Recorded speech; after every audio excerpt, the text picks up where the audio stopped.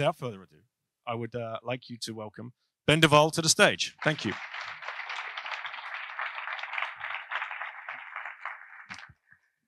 Good morning, everyone. So, yeah, thanks for the introduction, Daniel. And like he mentioned there, I've been living on a Bitcoin standard for a while now. And I thought it's kind of good to introduce myself a bit deeper and introduce what I'm doing and how and why. I think those are kind of interesting questions. And it's probably worth first pointing out, everything I'm talking about is my personal story, my personal experience.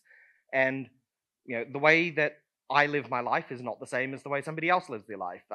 When you live in a different country, there are different things that apply to you. When you have a different family situation, maybe you're more or less free to move around. There's always so many differences between people that I can really only talk about myself. I can't talk about you and your situation, but hopefully I'm going to say some things which will be interesting for you, some things which will pique your interest, some things which will give you a better idea of what I'm doing, how I'm doing it, and why, and maybe you can apply some of that to yourself and to your own lives.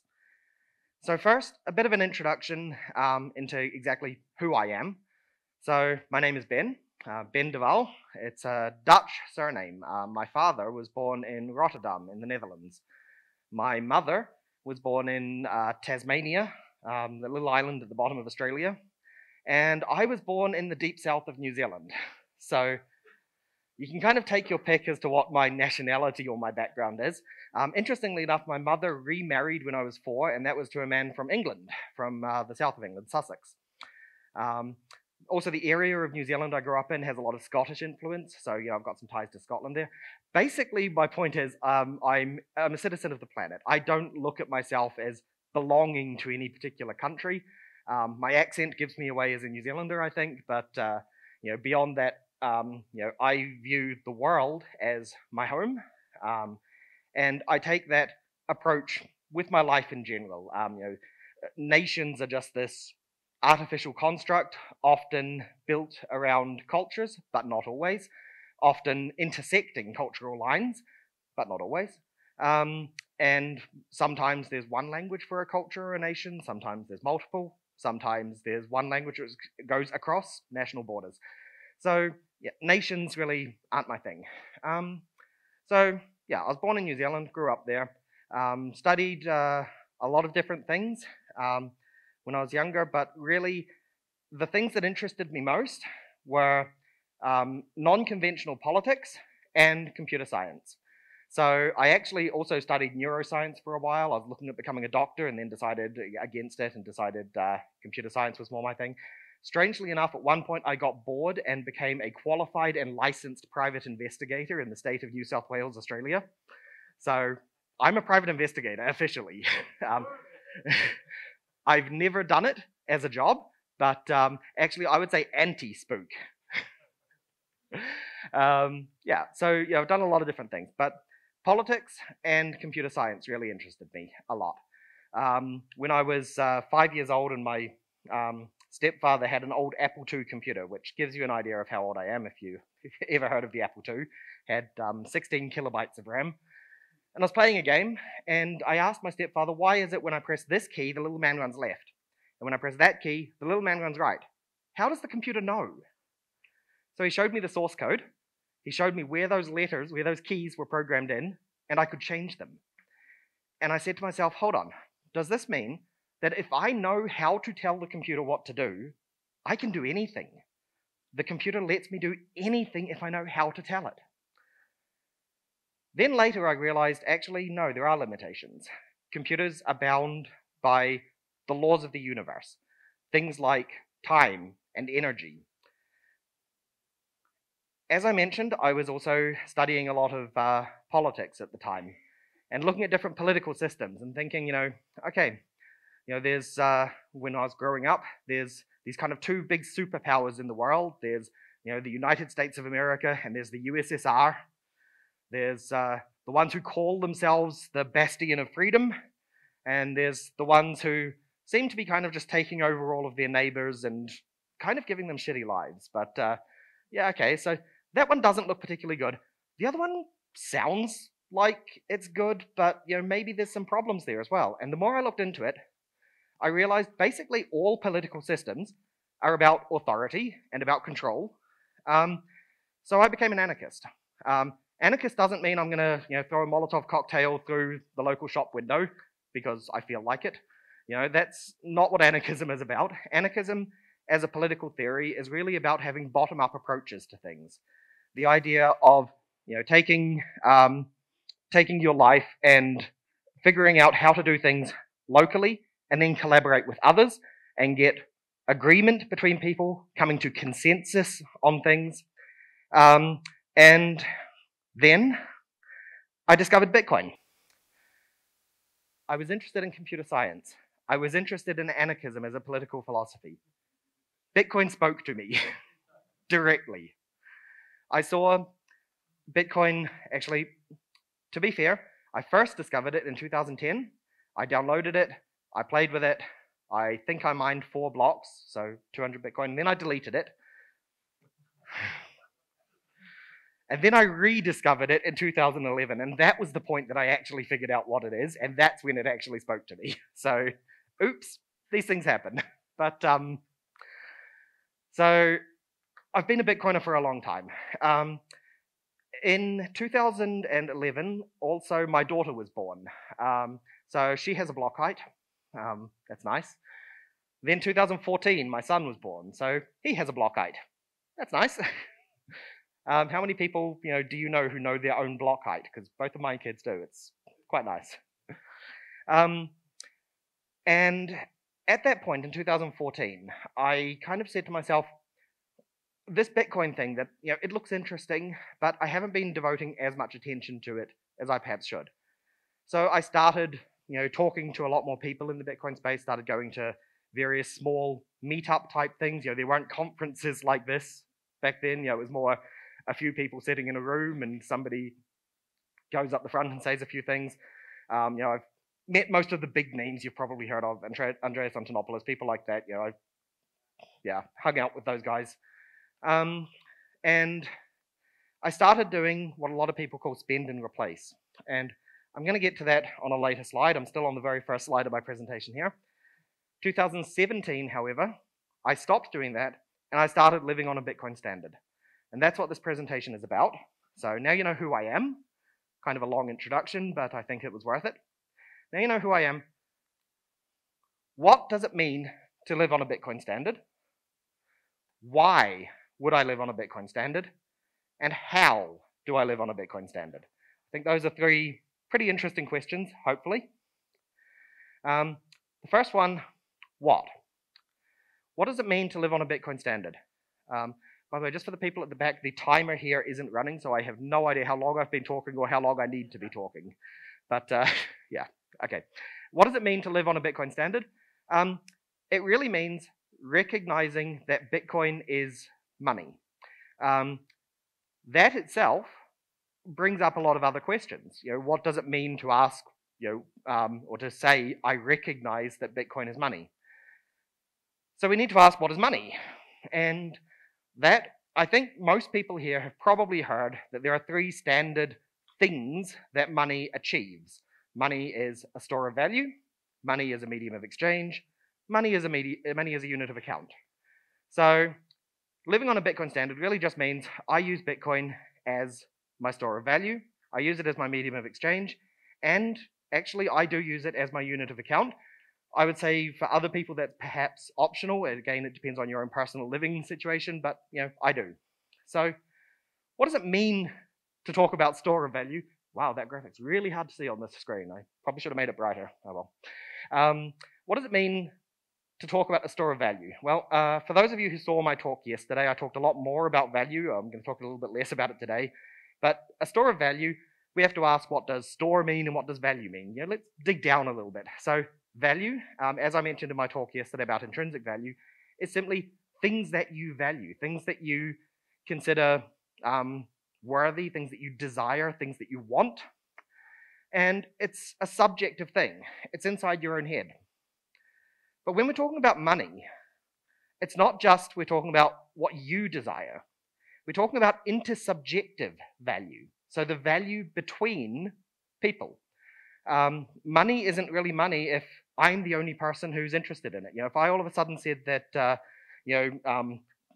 blue squares are money. Look, there's 9 blue squares here. I have 9 of my special kind of money. Does anyone want to sell me something for my money?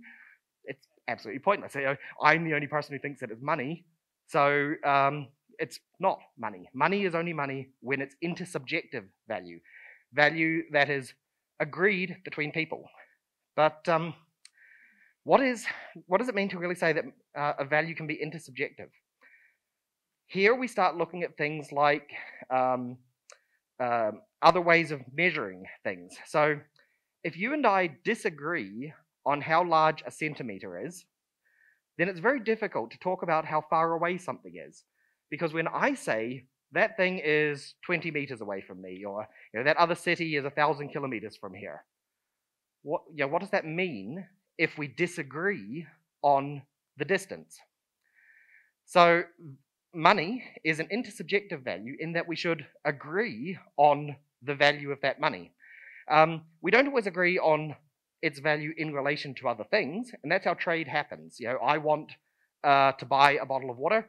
You want money from me. I will give you the money. You give me the bottle of water, and it's because I valued the water more and you valued the money more. So basic trade. So that's intersubjective value. What does it mean to store value? You don't store centimeters. So it's kind of a weird thing there. But storing value really just means ensuring that the centimeter that you have now is the same as the centimeter you have later. So a store of value is something whereby I take it in, I keep it, and it's not going to change significantly, or perhaps even change at all, in relation to the thing that it is measuring. And that's something a lot of people misunderstand about Bitcoin. They say Bitcoin goes up in value. I would say it goes up in relative value compared to everything else, but Bitcoin's value stays the same. One Bitcoin is always 1/21 millionth of the total supply of Bitcoin. Always. It doesn't become more, it doesn't become less. You can measure the exact amount that one Bitcoin is, and it doesn't change. So, storing value is often, of course, about storing value over time, and that's the important thing. What I want to be able to do when I store value is come back to it later and have the same value that I had before. So, okay, I think that's enough on store of value. What about a medium of exchange? So, if money is a medium of exchange, that means that we have this intersubjective agreement of value, and we are willing to exchange it with each other, so we can do so. The ability for me to send you some Bitcoin is what enables it as a medium of exchange. If I were to walk into some small store somewhere in Sofia, somewhere in the city here, and just pick something off of the shelf and then say, I'd like to pay for this with Bitcoin, they would probably tell me no. They'd probably tell me, no, we don't accept Bitcoin. I know there are a few which do, which is great, but they'd probably tell me I can't, which means with them, Bitcoin is not a medium of exchange. Bitcoin is a medium of exchange with plenty of other people. If you said, hey Ben, I want to hire you, by the way, that's my consulting company list up there, Bitcoiner Consulting. If you wanted to hire me for a consulting job, I would say, yes, you can, and in fact, you should pay me in Bitcoin. In fact, if you try to pay me with anything else, I'll charge you a currency surcharge. I don't take other things without a fee. So that's a medium of exchange. Medium of exchanges have two aspects of exchange. Exchanging over a distance is the first one. So it's very easy for me to walk up to you and hand you a piece of paper. It's very easy for me to walk up to you and hand you a piece of gold. It's very easy for me to walk up to you and you show me a QR code on your phone and I scan it and send you some Bitcoin. But what about at a bigger distance? I have family in New Zealand.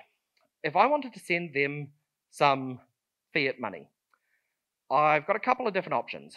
I could do it peer-to-peer, by taking some cash, stuffing it in an envelope, and sending it in the postal system. It's going to take a long time, it'll have costs associated with it, and it's not very secure. It has some risks. I could do it via a middleman who's going to be able to see what I'm doing, going to be able to stop what I'm doing, be able to charge me fees. So fiat at a distance, it's not great.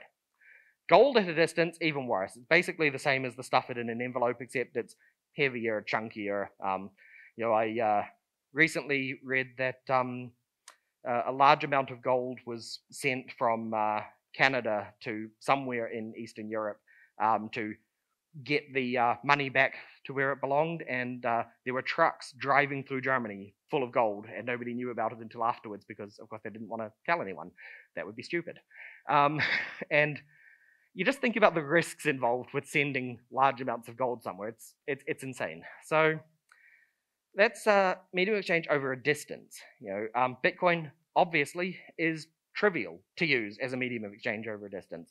Just as I can walk up to you and you show me a QR code, you can send me a Lightning invoice from anywhere. You can send me an on-chain address from anywhere, and I can just send you money, peer-to-peer. Medium of exchange, however, you also need to think about it over time.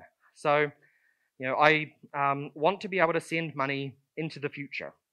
What does send money into the future really mean?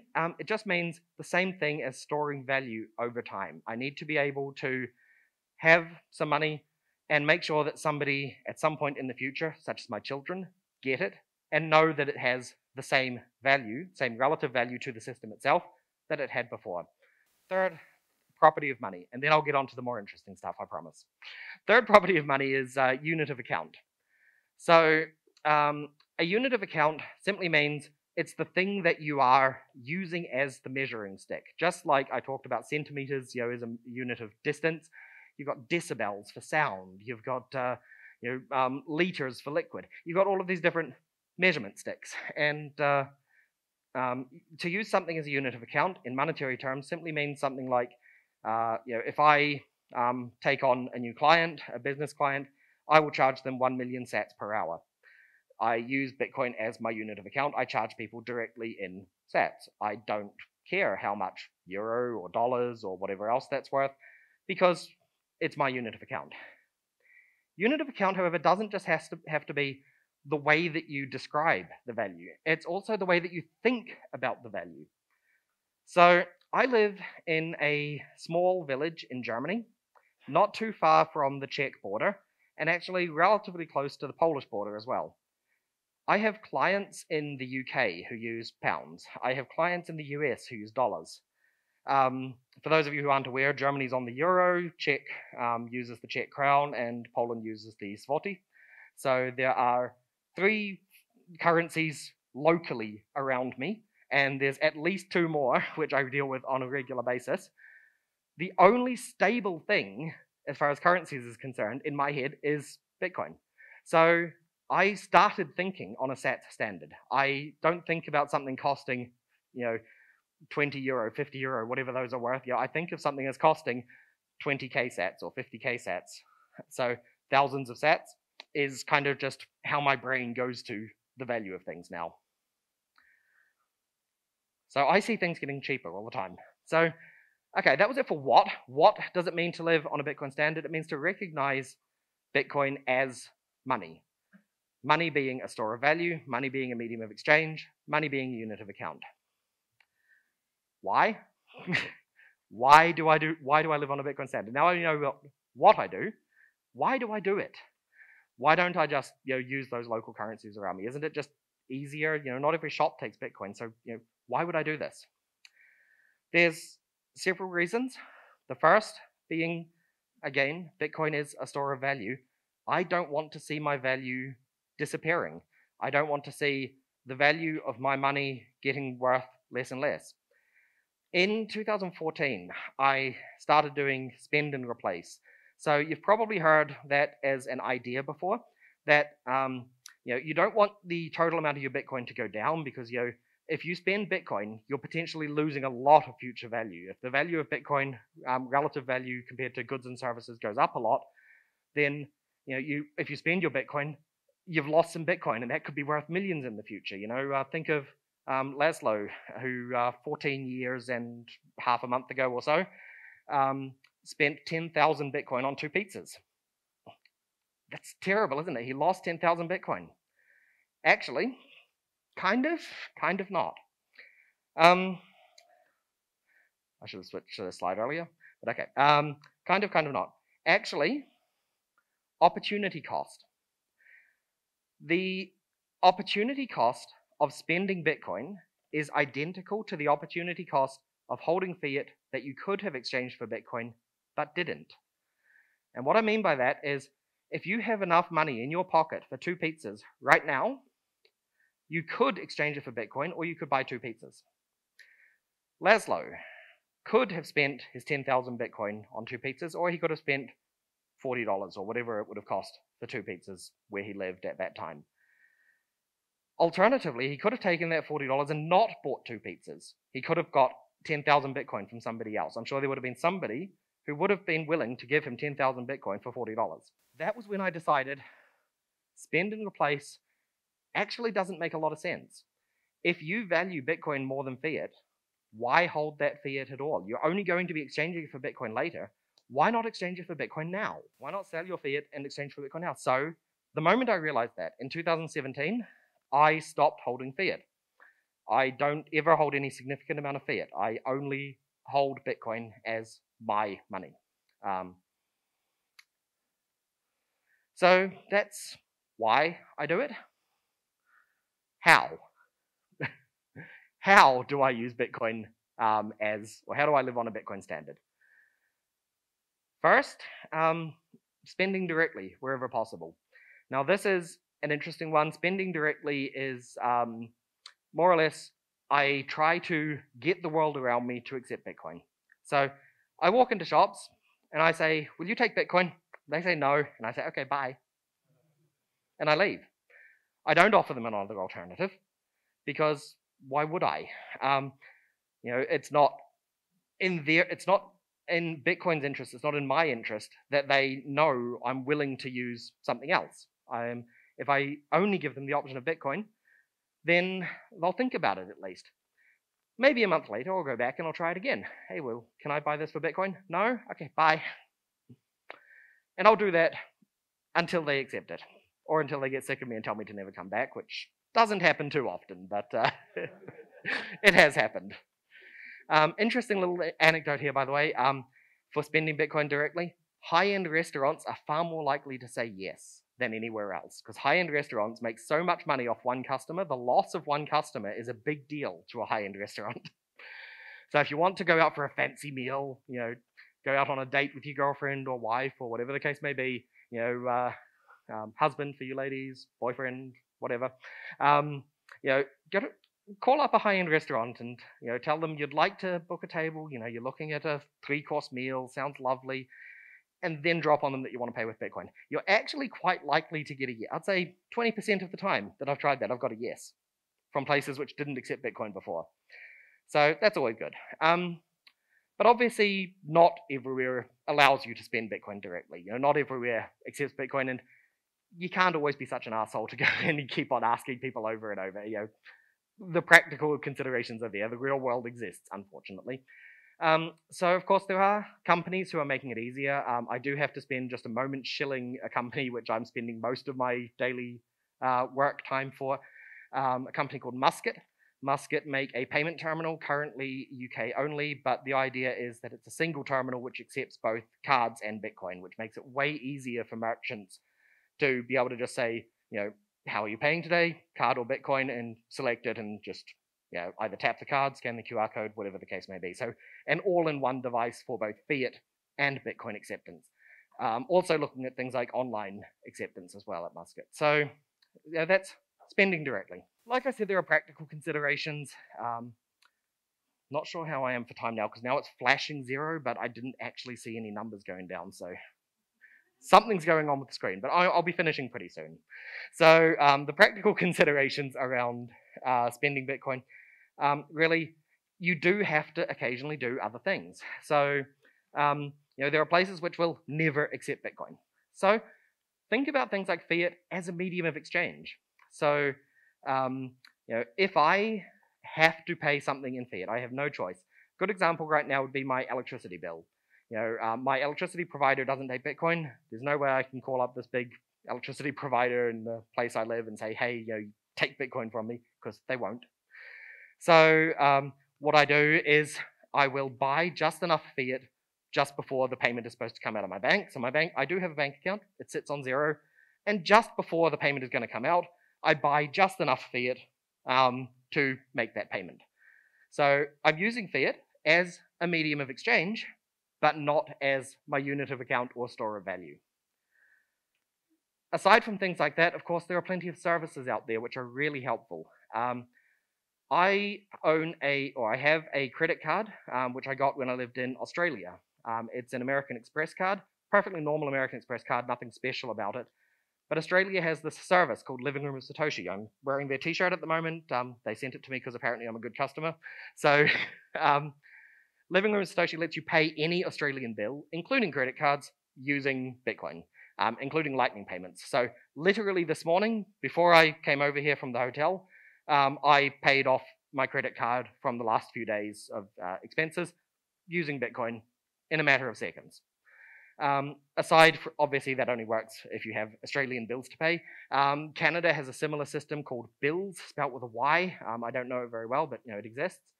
There are some great peer-to-peer exchanges out there. If I were in a place, I was in downtown Sofia, and I needed to get my hands on some Bulgarian leva immediately, I could use one of these peer-to-peer systems like Peach or Vexel or Bisq, and make a local exchange with somebody, perhaps in person, or perhaps some kind of remote exchange. So there are a variety of interesting and useful services that make it easier, and I'd be happy to talk to anyone who comes up to me later about your own unique situation and how you can start to live on a Bitcoin standard. So thank you very much. Just stay here a second, Ben, Sure. because we might have a few questions. And Anya, if you're in here hiding, can you go and get your mic on? There you are. Yes.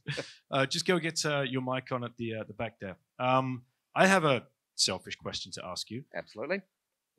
When you made that switch to just use Bitcoin and completely walk away from the fiat world, what change did that have in you? Like psychologically, physiologically, how do you explain that to people? So yeah, that's actually a very good question, and I'd say it took time, because first it was a conscious decision. I'm going to do this thing, and it felt uncomfortable at first, but I kind of felt like I was doing the right thing, even though it was uncomfortable. And then it got easier, and then it got easier, and then I started seeing other changes in me. So I mentioned, for example, I started measuring things in sats rather than measuring in any other currency, which was a surprise to me. I didn't actually realize I was going to do that. It just happened. But beyond that, it also did things like shift my time preference quite a lot. So you hear quite a lot of people talking about high time preference, low time preference. The idea of low time preference being, valuing things more for the future and really thinking a lot more consciously about how you spend money. So it used to be, I'd be walking through town, years ago, I'd be walking through town and say, I feel like a cup of coffee. I'd just, sit down at the nearest cafe, order a coffee. And now I will actually ask myself, do I really want that coffee? Or is the value that I'm spending better to be saved? Sometimes the answer is I want that coffee, and that's perfectly fine.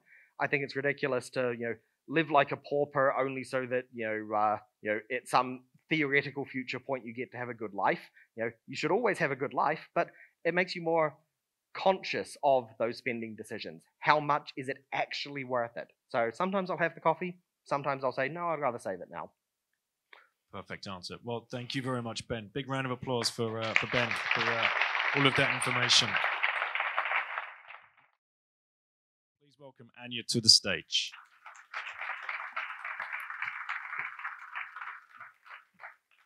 And could we just see if we get the timer reset, please, guys, because it's not showing anything here. I'm going to talk for 34 minutes. I'm German, and I know that. Well, apparently you're talking for 24 seconds right now. So let's... she's German, guys. She's going to be back there sorting that shit out in a second. Okay, let's see if it's true. Hi, everybody. Thank you, Ben, for deleting your first 200 Bitcoins and making it scarcer for the rest of us. Who here would love to work in Bitcoin? Nice. Yes, you're in the right place. Who here does already work in Bitcoin in some shape or form? Yes, a few hands. Look around. Keep your hands up so that everybody can see you. Remember those people. Ask them later, what do you do? How did you do it? Do you have tips for me? And maybe they will tell you something similar as I'm going to share with you. So why do Bitcoiners want to work in Bitcoin? You may recognize this yourself. There comes a point in a Bitcoiner's journey where we are so far down the rabbit hole that we just want to start contributing. And we want to start helping this baby Bitcoin grow and get it adopted. Some of us might decide to run our own nodes. Some of us who are a little bit more technical might decide to create an app, a tool, a service, or something that solves a problem that we have noticed. And others might decide to work for a Bitcoin company. This is what has happened to me. I found Bitcoin in 2013 and I ignored it, of course, like many of us do when we hear about it for the first time, because I thought it was online gambling money for nerds. It had nothing to do with me until 2 years later in 2015, when I was moving countries and I took stock of all my finances and noticed I have a savings problem. None of the things that I had learned as a responsible German, we are all raised to be savers, all of the things that I had put in place just didn't work anymore. Saving was broken. So I realized I had to take matters in my own hands, become an investor, shift my mindset. I took a course about investing and trading. And in that course, somebody asked about Bitcoin. And I thought, Bitcoin, I heard this word before. What was that? And so this time, because I had a problem that needed solving, I was motivated to study it more in detail. And yeah, I studied it for more than a year, as you can see. In early 2017, I started stacking my first sats. Actually, on January 3, on Bitcoin's birthday, I bought my first Bitcoin. And I also immediately fell into teaching this to others, mainly women back then, because they saw how excited I was about it. Of course, also as a Bitcoiner, we never stop shutting up. We never shut up about Bitcoin. So I was teaching many women what is Bitcoin, how to buy it, how to store it, how not to lose it, and established my first proof of work. And then, I was like, I just don't want to do anything else anymore. I want to work in the industry. And it took a while again, as you can see. And in 2019, I found my first job in the industry, which was for Exodus, which is an excellent wallet. If you don't know it yet, check it out. It's a multi-currency wallet, not just Bitcoin, but they pay in Bitcoin and they live the Bitcoin values. And then last year, I went to the Bitcoin conference in Prague. And I met so many people who asked me, oh, wow, you work in Bitcoin. How did you do it? I want to do that too. And I don't know where to start. So I thought this is how I can be of service to the Bitcoin community now and help people in teaching how to navigate this landscape, the career landscape, because it does work a little bit differently, of course, from the traditional fiat world, and provide resources for everyone. And that's when I founded Bitvocation. And the first tool that I launched was the Telegram channel Bitvocation feed. Maybe some of you know it already. Otherwise, you can check it out. It's free and it posts all the latest job offers in Bitcoin every day. Only Bitcoin, not crypto. Okay, so one of the biggest misconceptions that I come across when people ask me about working Bitcoin, they're like, I would love to work in the industry, but I'm not a developer or a YouTube influencer. So you don't have to be a developer to find work in Bitcoin. Every single job that you know from the traditional fiat world exists in Bitcoin too, except maybe for if you're a central banker, you're not going to find a job in Bitcoin, but customer support, operations, finance, web design, UX design, social media, whatever, all of these jobs also exist in Bitcoin. Now, what's different is that the job market in Bitcoin is as volatile as the Bitcoin price. It does follow the market cycle. So in a bear market, teams have less money to hire staff. In a bear market, teams build. Who builds the products? The developers. So of course, in a bear market, there are more jobs for developers. But then once the bull market hits again, teams have more money, and then they can afford to hire more people. And my background is in operations and customer support, and I have seen this in the bull market. Customer support teams get 10 times more tickets because there are so many new people and they all have questions, and then companies have to hire 10 times more staff. So you will really notice this. If you're following how many jobs are available, you will see a big uptick once the bull market hits again. So what is needed in order to work in Bitcoin? You need to fulfill 3 main requirements. Number 1 is to have an authentic passion for Bitcoin. That's not something you can put on your to-do list, like I have to become passionate. No, you either are or you're not. And yeah, if you're not passionate about it, why would you want to work in Bitcoin? So we're not going to spend much time on this. Now, something that you can put on your to-do list is number 2 and 3. You need a Bitcoin network. And by that, I mean your human network, because every job is given to you by another person. So the more people you have in your network, the higher the chances, of course, that you can find work, either to even hear about it or to be remembered by the people in your network when they come across something that matches your skills. And number 3 is your proof of work, which is, of course, the work experience that you have in the industry. It is much easier to find your second job in Bitcoin than it is to find your first one, obviously. But we will talk about this in a minute, how you can still prove the work that you have done contributing to Bitcoin.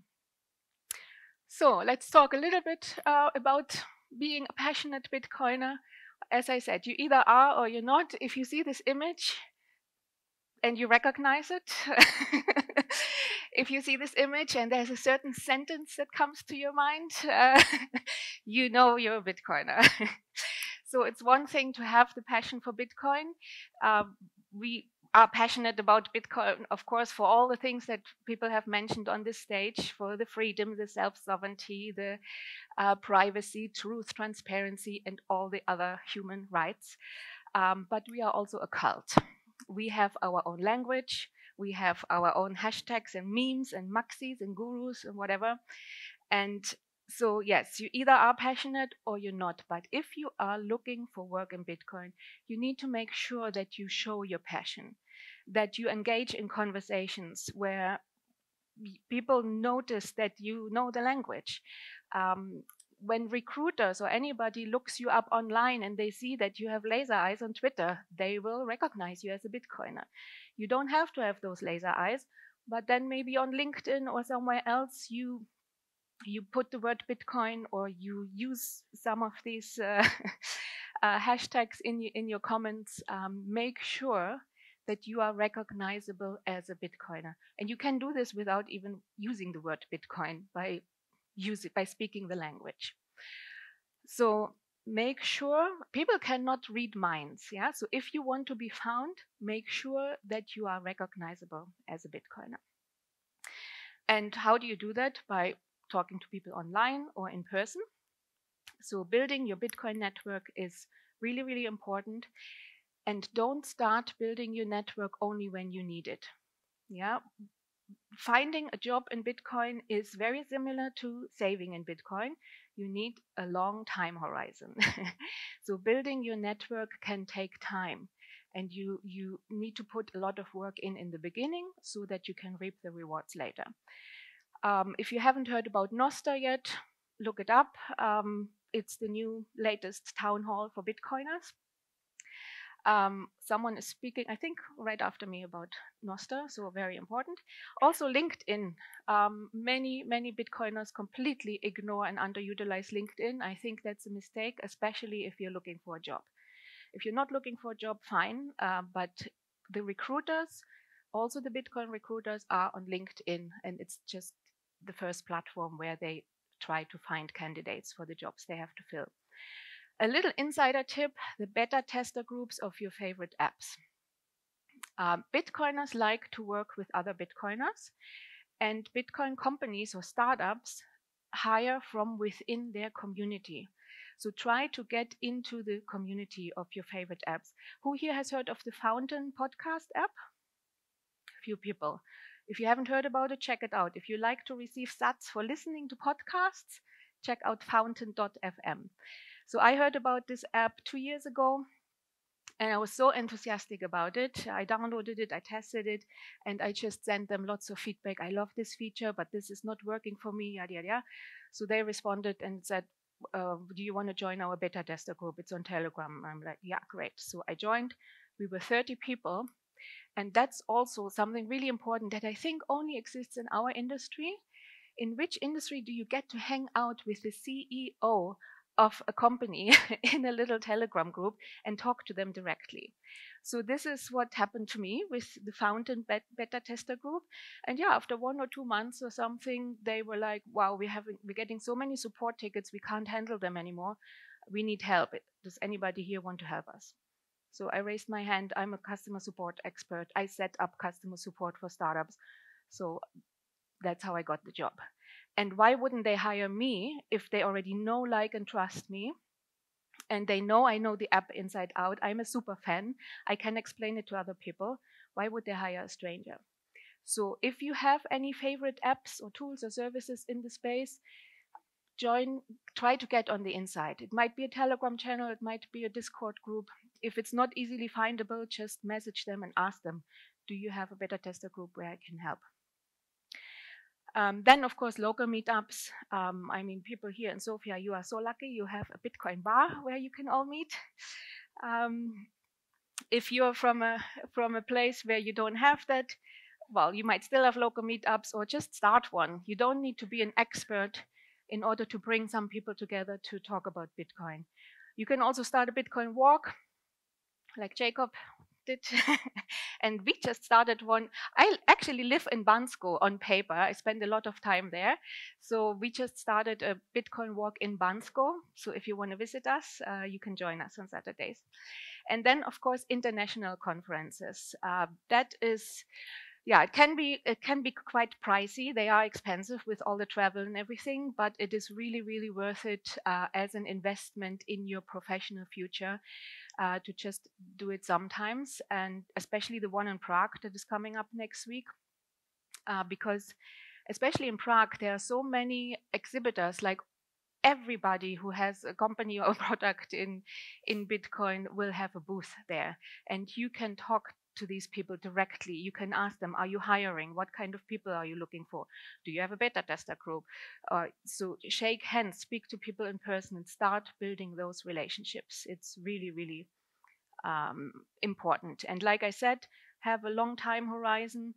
Keep nurturing those relationships. They might pay off in a year or in 2 years, you never know. But it's a mistake to start building your network too late. And something else that's really, really important, when you talk to people, speak with them with intention. How often are you getting asked, so what do you do? And you say, okay, I'm a customer service specialist. Don't stop there, especially if you are looking for a job. Continue this sentence and add what you are looking for. So I might say, oh, I'm a customer service agent. I'm currently working for company X. But what I really would love to do is do the same job in Bitcoin. Or I'm a UX designer, but what I would really love to do is become a full stack developer. I've been taking courses and whatever. Always tell people what you're looking for. People don't read minds. Most people can't read minds, I think. And when you tell people what you're looking for, you plant seeds in their head. And tomorrow, they might meet someone who's looking exactly for a person who has the skills that you have, so they can create matches and connect you. So I know it's not easy for most people to talk to strangers. So I'm going to help you a little bit now. I'm sure you're sitting next to someone who you haven't met yet. This person might be behind you, or on this side, or on this side. So I'm going to give you 2 minutes now to talk to your neighbor or the person behind you and ask them, what do you do? What are you looking for? And then share this. Yeah, make sure that you share what you're looking for and ask the other person as well. So go ahead, and in 2 minutes I will tell you to come back.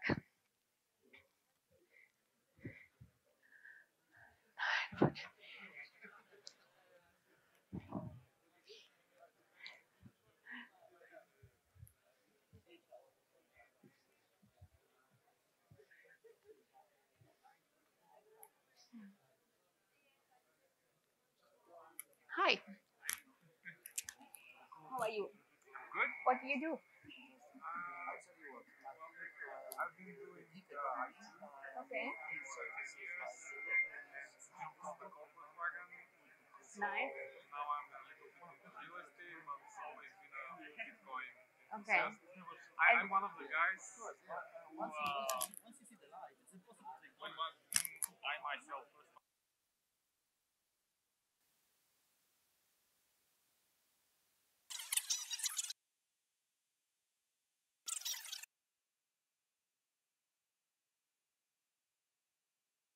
Okay, nice to see everybody talking to each other. Who just met a really cool new person?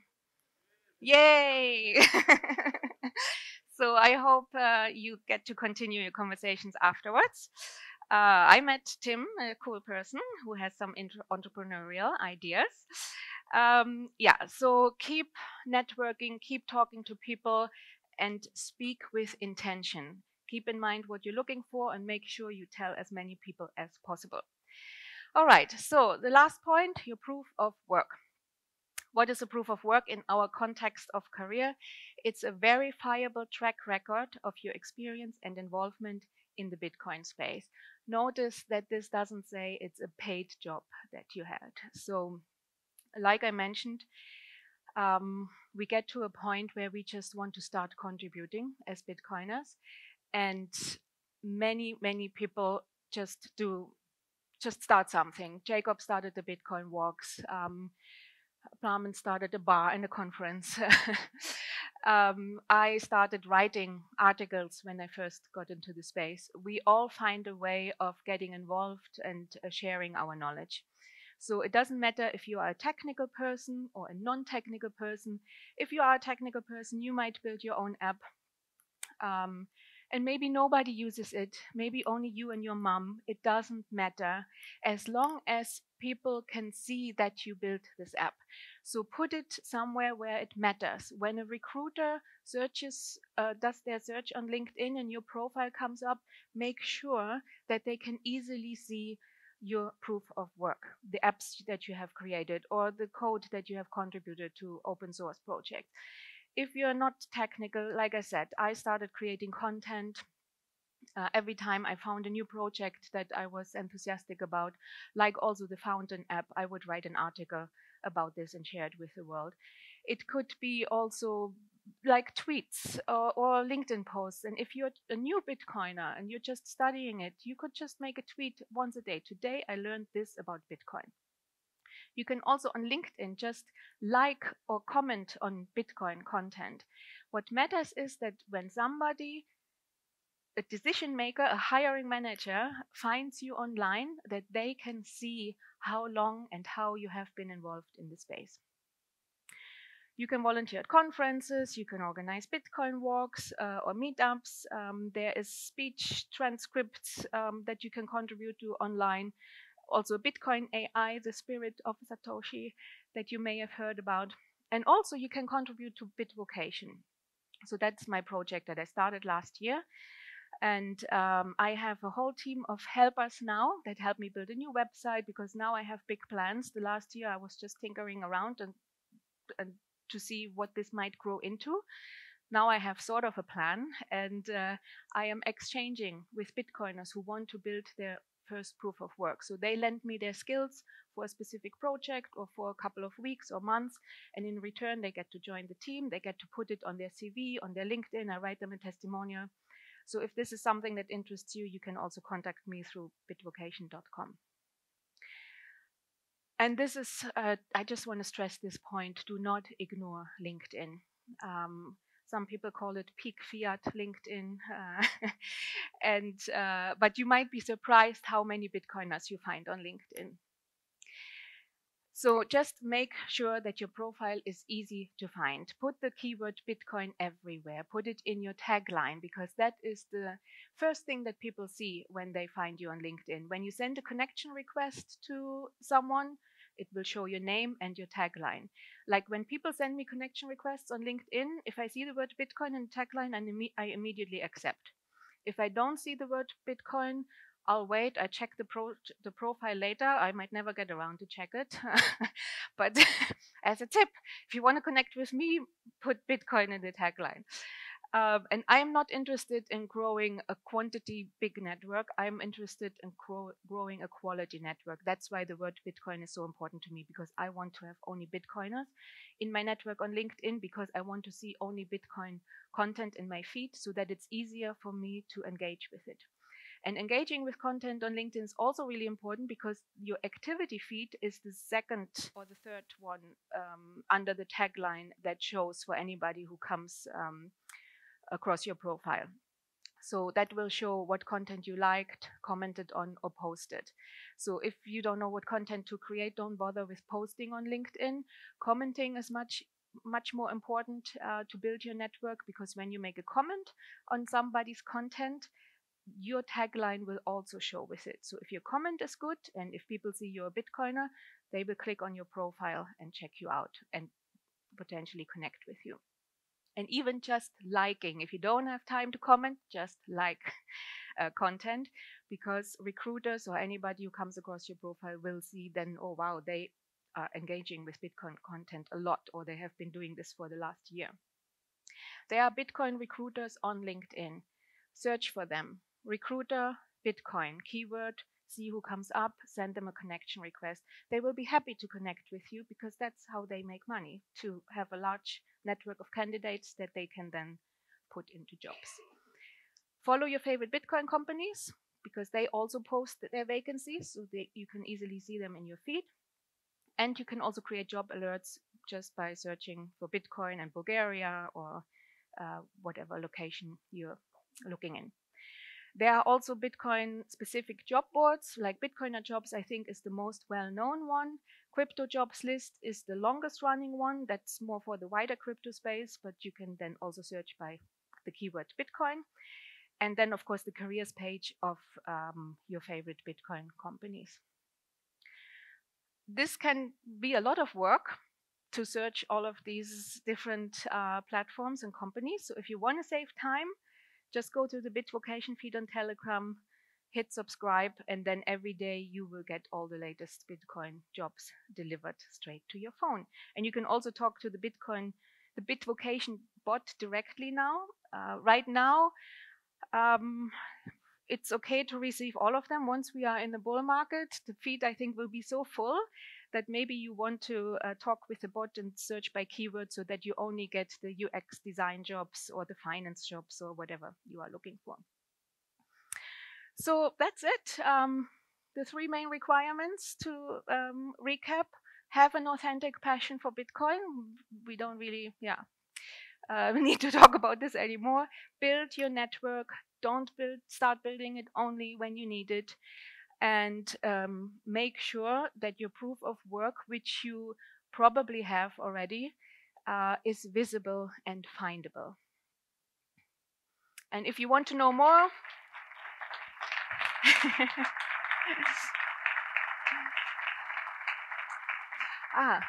so I have a free guide that you can download from my website. I'm a bit shy to show my website because it's so ugly, because I built it myself. But in 2 or 3 weeks, I hope the new one will be up. And also, you can find my link tree with this QR code. And I interviewed a Bitcoin recruiter on my YouTube channel. And I highly recommend that you all watch this if you are looking for a job. It's very informative. Thank you. Thank you, Anya. Yeah. Oh, the clicker, please. Yeah, thank you. Pierre Corbin, if you've not heard of Pierre. Thank you. How many people have seen the film? How many people have downloaded it, watched it on YouTube? What are the figures? So from YouTube, over 2 million views. I think 2.2 last time I checked. Has anybody seen The Great Reset? Yeah. Nice. Some in here. So that's your homework tonight. For those of you that have not seen The Great Reset, go see it because it's Pierre here, and he's a very good-looking George Michael lookalike, sitting on a couch talking to you about Bitcoin. So it's unmissable. But he's going to talk about Nostr right now. The stage is yours. Cool. Thank you, Daniel. Right, hi everyone. So I'm Pierre Corbin, and I'm going to start first by telling you a little bit about me. There's of course my documentary. This is what Daniel just talked about, The Great Reset and the Rise of Bitcoin. That's the first thing ever I did in Bitcoin. That's the first film ever I made. So, you know, just following up on the last conversation, just do something, proof of work, like get out there. And people will watch, 2 million people will watch your film, even though you never made a film before. I also organized the Bitcoin Film Fest. The last edition was in April. We also, I believe, were the biggest halving party in the world right at the moment of the halving, which was quite a special moment. Everyone hugging and like it just felt a bit weird, but everyone was excited, which is very, very funny. and of course now, so I do Flash. We're a payment gateway, and we innovate in a few different ways because of the tech we're using. And so I'm going to talk to you about the tech, and then I'm going to talk to you about our product and how we use this tech. Right, so first, Bitcoin has multiple layers, right? We always say that, L1, L2. So of course, there's the first layer that is Bitcoin on chain, that has about 19 million transactions per month. And I mean, it's slow, it's expensive transactions, and they're bound to get more expensive because block space is scarcer and scarcer. Which is fine, which is perfect. This is how we want it.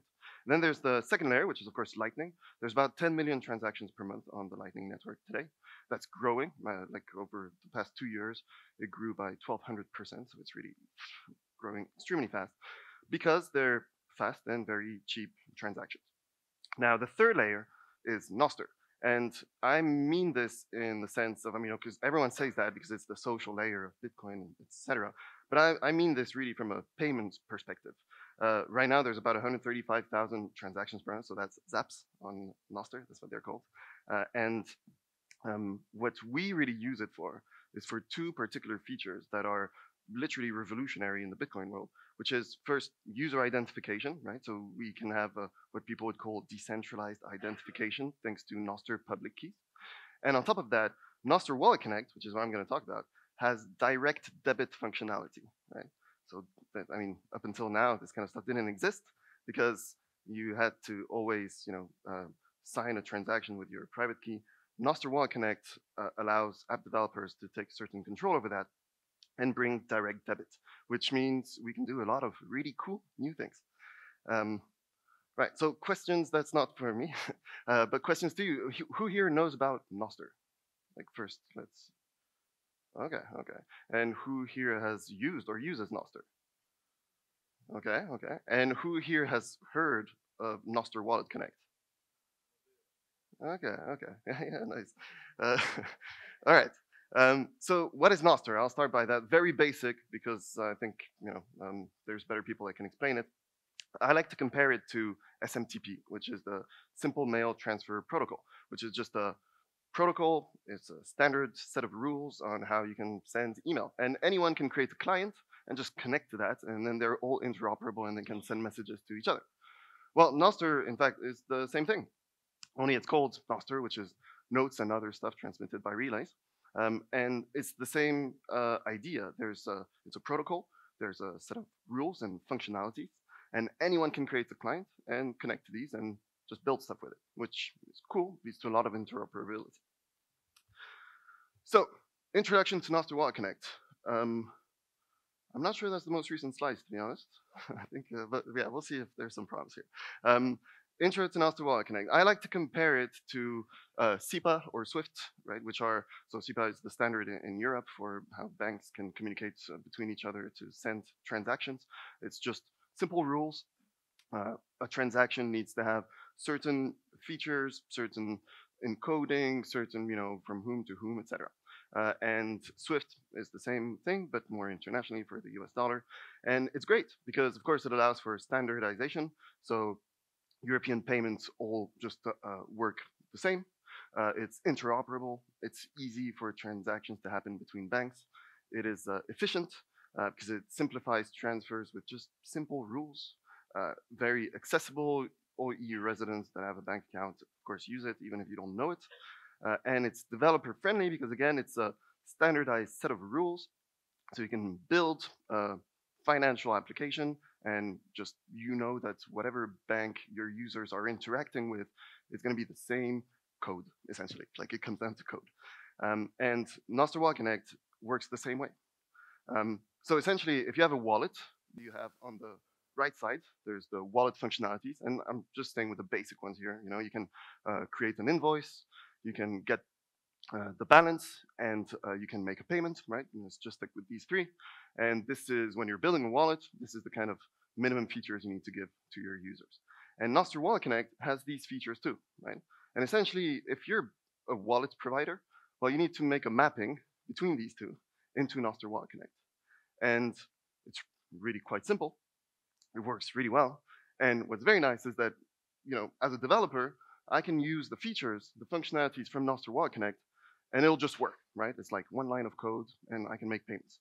Now, it works if it's one wallet, or if it's two wallets, or even if it's three wallets. And it doesn't matter. My one line of code will work with all of the wallets that are part of the network. So it's just, for developers, so much easier. And I can say it from experience. Like, really, it changed my life as a developer. So this has, of course, a lot of great applications. It's extremely simple, both for wallets and for app developers. For wallets, well, it's up to 1 day integration. I've even had wallets reach out to me after half a day already, showing me a demo of the Nostr Wallet connection they did. There's multiple programming languages that are supported and more that are growing. This is all open source, so people just spend their time building libraries, which is really cool, and we support people that do that. And it's extremely scalable because as a wallet, you just give your users access to all of the tools that are out there, including our own Flash. And for app developers, well, as I said, it's very simple commands. It's like one line of code and it works always. You can focus on building your business, not building a wallet. And there's less regulatory issues because we never touch people's funds. We're not a wallet. We never touch them. We just signal wallets that this person wants to make a transaction to this person, and then they communicate through Nostr between them. And so the wallet is actually doing the transaction, not us. So we're like, from a regulatory perspective, it's just easy and extremely safe for our users as well, because, they don't really need to trust us. Like, we're never touching their funds, never holding them, even for a split second. It's all wallet-to-wallet transactions. Right, and of course, it's instantly compatible, instantly works with all compatible wallets. Now, there's some key benefits, of course. It simplifies transactions in general, global open source financial standard, because all of the wallets can just sync up to this standard. It makes Bitcoin generally more accessible, easier to use. New payment experiences can be made, and I'll show you some of what we're doing. And just generally helps for adoption, and for the first time brings direct debit that I mentioned earlier. So of course there's new opportunities that come with it too. And I'm going to talk again about wallet versus app developers. So, what are the steps to build a Bitcoin Lightning wallet business? Well, first you need to build a wallet, right? But then you're just one wallet among all other wallets. So you need to build software, because you have to somehow show that you're better, and it's worth users from other wallets to download your wallet for whatever features you have that are different from others. Great. Now, as an app developer, well, the steps are slightly different, but they end up being the same ones. Only you start by building software, and then you realize after a moment that it's actually very complicated to build something that has business value without having a wallet of your own. So you build software, and then you build a wallet. So you end up being like every other company that is in the space. And it's difficult. Running software, a software business, is not the same thing as running a Lightning wallet. There's a lot of stuff you need to consider. There's a custody, whether you want to be a custodial wallet or a self-custodial wallet. That's a whole set of complications. Whether you manage liquidity for your users or not, how does that happen? It's just very complicated work. And if your goal is to just build software and bring utility to people and create new payment experiences, well, it's not your job, right? And same thing for wallets. In fact, they do complicated stuff, and then they have to take care of more trivial stuff, quote unquote, I guess, because they want to bring utility to their users. In Flash, basically, we're using Nostr Wallet Connect. These are the wallets on the top. These are the wallets that are currently integrated with Nostr Wallet Connect, and with which you can connect to Flash already and use for payments. Now, in the future, there's going to be way more. In fact, I believe that every single wallet is going to be on Nostr Wallet Connect because of the features we're building and because of the utility that they can add without doing any work, right?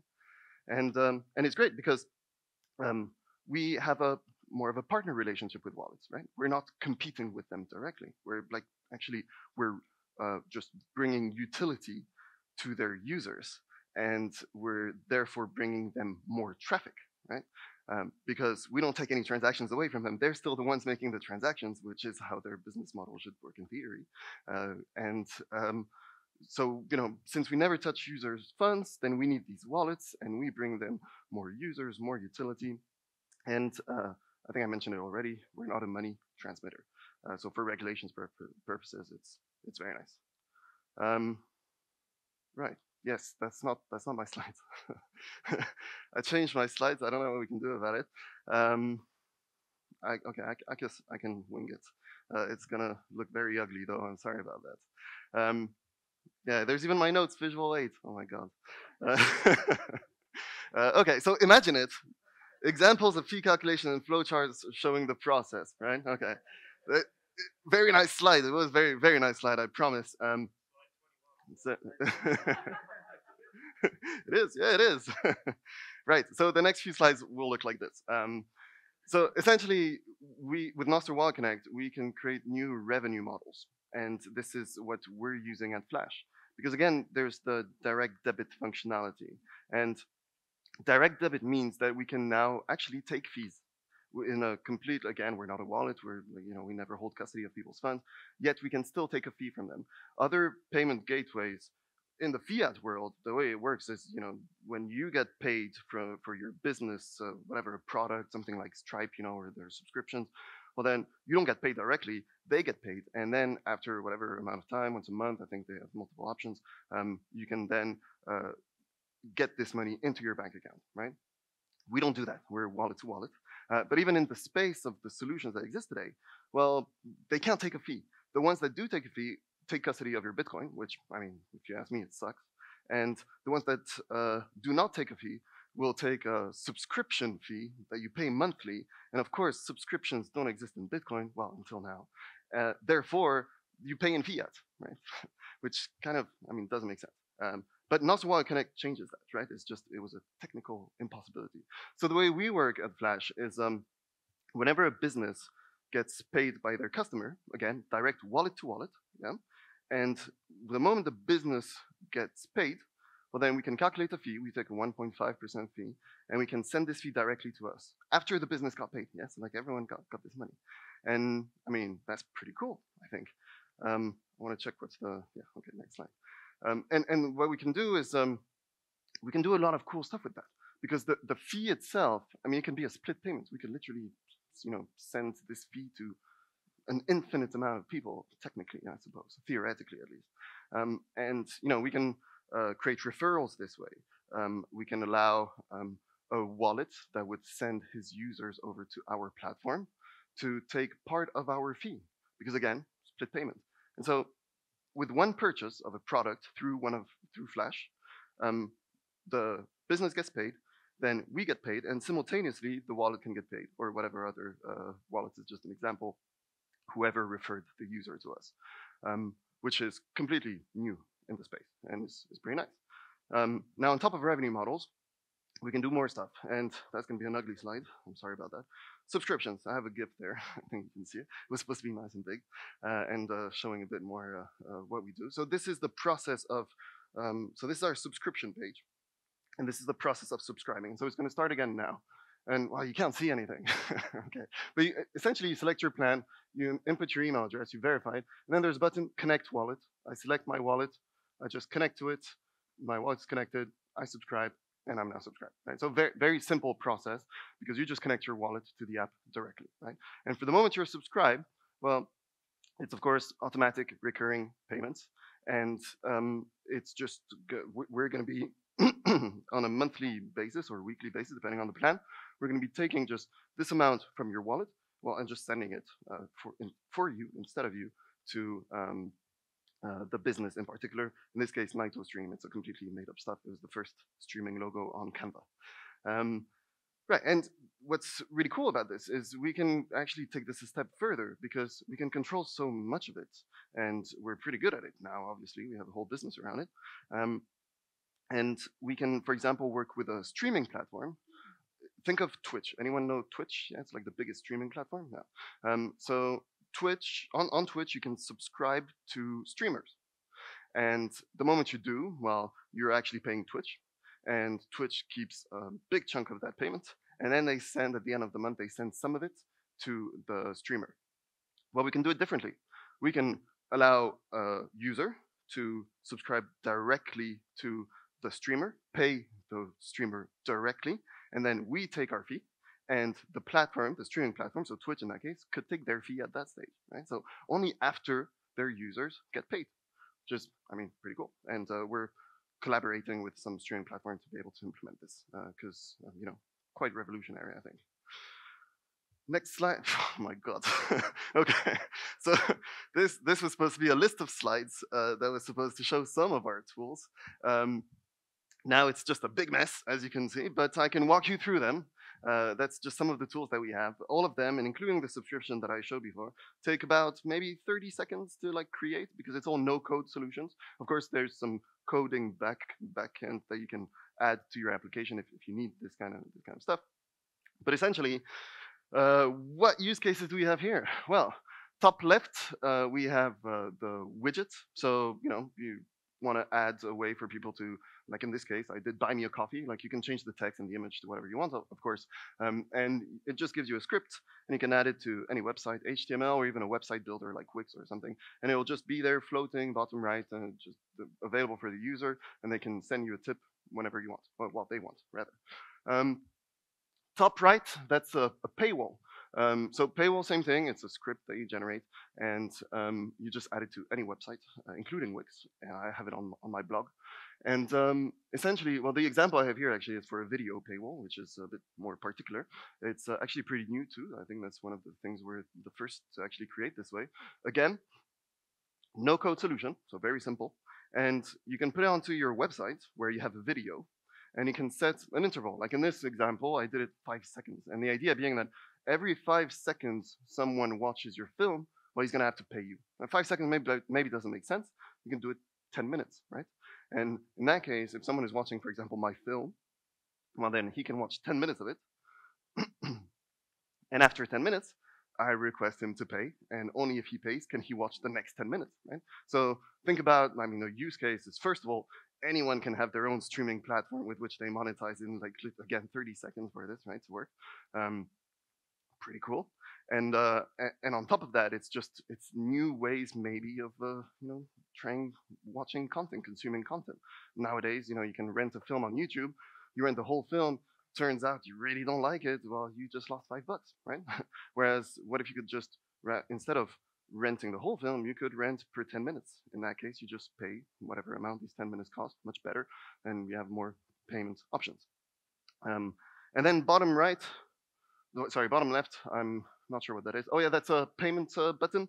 Same thing, no code, you see it zooms in, pay with Bitcoin. You can add it to any website, and you can just, yeah, add however you want. Just this mode will appear, allowing people to pay you.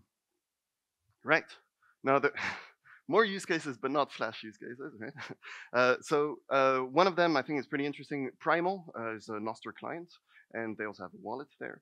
And Primal, they're experimenting a lot with Nostr Wallet Connect, and they're doing some pretty cool stuff.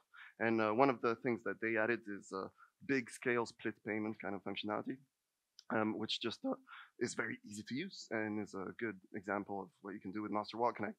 And also Wallet Aggregator. I wish my slide was there because I could have shown you. Essentially, you can add multiple wallets to Flash, which is pretty cool. And so you can add like your Obby wallet and your Mutiny wallet. And the moment you go to, you know, the way you normally pay for Lightning invoices, there's a QR code. You take your phone out, you pay for it. I mean, you scan the QR code. Well, on our interface already, it's live today. You can test it out.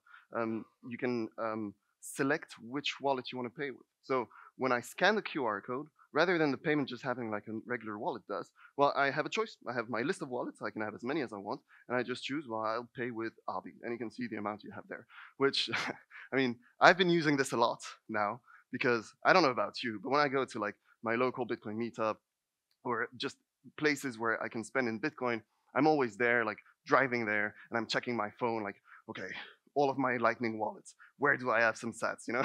How am I gonna pay for my beer? So I'm looking through all of my wallets, which is a bit annoying. Well, Nostr Wallet Connect allows you to have a wallet aggregator, and it's one place where you can see all of that. So wallets become a backend to app developers, and this is, I mean, pretty freaking crazy. Summary and future impact. Summary slide with key takeaways. Well, you know, again, I think we can do a lot of very innovative stuff with Nostr Wallet Connect. I just explained it. We can do the fees, which is full innovation. We can do subscriptions, full innovation, and we can do wallet aggregator. We already have like 6 different tools on Flash. I recommend you go check them out. We also have products. We have a point of sale for the products you can sell online on, like, yeah, very, very, very cool stuff. And yeah, and I'm just, you know, I want more wallets to use Nostr Wallet Connect, because then, of course, it means that users of these wallets will have access to all of the tools that are being built by Nostr Wallet Connect developers. And I want more people to build with that. I mean, if you're a developer that knows JavaScript, like, which is the most common language, and you can build a website that looks very pretty with JavaScript, well, I mean, you can instantly add payments to it if you use the Nostr Wallet Connect library, which is, I mean, it's just awesome. It changed my life when I was developing in Lightning. Yeah, so that's Nostr Wallet Connect. That's what we do at Flash. And if ever you have any questions, find me and go check our website. It's paywithflash.com. And that's it. Thank you.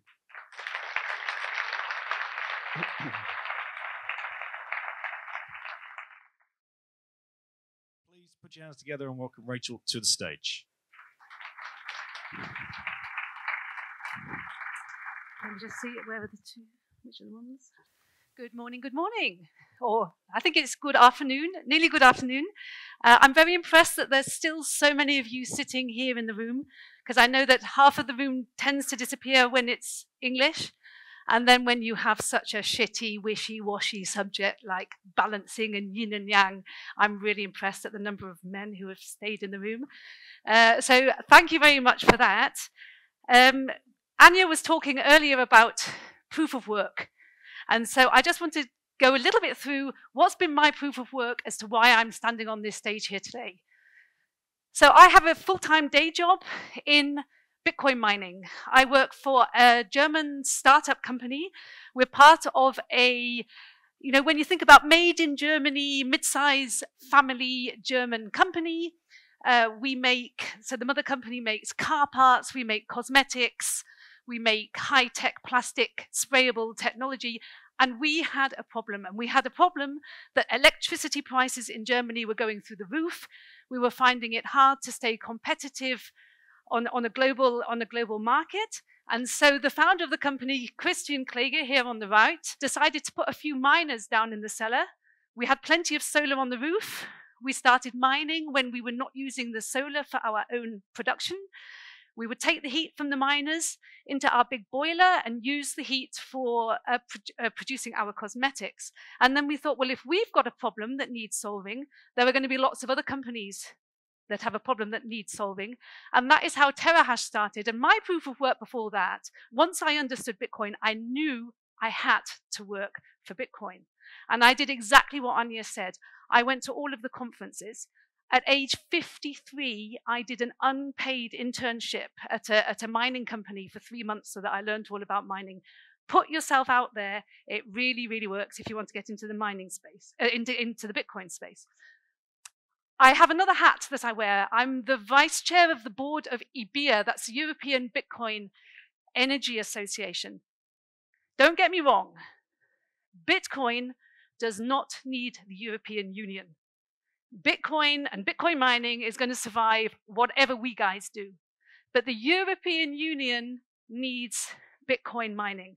And I set this up a year ago and took a lot of time to get the right people sitting around the table. Because one thing, if you want people to listen to you, You have to have people sitting on the table who talk like you, who look like you.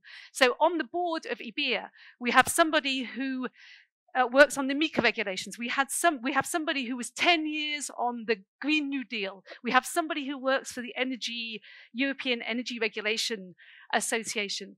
We've got miners, we've got fiat companies. We need to get all these guys to the table to start talking.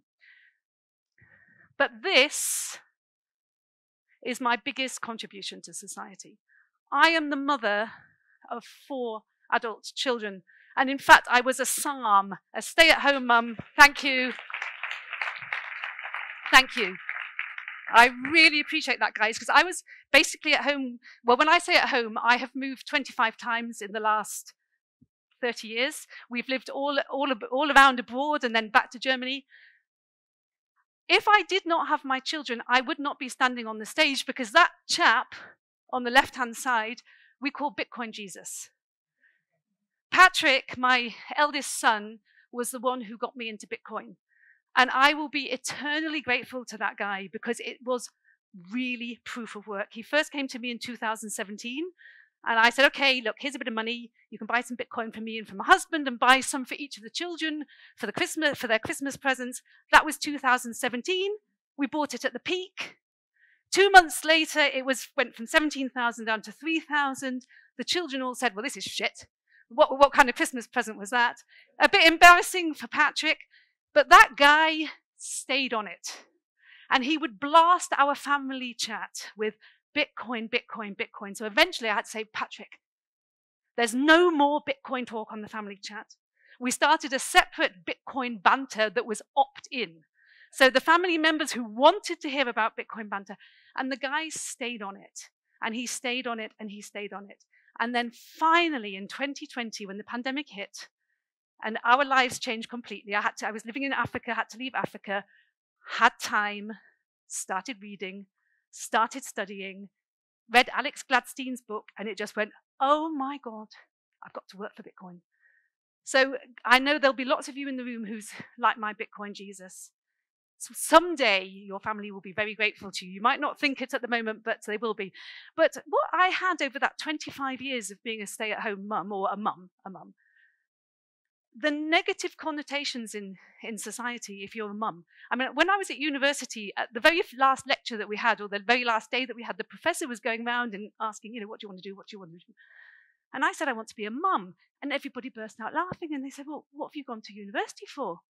I said, well, I want to be an educated mum. And and all the time that if you are in, my husband, when we've moved all around the world, and he was CEO and chair of the board, and always going to these big events. And when you are in conversation with people and they say, what do you do? And you say, oh, I'm a mum. Conversation killer.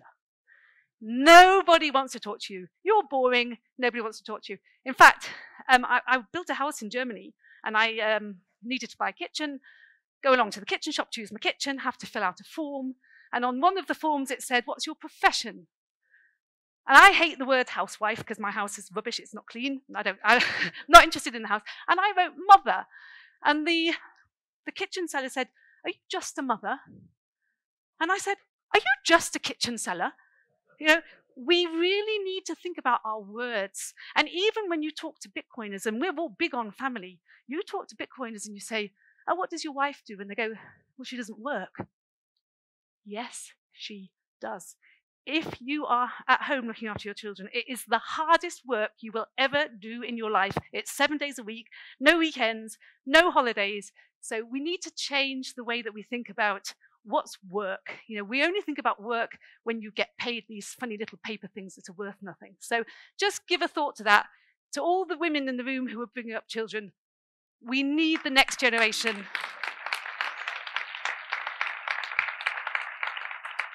And just think about this. We need the next generation who are critical thinkers. And we've got a society where we have somehow managed to persuade people that you need to hand your children as early as possible into some kind of institution for the institution to bring up so that you can get back to work as quickly as possible. And I was having breakfast with Daniel this morning, and oh my gosh, he opened my eyes. the white paper for the American school system, the white paper talks about wanting to make docile citizens to fit into so the school system is all about making the kind of citizens that the state, that they want to have. They don't want the kind of citizens who will question things. And I want my children to have my values.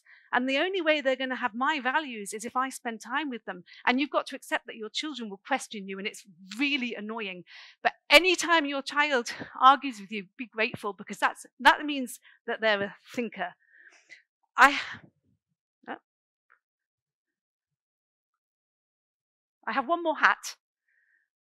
When I went to my very first conference when I understood it, so I come from the German-speaking world, and the German-speaking world is really big on Bitcoin. And my first conference was in Switzerland, the Citadel. And I walked in there, and it was a bit like here, only men, and hardcore. It was all the developers. And I had the most, I was thinking first of all, look at me, little old grey-haired old lady. What am I doing here, fuddy-duddy, at this conference? It was the best weekend of my life. And what it taught me was, hey, there's so much brain in this room. These guys are all believing it's Bitcoin. I can't be wrong. But there were no women. And it's a little bit like here today. I mean, there's one or two of you. Women, would you put your hands up if you've come here of your own free will? Yay. Awesome. And so I was thinking, and I think Bitcoin is important for everybody, but Bitcoin is important for women. And the other thing is women are really important for the adoption of Bitcoin. I have a theory, and I'm going to be generalizing the whole way here. I know we're all on a bell curve. Yeah, we're all on a bell curve, and you've got some women who have got more masculine traits and some men who've got more feminine traits. On the whole, men are interested in things and women are interested in people. And Bitcoin is finance and tech. So you're going to find that women go, oh, I don't like finance, and I definitely don't like tech. It's nothing for me. And so what we do with Les Femmes Oranges, the orange women, it's Bitcoin education made by women. We make sure that on the stage are the topics that interest the women. And you'll tend to find it's the more social topics. Why do I need Bitcoin? Why do my children need Bitcoin? Why does society need Bitcoin? How do I use it? Show me how to do it. And Satoshi Nakamoto is a guy, 100%. Guys are awesome. You guys are awesome. And men are like that. They've got a goal, they focus, and they produce absolutely amazing things. Thank you guys for producing this best technology ever. Humanity will be eternally grateful for you. What women are going to do is they're going to make Bitcoin socially acceptable. We're going to be the ones who are going to be using it. We're going to be the nags who say, listen, this needs to be in a way that, you get more mass adoption. It's like taking a child and bringing it up and making it socially acceptable to society. I think that's where women are going to come into their own. And Les Femmes Oranges is growing rapidly. We've now got an English-speaking Les Femmes Oranges. Anyone who's going to Prague, we're going to have an event in Prague. It's on a side event on the website. Do join us. And we're now starting a series of meetups. If you can meet up with like-minded people, this is how you spread it. Guys, if you've got a woman at home and you've been going on and on and on and on at her about why she needs to understand Bitcoin, you're doing it wrong. Send her to Les Femmes Oranges, because you showing your hardware wallet and talking about the technology is not going to light the fire in her belly. There's other things that will light the fire in the belly, and you'll probably put her off with that. So you need to get them talking to like-minded people. We need to have more women on the stage. And I'm really grateful to Plamen, because when he asked me to come and speak, I'm sure he thought I was going to talk about mining, because that's my background. And when I sent him the title, he went, "Can I have some bullet points?" No, no. It's very rare that you actually get the opportunity to talk about what you want to talk about. And I love mining. I love energy. But this is something that I think is really important. So let's get on to what I'm talking about with the yin and yang. Yin is the dark. It's the female. It's the black of that And yang is the male, the light side of it. And the universe works in balance. Everything has to be in balance. When everything is in balance, then we flow, and then life works really well. And what it says is that it's equal opposites, and they attract each other, and they complement each other. That's what it's all about. It's equal opposites who attract and complement each other. So just, if you're thinking about masculine traits and feminine traits, just call out a masculine trait. What would you think of when you think about a masculine characteristic? Anything? What? Say again. Courage? Stoicism? Strength? Competition? Power? Competent? Discipline? Okay, let's do the female traits. What do you think about when you think about feminine female traits? Gentle? Emotional? Compassionate? Beauty? Nurturing? Sympathy? Caring? Completely different, yeah? It's biology, folks. We're different. We're different. I did a Google search and just scraped off when you look for feminine traits, when you look for masculine traits. Yeah, women, conscientious, sensitive, neurotic, anxious, caring, compassionate. Men, independent, courageous, aggressive. With the women, it's often about cooperation. With the men, it's often about competition. And about just over a century and a half ago, oh, that's shifted a bit, feminism started. So women had decided that they didn't have a very fair lot in life. Maybe that was quite true at the time. And so I think you can divide feminism into three sections. You know, it started off in the middle of the 19th century with women fighting for the vote. And it took a century for women to get the vote. And it's really surprising when you look up how recently some countries allowed the women to vote. And then once they got the vote, then it shifted. And from the 60s onwards, women were still fighting. They weren't satisfied. They had the vote. It wasn't enough. They were fighting gender roles. I don't want to be a wife and mother. I don't want to be in the kitchen. I want to be out at work, earning my living. And then that shifted. Oh, that's interesting. Down into the 1990s, then it all started. They got into the workplace. Were they happy? No, they weren't happy. Then they were shouting about sexism in the workplace and the patriarchy and Me Too. Still not happy. Now, are women better off now than they were in Victorian? Yes, 100%. I think they're better off now than they were. But are we as good as we can get? Let's have a look at the statistics in 2022. Women in the EU, so this is just talking about the EU, we do more than twice the hours of unpaid work. So however equal we think we are, it's still going to be the women, and I know there will be some exceptions, and I'm sure they're all sitting in this room. They're all sitting in this room. But on the whole, women will be looking after the children the most. They will be doing the housework the most. They'll be looking after the parents the most. They'll be going out for work.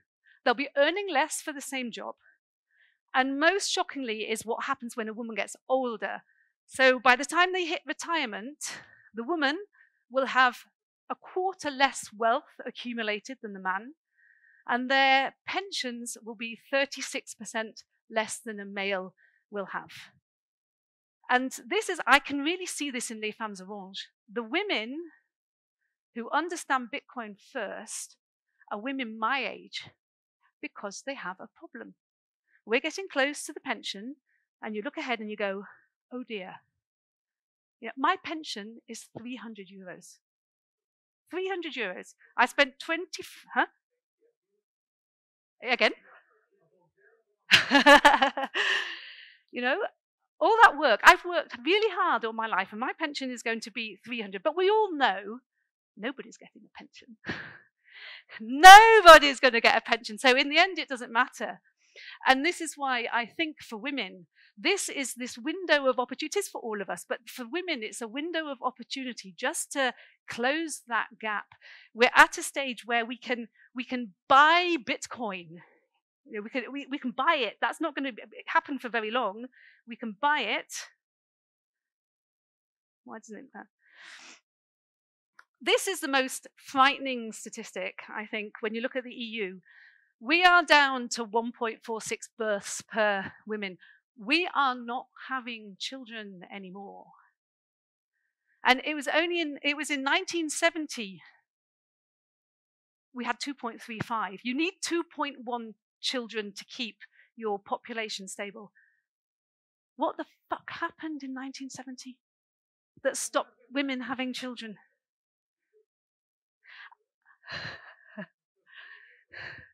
This is an enormous problem. And when my daughter's 27, and so many of her friends say, I'm not having children. I don't want to have children. And it's for a variety of reasons. You know, you've got the ones who go, oh, the climate. And you've got the ones who, oh, I don't want to bring them into this evil world. And you've got a lot of them who say, I can't afford it. And it's really, really true. If you, as a woman, opt for children, you are basically opting for poverty, because you're not going to be earning the money that you were while you're bringing up the children. And you're not paying into your pension, so you're going to be poorer when you've got the children. You're going to be working your socks off. You're going to be frazzled. You're not going to be happy. This is a problem. Women are stopping having children. And that is a problem for everybody. That is a problem for society. We need children. They are the future. Where am I supposed to send this to actually make it move? This is what 1.5 centuries of feminism has made of yin-yang. It's a mess. It's a mess. We're battling each other. It's a fight. You know, nobody's happy. Men can't do anything right. If they open the door, wrong. If they don't open the door, wrong. If they help you to use it, wrong. Everything you do is wrong. You can do no right. And women are frazzled, doing too much, thinking they're not doing anything perfectly. Everybody's miserable. Nobody is a winner in this one.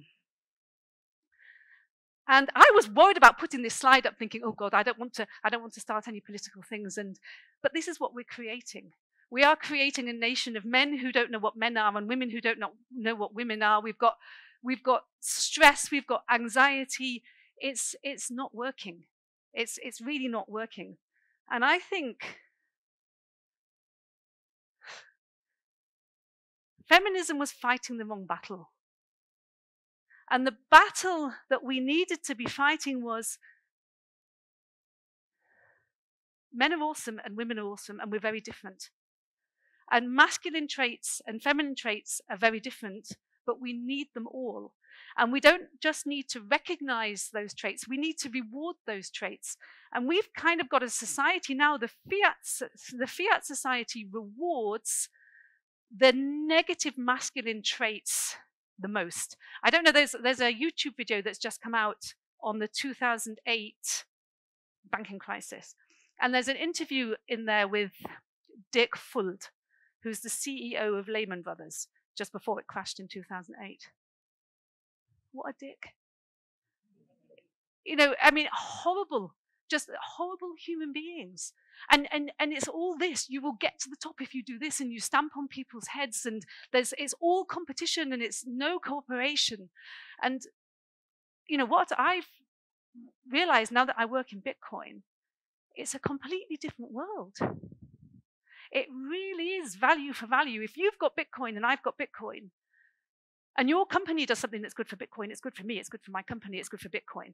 You know, we're getting these win-win situations. We cooperate. I know it's early days, and early days are always good, and it was probably the same with lots of other things, early days. But at the moment, it's a cooperative world out there.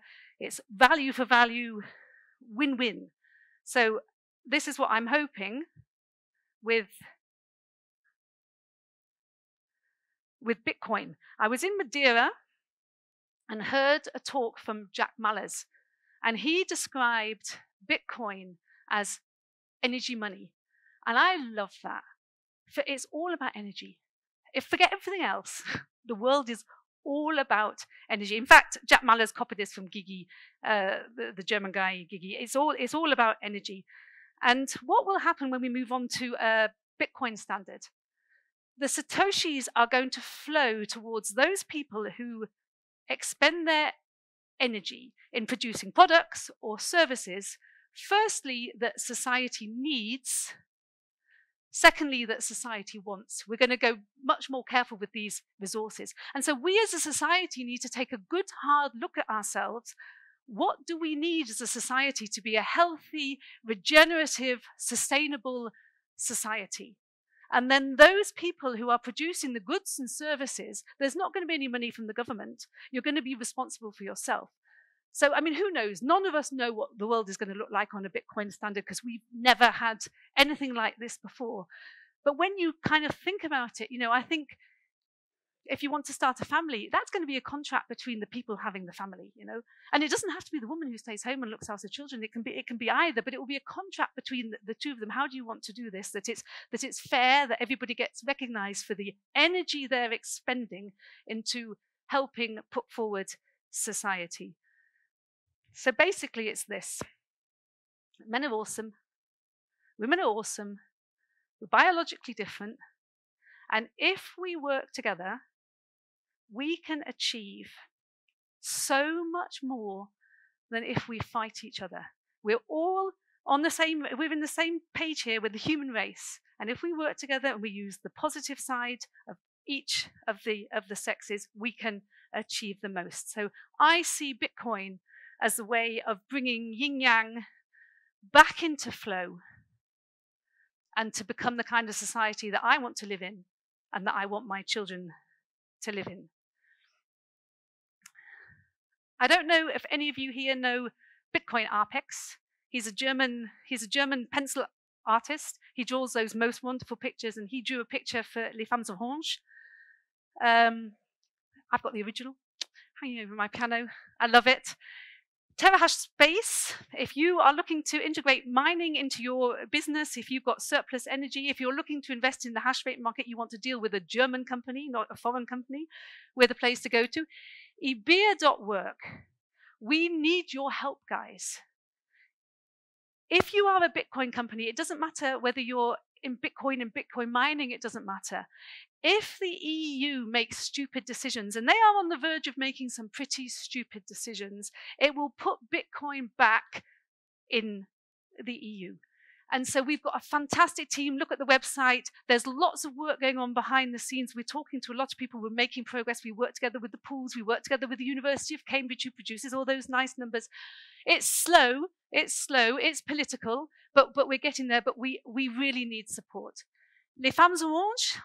Anybody who's interested in meeting other women, we've now got an English-speaking Telegram group. Come and meet me afterwards. I can put you on the Telegram group. You can find me on Twitter. I hate social media. I hate it. I'm not on anything apart from X, because my son told me if I want to know about Bitcoin, I have to go on X, and he's right. I learned a lot about Bitcoin on X. Thank you very much for listening, guys and girls.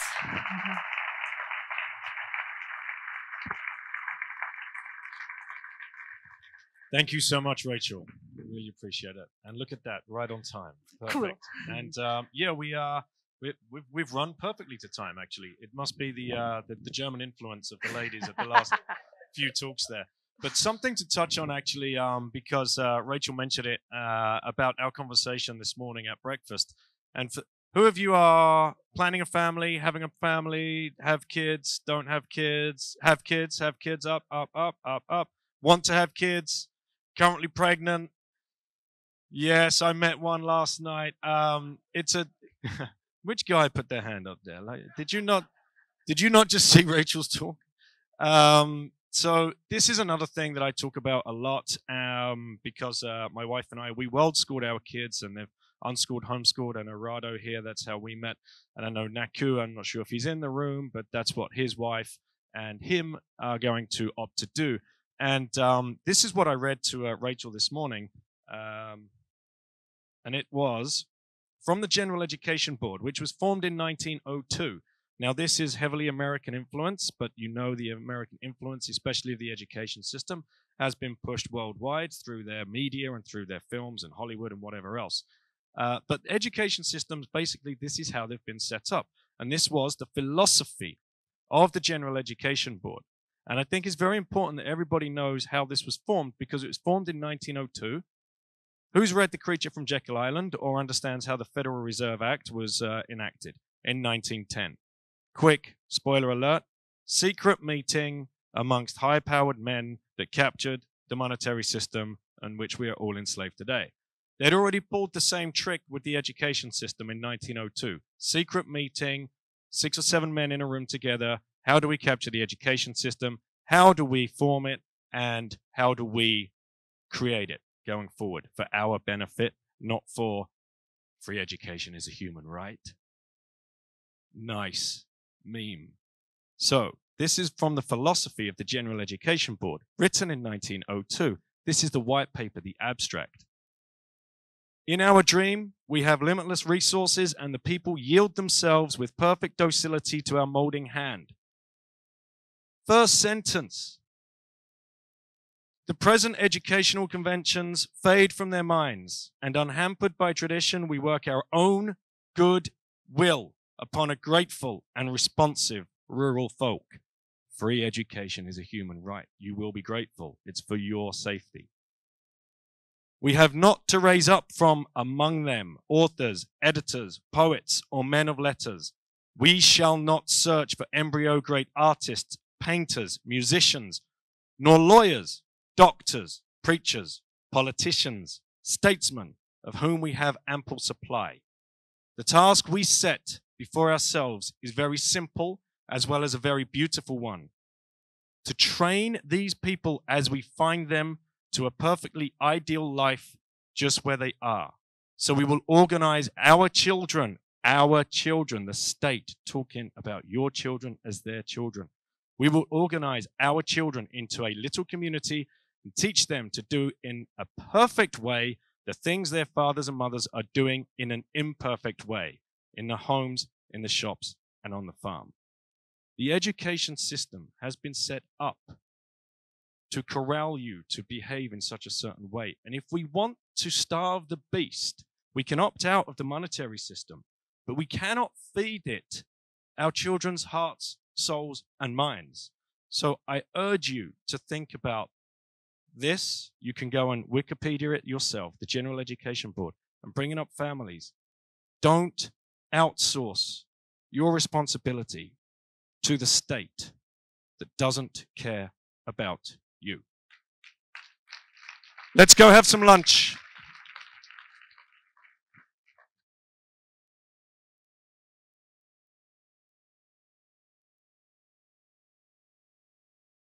Okay, everybody. I guess we'll get this going. I think you can hear me, right? Yeah, absolutely. All right. So we got a panel here today, and with us here is Rachel, Pierre, and Anya. If you've been in the main conference room this morning, you might have seen their presentations, which were excellent, all of them, very well done.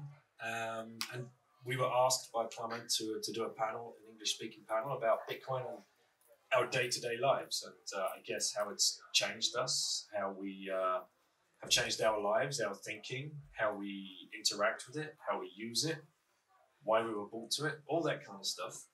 I'm more than open to run the mic over to any of you guys. If you have any questions, we can just throw this up to be like a Bitcoin therapy session if you want, because they're always the most fun conversations. But I will hand you the mic because they are recording this for content for after the conference. So first of all, I guess we'll work down the line here, and Rachel will introduce herself and tell you a little bit about how Bitcoin has changed her life. I'm Rachel, and Bitcoin has changed my life beyond recognition. I have a life BB and a life AB, 100%, 100%. And when I look back and I reflect on it, I'm the same person with the same values, but how I look at society and how the world works has changed completely. And I knew that I wanted, once I understood Bitcoin, and it took me quite a long time to understand Bitcoin. It takes a lot of studying, and you need to find that door that really sends you over the edge. I knew that I wanted to work for Bitcoin, and I do. So it's 100% my life. I'm all in. I keep as little, a bit like Ben on the stage. So I keep as little as I can in fiat, and just swap it over when I need. I do have one flat in the UK because my parents live there, and I like to go and visit them when I can. So I work full time in Bitcoin. I spend as much Bitcoin as I can. I do like to promote it, and I'm quite happy to lose a bit of my Bitcoin because I think that's the only way we're going to really, you need to use you don't just need to use the merchants, you need to use the wallet so that it gets used and all the bugs taken out of it. So the more that we do use it in our everyday life, even if you're losing a little bit of money, in my opinion, it's still worth it. So yeah, completely changed my life. In a way that I would never have imagined. I mean, this is very private. Maybe I should put it on here, but I've been married for 30 years this year, and I no longer am. And I was definitely not expecting that to come along. Not what I had on my bingo card, but it changes you. And I think people come to Bitcoin at different times, and you can't force anybody. You have to choose which path do I want to take, and this is a path that I'm happy taking, and you can't be a kind of person that you're not. So yeah, absolutely beyond recognition. And yeah, it's ladies first. Ladies first. Yeah. Okay, thank you very much. Hi everybody, I'm Anya. I'm the founder of Bitvocation. I want to say I understood the idea of Bitcoin very quickly, but it took me a long time to trust it. That's why I kept studying for a long time and still study it every day. But the reason why I got the idea very quickly is because I am on my third fiat currency in my life. So it is really true that fiat currencies have a very short lifespan, like 27 years on average. I was born in East Germany. I had East German money, then the West German money came, and then the euro came. So my third fiat currency. And I love freedom, self-direction, everything. All of these values are the Bitcoin values. So of course, naturally, I was drawn to Bitcoin. And I just explained how I ended up working in this space. Thank you. Hi, I'm Pierre, and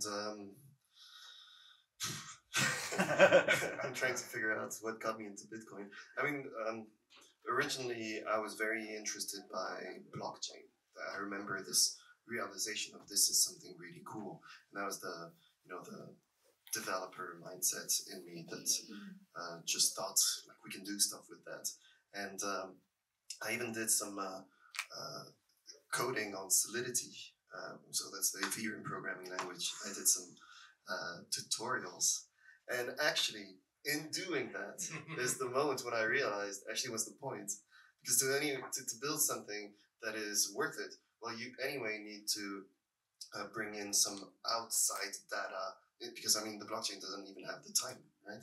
So you need to use other libraries to bring the actual functionality in. And that's when, at the same time, I was studying Bitcoin specifically, and I just realized that I mean, what's the point of building on it directly?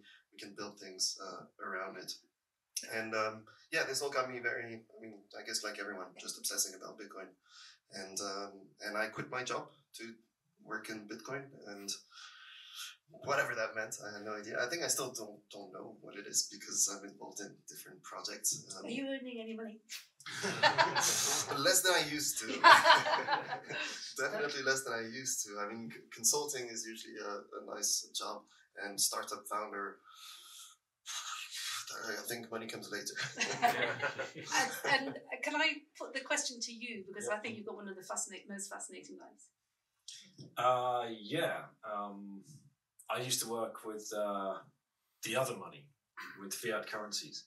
I used to work in foreign exchange markets. I joined foreign exchange markets in London at the age of 19, so back in 1995. And I was, at my first job, I was on the spot dollar mark desk, Deutschmarks, against the US dollar. The biggest market in terms of volatility traded in any day by a country mile. The second biggest was dollars against yen. And I was just a 19-year-old running around getting people sandwiches, parking cars. But to me, it was the most exciting thing to be a part of. You saw this room of 16 guys sitting in a circle, screaming and shouting at each other, just like you see on the films or on the news or whatever else, on their phones all day. Nobody had an email, nobody had a personal computer. It was literally just a screen in the middle of the room showing the price of US dollar against Deutsche Mark, and we had direct lines and about 10 speaker boxes on each desk, direct lines to the different banks in the world who were trading that one currency pair. And I did this for 18 years. I moved to something called currency options instead of spot, which is a little bit more more derivatives and things like that, more involved. And I spent 15 years in Singapore doing this. So I moved out to Singapore, running 1,000 miles an hour on the corporate ladder, you know, trying to just keep a roof over our heads and earning a good wage. But then come the end of the month, still thinking, how are we like, you know, huh? Like none of this makes sense. And I didn't question for 1 second the monetary unit that we were all using. I grew up using pounds, then I was living in Singapore using Singapore dollars. Then you would go to Bali in Indonesia and you would get a bunch of Indonesian rupees. Go to the restaurant, they didn't want that shit. They wanted US dollars. I'm like, huh? But like your country's money is here. I exchanged it at the airport. You know, why don't you want it for the food and the goods and services that I've just bought from you? And I'd get you thinking a little bit, but still nothing would push me down the rabbit hole. I was too tied up in the hubris of expat lifestyle, the hubris of being in finance, the hubris of being around, you know, all of the other little sociopaths that get drawn into that world, especially on the trading side of things. On the broking side of things, where I sat, there was a lot more kind of blue-collar working class people that made it into that side of the business. On the other side of the business, you had the mega brains, the quants, the mathematicians, and whatever else. And it wasn't until 2013 I read a book called The 4-Hour Work Week, which changed my life and my wife's life, because I realized I was living a deferred lifestyle. I was just sitting at my desk praying for the time to go by so I could get to 60, and then maybe I could go and start playing golf all day instead of sitting at a freaking desk, and that didn't sit well. So we quit. We left. That was before Bitcoin. Before yes, Bitcoin. Before Bitcoin. But if it wasn't for me taking those steps and Claire taking those steps together, we wouldn't have found time. I was now the owner of my time, and that was something that we had never had before. And I could spend my energy in a way that I wanted to, and I needed to find a store of value because I didn't have any wages coming in, and I wanted to figure out a way to work nomadically. And that's how I found Bitcoin in 2015 and started really studying it, and started the podcast in 2020. And lucky enough, when, as you were pointing out in your talk, if you just put yourself out there, you will attract people to come to you. And my goal with the podcast was just to have the most interesting conversations I could possibly have. And I couldn't believe that I was reaching out to people such as Dean, who was just answering me direct in the DMs. He's like, yeah, let's set up a date. What? You know, so fast forward, I now get paid in Bitcoin. The supporters of the podcast that I align with their values, and you know, I've represented Coin Corner in the UK. Not allowed to do that anymore because the FSA say you're not allowed to promote crypto, and such other firms as Zapright at the moment, Swan Bitcoin, Orange Pill app, and Wasabi Wallet, although they've just had to close down because of the arrests over there. So yeah, it's changed my life, in our lives, in many different ways, and I'm lucky enough that I get to bring my family along to these events, and they get to enjoy them as much as I do. So yeah, thank you for. As a moderator, I forget. I just ask you the questions. So thanks.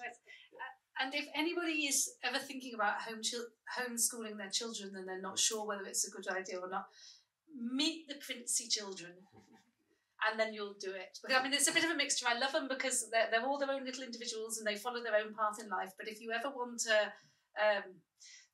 your model family of what does homeschooling produce, then yeah, well done. You're doing a good job there. Yeah, I agree with that. Thank you. All right, I've got to ask a question of, or if anybody else, like I said, we can throw this out as a therapy session if anybody else wants to join in. If there's any questions, feel free just to put your hand up. And all right, a willing customer. Thank you. My name is Alexander, and I would like to ask about your opinion on what would you advise on how we can educate our closest people and spread the knowledge of Bitcoin to the closest people to us, because more or less everyone of us is obsessed and dive deep into the topic. But for me personally, I really struggle to, for example, explain this to my girlfriend who is not aware on the topic, and because basically for me, understanding Bitcoin is understanding money, which is not a very simple topic to understand. So how we can approach in order to, in easy way, explain what Bitcoin is without being seen as crazy people. Yeah, I can go first. I think we'll always be crazy people. But I think what matters, especially for people close to you, is about talking about Bitcoin from the angle that could be more interesting to them. So my entire family owns Bitcoin, and I'm the first one to and so, you know, there's each person had their own angle, kind of.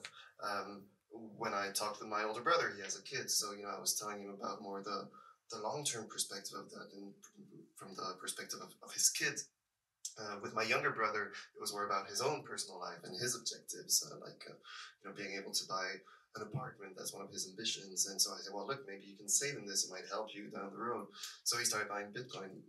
My dad used to work in energy, so I just started telling him a lot about energy and Bitcoin and the impact. And this is what kind of got him thinking. And my mom used to always play solitaire, so I got her to download the Thunder solitaire version. And now that she keeps this Bitcoin, once a month she says, "Hey Pierre, look, I got €1 worth. Maybe I send it to you." I'm like, okay, thank you. Yeah, so I think it's about meeting people where they are. So I think it's also identifying the problem that they've got and come up with why Bitcoin is a solution. But what I have learned is back off. So the best way to teach anyone about anything is show and don't tell.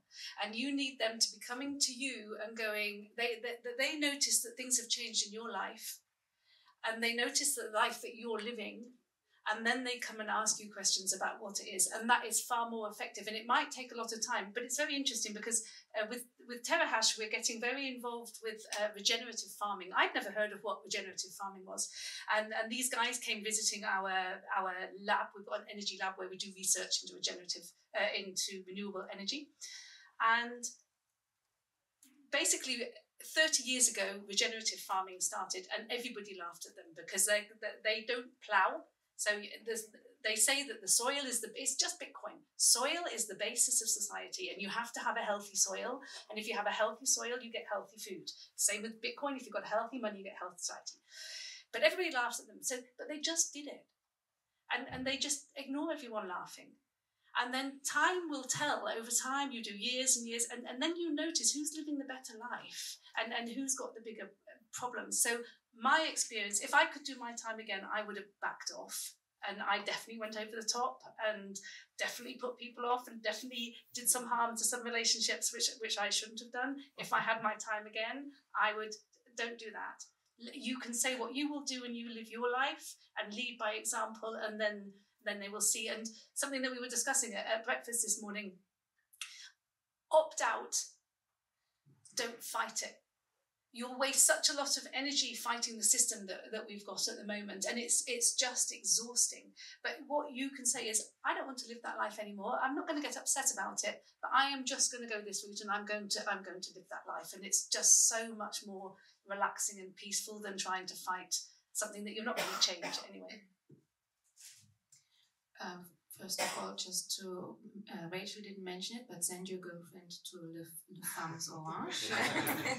I honestly, I can get every woman into Bitcoin. And yes, I completely agree. I actually believe orange pilling doesn't work. So if we all talk about orange pilling people and who orange pilled us and whatever, none of us is motivated to study anything unless we have a problem that we are motivated to solve. So we are all Bitcoiners, we have been motivated to study Bitcoin, but there are tons of areas that we know nothing about that maybe people keep telling us, study this, look into this. Maybe you drink Coca-Cola and eat McDonald's every day and your girlfriend says, you should eat healthy, and you're like, oh, you know, I like my junk food every day. And one day maybe you feel a bit sick and you're like, maybe I should look into healthy eating, whatever. It's exactly the same, just a different area.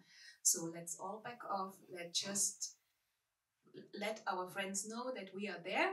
We have knowledge, and when they're ready, they can come and ask us. Yeah, I also wanted to add, because you mentioned your girlfriend. So I have a girlfriend too, and she. It's quite unusual. 2 Bitcoiners. Lucky, That's crazy. very lucky. What are you talking about, Ray? You should see our DMs. We've got lots and lots. Lots. That's true. And our tradings are going very well. Very well, thank you. But essentially, I think, because I mean, of course, we share similar values, right? I think that's why we're together in the first place. Even when I transitioned from being a fiat guy to being into Bitcoin, like, and my values changed. And to be honest, I changed a lot through this adventure, and so did she. But what really got her interested into this space, and I mean, she's very involved. She's helping with the Bitcoin Film Fest that I organized. She's helping me with my current company. She wants to help, and part of the reason is because events are fun. And Bitcoiners are cool. Like, we share similar values, and we'll directly get into some conversations that. So that's why she got into it, because I started. You know, I told her, come with me, it's going to be fun, you're going to meet people. And every single person she met, she loved them. And she always wants to come back to meet these people again and just continue these relationships that are very true and based on core values that we share. Are you going to shill the next Bitcoin Film Fest for him to bring do you have a discount code or anything like that? Not yet, but do follow Bitcoin Film Fest on Twitter. Do you ever think about, like, the old sayings that your mum and dad used to say to you, like, from, like, you know, they'll just throw it out there. I keep thinking about how they keep coming back and they're very relevant. And in each case here, actions speak louder than words. It's a classic meme, but it's so true. And if you just let your actions speak louder than your words and just carry on doing what you're doing, before you know it, people are going to start asking you, huh? You wrote a book? Yeah. What? You wrote an article? Yeah. You started a payments firm? What are you talking about? Yeah. You started a Bitcoin vocation? Yeah. You work for a Bitcoin money? Yeah. And all of a sudden, and it's so quick, because that's just 9 months that it could take after taking that first initial step. And the other person that's looking at you is like, whoa, like, wow. You haven't said a word in the interim. So I would say, yeah, I think that's the biggest takeaway. Yeah, actions speak louder than words. Are there any other different questions? 2, man. All right, I'm getting. I wanted to come back to what Alexander said a little bit. Okay, hang on. You need the mic. Thank you. So coming back to helping your friends and family get up zero and get into Bitcoin. I think, you know, we're generally pre-programmed to be careful, and you hear a lot about scams. You know, the mainstream media will be telling you about, you know, oh, this guy lost so much money in crypto, this guy got scammed. Then you're gonna get DMs from social media saying, hey, buy my token, you know. So there's a lot of noise coming from the screens generally. So my recommendation is also just to go for a walk and talk about things with other people in real life. The solution to everything is just walk. Okay, here we go. I wanted to ask for each of you, at what point, because yes, the initial steps, let's learn about Bitcoin, but why did you say I'm going to dive deep? This is something that has the potential maybe to change my life. I don't know, but why are you so deep in it? And I have a follow-up because I'm guessing what would be the answers.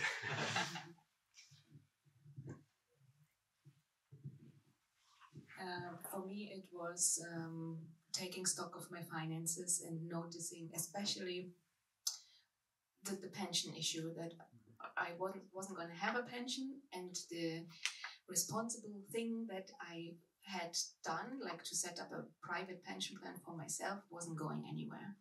And the whole fiat and inflation and this and that. So I want to feel free in my life until I'm old, and that means I need to be financially free in the fiat system is not possible, but I need to have enough money to just do whatever I want. And that motivated me to look into the best money that would help me grow my wealth with the years that I have left. Basically, I needed the fastest vehicle to help me achieve a nice amount of money when I'm old.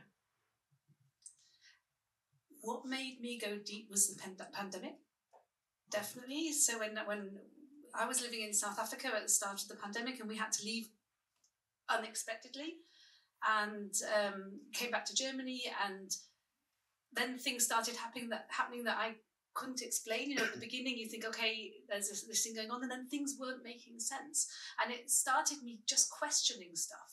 And then when I read the Alex Gladstein book of Check Your Financial Privilege, because I've lived in China, and I've lived in Africa, and I've lived in the Middle East, and I've lived, when we were living in South Africa, we went over to Zimbabwe, and I mean, the money's lying on the floor in Zimbabwe, and there'd be guys walking along the street, and this is before I studied economics, I haven't got a clue, I didn't know what money was, and they were trying to sell us, you know, $1 trillion bills and $1 billion bills, and I thought it was funny. Well, not funny for them, obviously, but it suddenly all made sense. And then you think, oh well, if I've been completely wrong about that, what else have I been completely wrong about? And I think that's what it was. Just your whole worldview was just torn open, and everything that I thought until that point that was true wasn't. And then you think, well, if that area is not true, then what other areas are not true? And then you start going down here, and it's exhausting.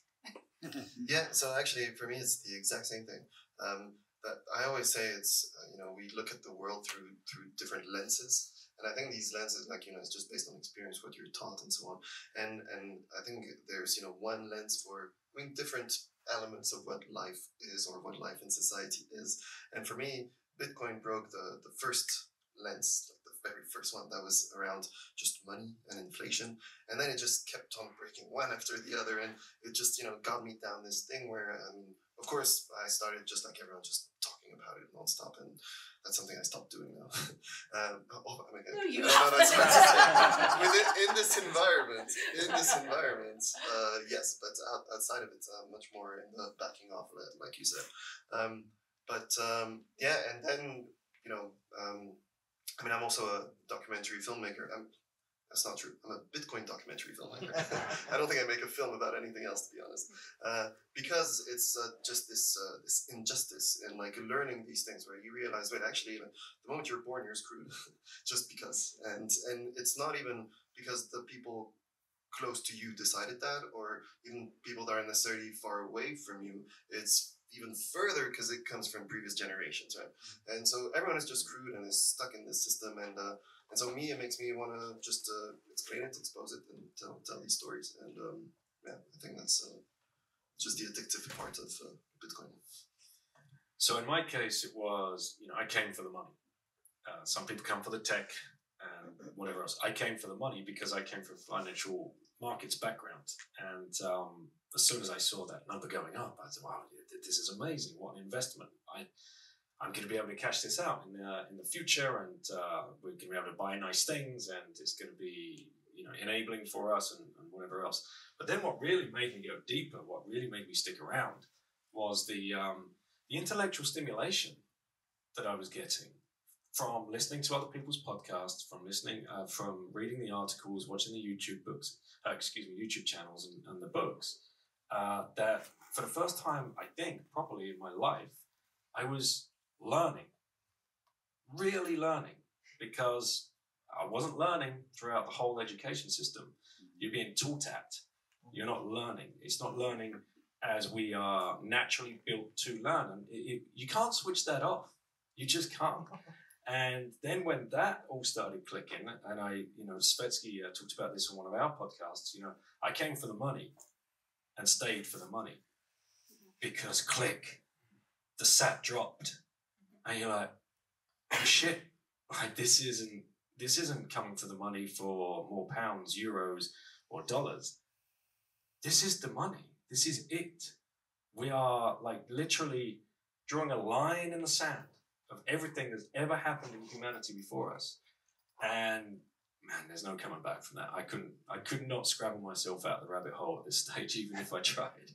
Like the scene in Batman where he keeps trying to get out and he finally gets out. I ain't getting out. You said you had a follow-up? Yeah, yep. Yeah. You kind of answered. Thank you. You kind of answered. The follow-up was, what would it take you out to go back? Or some people rephrase it, not going back, but what would it take for you to outgrow Bitcoin and go to other blockchains or whatever it is? Like to basically get out of this deep thing.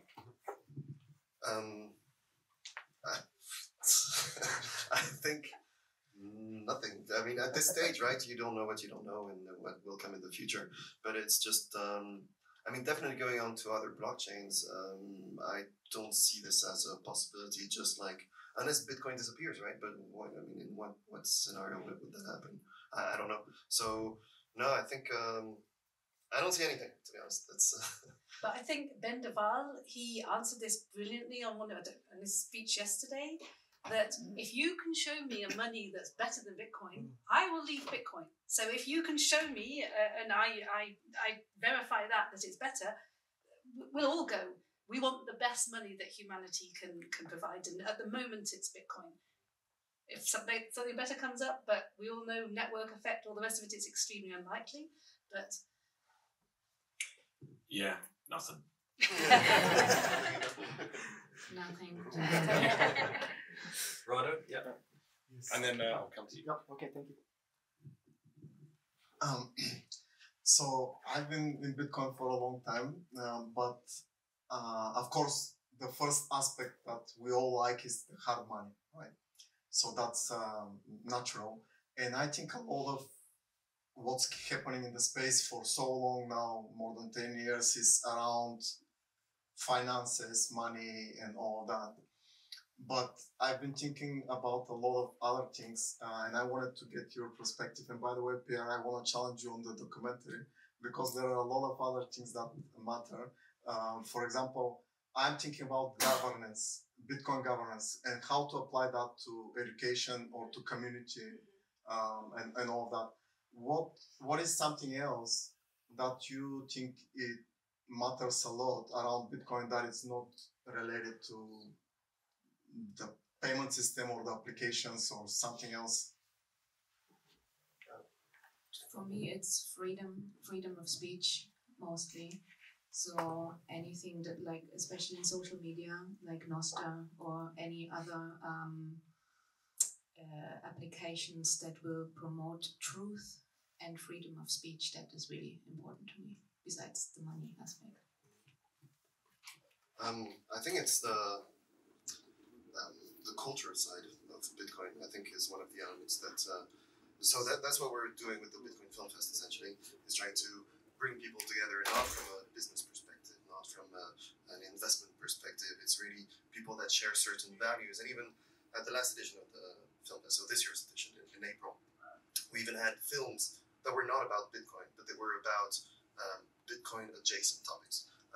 Topics that even the filmmakers that made these films, so the audience were pretty much all Bitcoiners, but the filmmakers were here that made the films, not about Bitcoin. They weren't Bitcoiners themselves, and they found the entire crowd, the event, just fascinating, because they realized that actually they're hanging out with people that have the same opinions as them, even if they don't care themselves about Bitcoin, and they approached their stories for their films from a completely different angle that was mostly freedom focused. I think that's a general aspect we all agree on. And I think that's one of the things that matters in Bitcoin is being able to share that. And I was talking about it yesterday. I think we were talking about it yesterday. Where what's interesting with like what we did with the Bitcoin Film Fest is the fact that there's different industries, of course, in the world, and what we're doing with the Film Fest is celebrating culture. You have stuff like film festivals, obviously. You have like Comic-Con that are about the culture from their industry, but that's the entertainment industry. I mean, what I'm not sure what industry Bitcoin is. I guess it's like finance, tech, like it depends. Like this is how it's seen, right? Yet there's like 400 people that gathered in Warsaw just to celebrate Bitcoin culture. There was no business involved. Like workshops were about filmmakers, artists. It's, and I think that's the kind of thing that can just bring more people to the space without this, the scary factor of joining a new community. I mean, I know the first conference I went to, already as a Bitcoiner, I was like a stupid kind of anxiety feeling of what, like, I don't know how I'm going to behave, what this is going to be like. I'm like, and yeah, I think being able to have this much more casual approach and bring people around the core concepts of Bitcoin and then, explain how Bitcoin fits in their core values already. I think it's quite inspiring, at least to me. For me, it's having a no bullshit life, because life is full of bullshit and we spend so much time doing bullshit. And one thing I have to say, bringing up the children, it was really hard, but there's nothing bullshit about bringing up children. You know that what you're doing is a valuable contribution to society. And there's a lot of, I mean, anyone in this room, can you put your hand up and go, I don't have any bullshit in my job, I don't have to do any bullshit in my job? You don't have to do any bullshit in your job? Well, what do you do? I'm a tutor, English and math. Cool. I work for Breeze. Oh, you work for Breeze. You work for Breeze. Yeah, go on, Cal. Yeah. But you see, even Bitcoin companies, because this was the rant that I was having this morning, I came down in a foul mood today because I work for a Bitcoin company, but of course we have to follow the laws and regulations of Germany. And Germany is a pain in the arse. It used to be such a brilliant country, and we are so going down the socialist route. And I got into trouble because I haven't filled out a form to say why I'm coming to Budapest, that I am not working in, it's all rubbish. It's all rubbish. And then you have to have an HR department who's checking on me to say, you're creating jobs. They're not helping me in any shape or form. They're making my life more difficult. I have to stamp into work and stamp out to work. I will work if there's work to do, and if there's no work, I'm not bullshitting.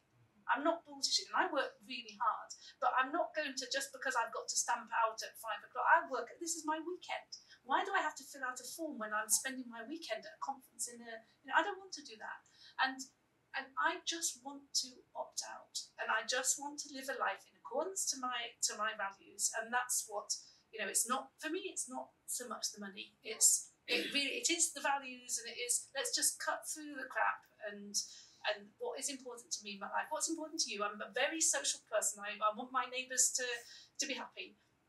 I know that we need rules, but we need rules without rulers. We need the same, this is bringing up the children. I learned bringing up the children, don't have many rules, but whatever rules you do have, everybody has to stick to them, and that includes the adults. And this is the kind of society that I want to live in. I don't know how that's going to work. I like looking forward to the future, that you think, how is it going to be like on a Bitcoin standard? None of us have got any idea what it's going to be like, and how do we make, I was listening to Prince Philip, Don't talk about a flipping monarchy.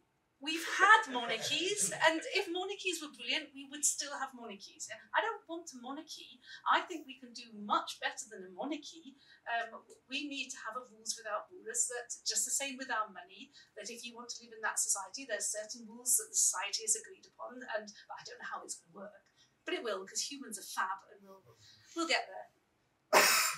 I think you know my answer. Yes. Yeah. but that's why I wanted to more about how do we disrupt it, because we all know Bitcoin standard will change things. but I'm kind of impatient. I want to disrupt now. Exactly. And that's what I want to every Bitcoiner to ask them.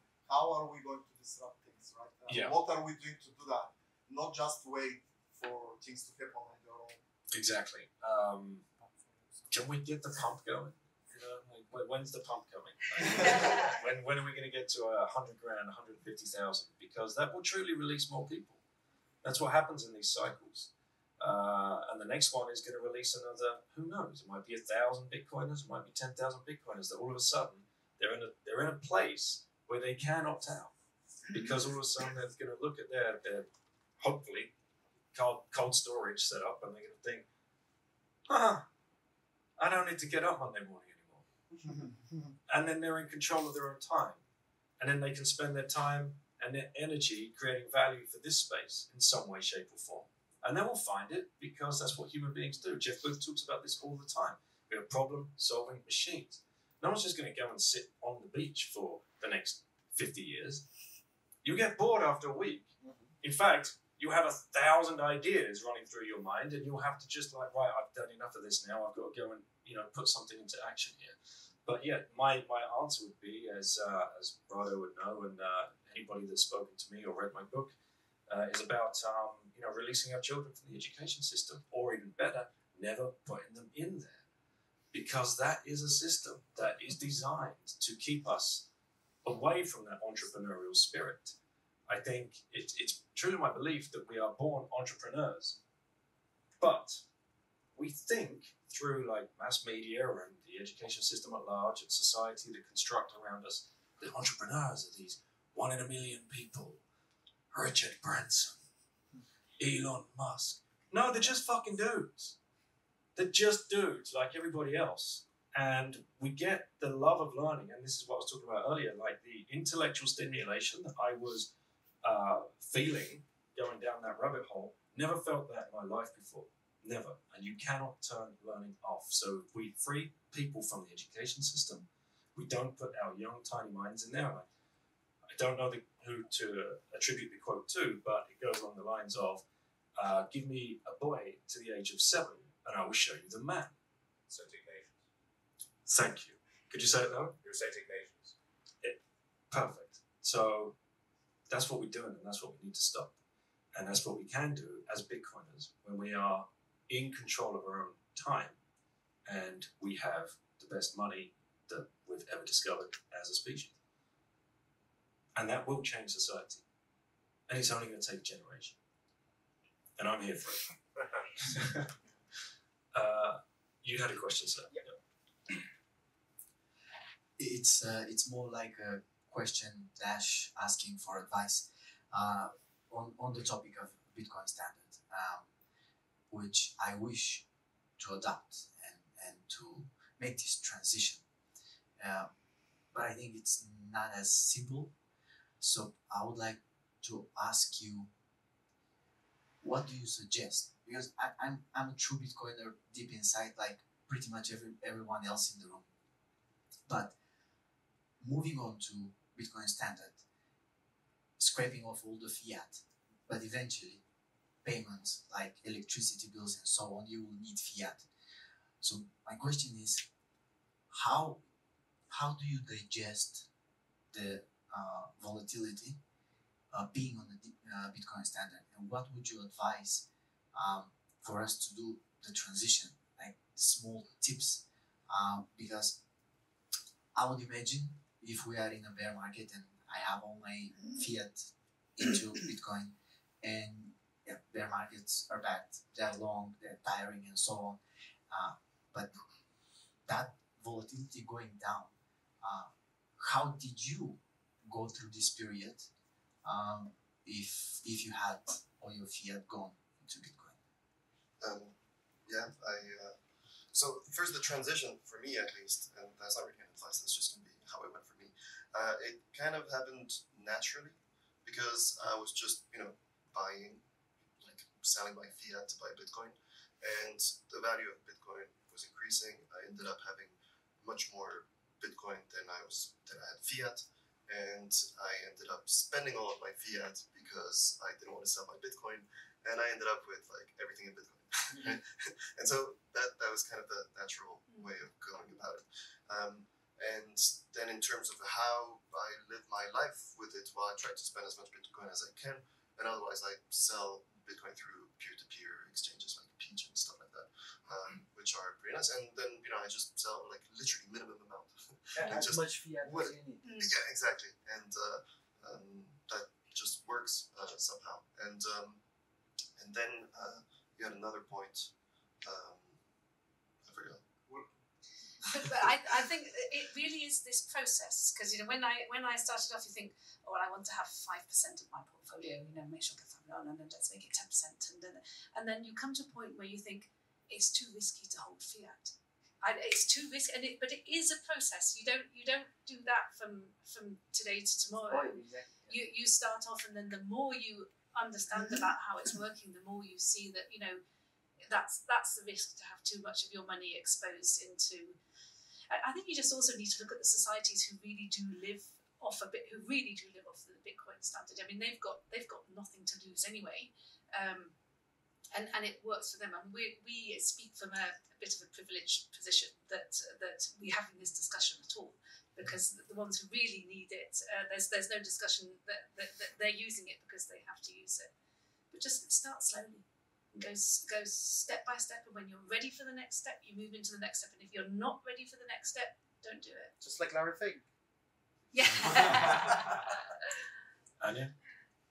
Yeah, I mean, we have to remember how early we are, how new this all is. Things are chaotic in the beginning and volatile. We all believe the more Bitcoin gets adopted, the less volatile it will be. All fiat currencies are volatile, but it's so little that we don't notice. Well, some more than others. So I have one foot in each. I save the good money, I spend the bad money. When I earn in Bitcoin, I take out just as much as I need in fiat for my monthly costs, and I save as much as possible. When I earn in fiat, I will actually do the same and calculate my monthly costs and put as much as possible in Bitcoin. So, and I have a little Lightning wallet for daily spendings if I want. I don't really spend. I'm a hodler. Maybe that's also something we should discuss. We have two schools of thoughts. Should you hodl or should you spend and bring it into circulation? I have a little Lightning wallet where I can just tip people or buy small ebooks or buy a conference ticket or something. So I do that, or buy a coffee at a conference. But so far, for the last 8 years, I've been mostly a hodler, and I try to have every day more sats than I had yesterday. Okay, so yeah, I know your pain because I've gone through it. Like Rachel and Pierre, all of a sudden it's like, I better switch off that dollar cost average because there's nothing left in the bank account. Okay, so now that's a weird scenario.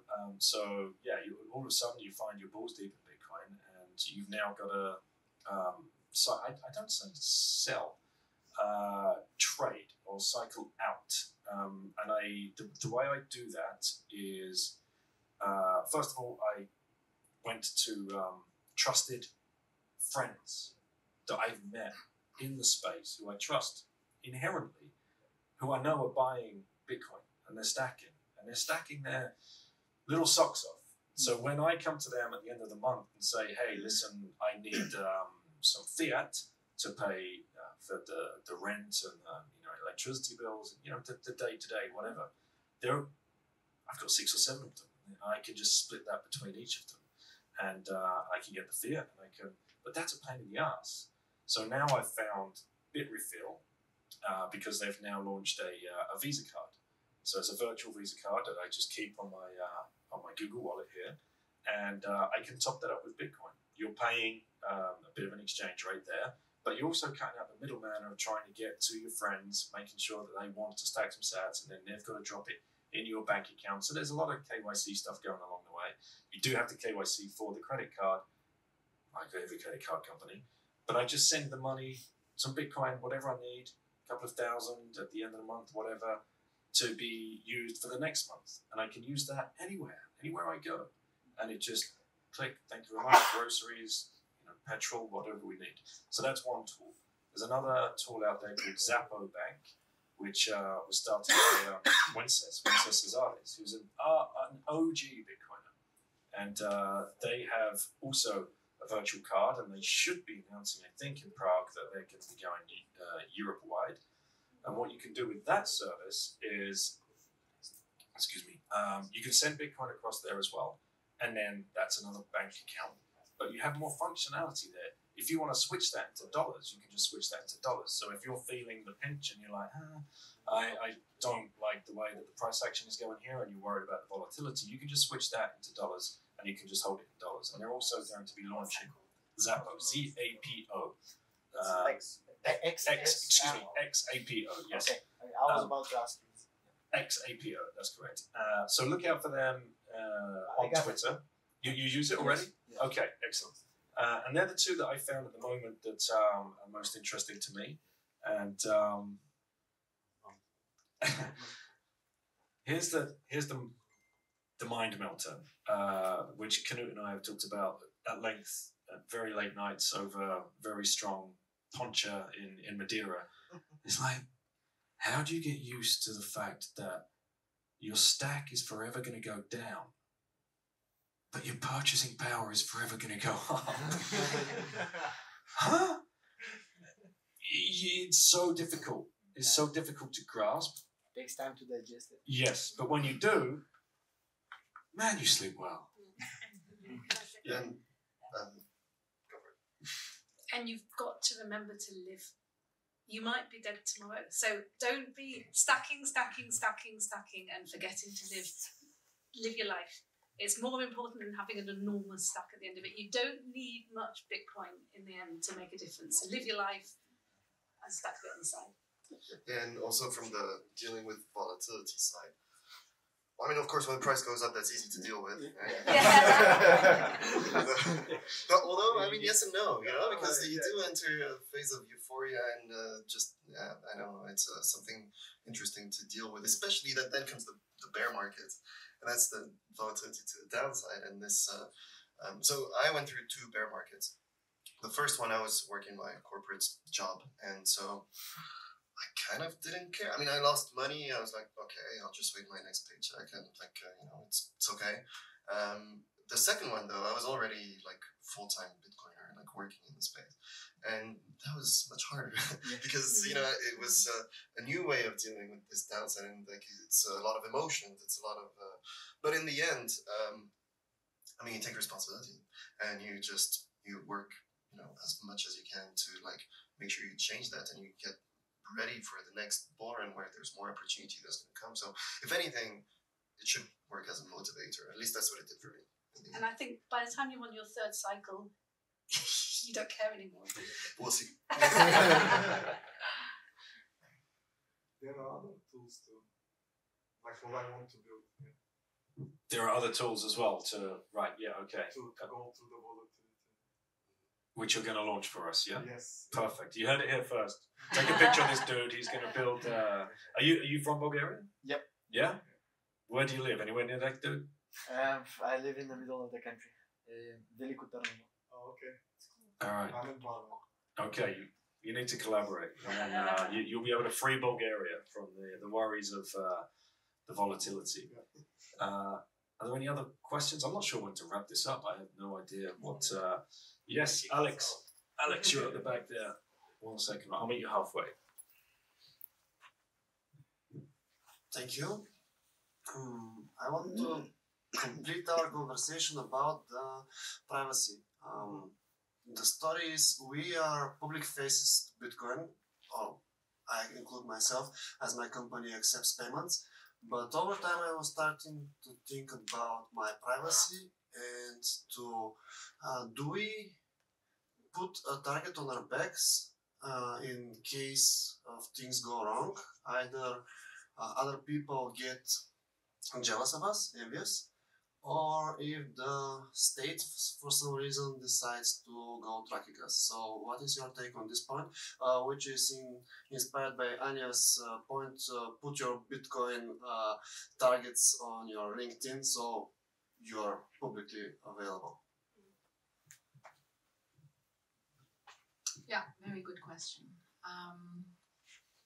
It all depends on what your goal is, what your values are. If you really want to work in Bitcoin, you want to be found on certain, like on LinkedIn, for example, well, it's a trade-off. If you want to be found, you need to make sure you're recognizable as a Bitcoiner. But yes, you give up your privacy. If you are already a rockstar developer or someone who can remain private, he will be found anywhere without giving up his identity. Yeah, honestly, for me, in my case, I have found my purpose. This is what I want to do. I want to help this thing grow, and I will die on this hill. Yeah, she said it. Yeah, I think, I mean, at least we're lucky that we do work in an industry where it's accepted and respected that some people want to keep their privacy and they can have a full professional life keeping their privacy. But yeah, I think there's limits to where privacy can take you, to be honest. And also there's limit to privacy itself. I mean, I don't want to scare everyone, but I've had conversations with people that deal with cybersecurity where the fact that the app store on your phone knows who you are and they know all of the apps that you're downloading means that they don't need to go very far to find out that you're a Bitcoiner and you own Bitcoin. And using this information plus like an email address that they like triangulate with different exchanges that were hacked, information is available on the dark web. I mean, they can know your public address if they want to. So it's, you know, also the privacy question is a big question mark, and whether or not we have it, that's, you know, I think we should focus on making the technological changes as quickly as possible and as robust as possible in order to make sure that we can transition to that space. Well, you know, our past privacy might not be protected, but at least the future privacy will be. Yeah, it's we started with this conversation earlier. It's really interesting, and to like, you know, kind of carry on with what you were saying there. I don't think there's any anon on Twitter that's anonymous. Like, there's nowhere in the world. Yeah, you can put up a fake profile picture and say something different about your true life, but your phone knows who you are, and it's not going to be very difficult to find out. You know, I mean, look what's happened in the last 2 days with Fiat Jeff, with Noster. Some journalist, 25-year-old journalist, went out and found out everything about him and dropped the whole story in Business Insider magazine. Like, this is, I mean, outrageous that anybody should feel the need to do that just to further her own career and prove a point that she's good at her job. But then on the other side of that, is she going to, I mean, it's free advertising for Noster, I suppose. Like, now a lot more people know who, what Noster is and who's behind it. Why we need it. And why we need it, exactly. She was, you know, inadvertently proving the point of why we do need Noster. And then we'll look at the, you know, would Apple have been as successful if Steve Jobs was a faceless person coming out with masks and dark glasses and a baseball cap? I don't know, maybe. It's great to have these conversations, but to your point, it's personal. It's completely personal, and it is your right to stay completely private if you want, or give out a little bit. For me, I started the podcast, so I'm very much doxed, if to say the very least. But when I started the podcast, I didn't give privacy a thought. I was still kind of, you know, half fiat-brained monkey that had given up all of my personal data throughout my whole life, ever since the internet basically started. We've all grown up doing that, right? So I don't know. There's no surefire answer. Think about it deeply, and but I would say, if you want to add value into the space in some way and really make a difference, I think there is a lot to be said for actually putting your personality and your true identity behind that. I think you reach a lot more people doing it that way. Yeah, and I think also for when it comes to business, I mean, it's people that do business with other people, and bigger deals, investments, and so on. This people want to know who they're dealing with, and they want to build a relationship. And it's oftentimes more than just about the business that you have. It's also about who you are, the values that you have, and how you're gonna, you know, just by being yourself, you can prove that you're gonna take it the right direction. So I think it all just depends on what you're doing, essentially. That's the end of therapy. Now we are going to wrap it up. So thank you, everybody, for being part of this.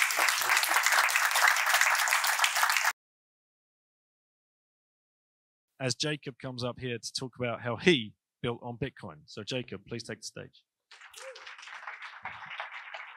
Thank you, Dan. Hey, everybody. So you know, the room is full of energy, and I love those events because you get so energized. I like to feel that, you know, we are all connected by this one common denominator, the 21 million. And, you know, it gives us force, right? I'll come back to it later. So, yeah, Bitcoin Walk, the path to mastery. I decided to call my presentation this way. And a little bit about myself. So my name is Jacob. I'm also known as Endo Rivers. That's my crypto / nickname, whatever, from my previous life before I decided to dox myself. I'm a Scrum Master, an Agile coach, and software delivery manager. I'm working in fintech, and Bitcoin Walk is something I do on weekends. So I'll tell you the whole background story about this and see like if you can relate to this. I'm a big fan of Japanese culture. I've studied for 1 year in Japan. I thought that this was transformational to me, and I see a lot of cool stuff coming from Japanese culture, and the framework you saw in the first picture, I'll come back to this as well. It's called Shuhari. And thanks to Princey and some other really cool Bitcoiners who've taken responsibility for their kids, I'm going to call myself an unschooling dad. So I've got 2 kids, and I'm taking them out of the education system, and yeah, I'm going to be taking responsibility for their education. And I'm a Bitcoin walker, and we're going to talk about this in a second. I put a couple of links for my socials, so Telegram, Nostr, or X, Twitter. Yeah, so why are we here? We're here because we want to learn about Bitcoin.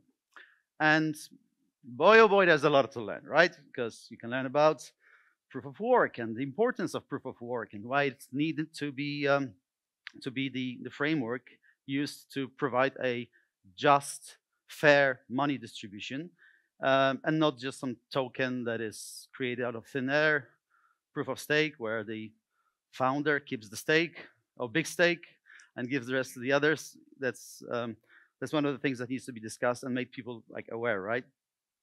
We need to learn about the importance of self-custody and what that does to us, how it changes the whole world. Like, your money in the bank is not your money. Bitcoin allows you to own your money. So we need to learn about wallets, multi-sigs, encryption, and understand how those things work. We need to learn about the difference between on-chain and layer 2s. Right now, we're very lucky because we can transact on-chain.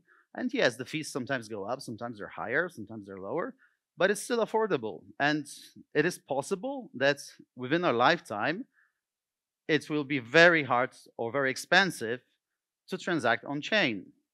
So layer 2s, you know, they're popping up, and it's good to stay up to speed. It's good to have, you know, somebody to talk about those solutions and identify those that are legit versus those that may not be, maybe scams, and there will be scams. We need to learn about running nodes and how important that is. So, you know, UTXO management, another thing to be aware of. We need to know what it means, what's the consequences of not consolidating dust or consolidating too much and then making a transaction for, you know, a t-shirt with your biggest UTXO and then giving the, as BTC Session says, the peer Ben from BTC Session says that basically, you know, if you're buying a t-shirt from a big UTXO, you're giving the merchant your address and the ability to see how much money you have in your wallet.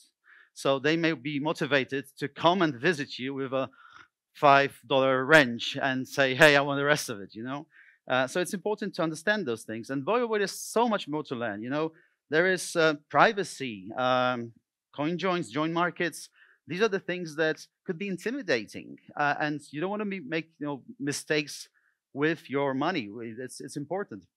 So you need to be going to those events, to those conferences, and having those conversations, talking to your peers, listening to lectures and people smarter than yourself. I don't consider myself super smart, but from all the things I learned about Bitcoin, I learned that I actually understand very little of that still, and I get deeper and deeper down the rabbit hole, and I know how little I know.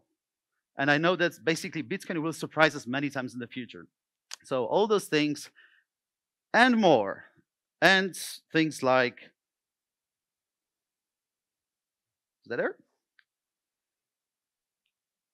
Oh, that was too hard. Okay.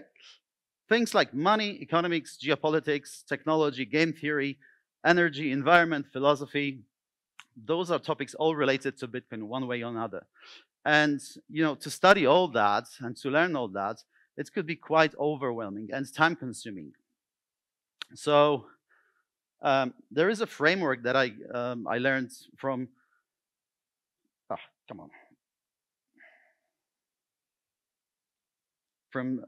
From Japanese martial arts called shuhari. This is the journey from beginner to master. And what it basically does, it just tells you that in the beginning, when you start your journey, you have to follow the rule. There is a bunch of rules we all need to follow, and you don't question those rules. You kind of keep on following and repeating them over and over again. That's how you learn martial arts. Once you get to the point of proficiency in doing those basic things over and over again, you train this muscle memory, you train this Bitcoin muscle, I call that Bitcoin muscle in your brain, and then you start understanding more. So you follow the rule, and then you can move to the next step, which is breaking the rule. So you follow the rule, and then you can make an exception. And you can make this exception because you understand the foundations. So you can always take a step back and go back to default to the foundation. But in your journey, learning when to break the rule, how to do that, is super important. And then the third step, which in Bitcoin I don't think we will ever achieve, is being, I think Satoshi was a master. He was the guy who understood exactly what was being done in all those different layers: social, economical, technological, energy-related issues. So to be a true master, you become the rule and you transcend. And this is this third step, so shuhari. But what does that have to do with learning Bitcoin, you could ask? Well, this is where Bitcoin Walk comes in place, because the level of energy you guys feel today or tomorrow or yesterday, and the way you're energized and inspired by some of the speakers, I get that every week for free. I do Bitcoin Walk. So it's a walking meetup that I started over 2.5 years ago. And basically, a little background. I live in Edinburgh. This picture here, this is the Arthur's Seat in Edinburgh, a very nice place. And when my partner and I had our second child, we moved over there. We didn't have any support from extended family. It was quite overwhelming to raise 2 kids. So when my second son was around 3-4 months old, I talked to my wife, honey, I need a little bit of me time. Not too much. I just want to go for a walk and just, put on my headphones, maybe listen to a podcast, audiobook. And I did that. And, I started listening to the books and podcasts that changed my life. And I'm sure you know which ones I mean. So, all the great Bitcoin books, podcasts like the ones of Danny's doing. And at some point, I got so overwhelmed, I just said, I'm going to go crazy if I don't talk to someone about this. Because it is life-changing. And am I the only guy who thinks like that? Probably not. So there must be other people like me. So I put up a meetup page first. And I said, okay, on Saturday. And then I'm just putting in, the date, Saturday, every Satoshi, every Saturday. We go for a walk and we walk the talk. First, there was one guy who came in, 2 of us went for a walk. Felt pretty good. So next week I did the same thing. few more came in, different people, and I started having conversations. And the feeling that I got was pretty much what I get on those kind of events. Super energizing, super refreshing, new perspectives, learning new things from other people. That was pretty cool, and got to the point where, you know, our 2 or 3 hours walks would happen like no matter what the weather was. And in Scotland, we don't get good weather all the time.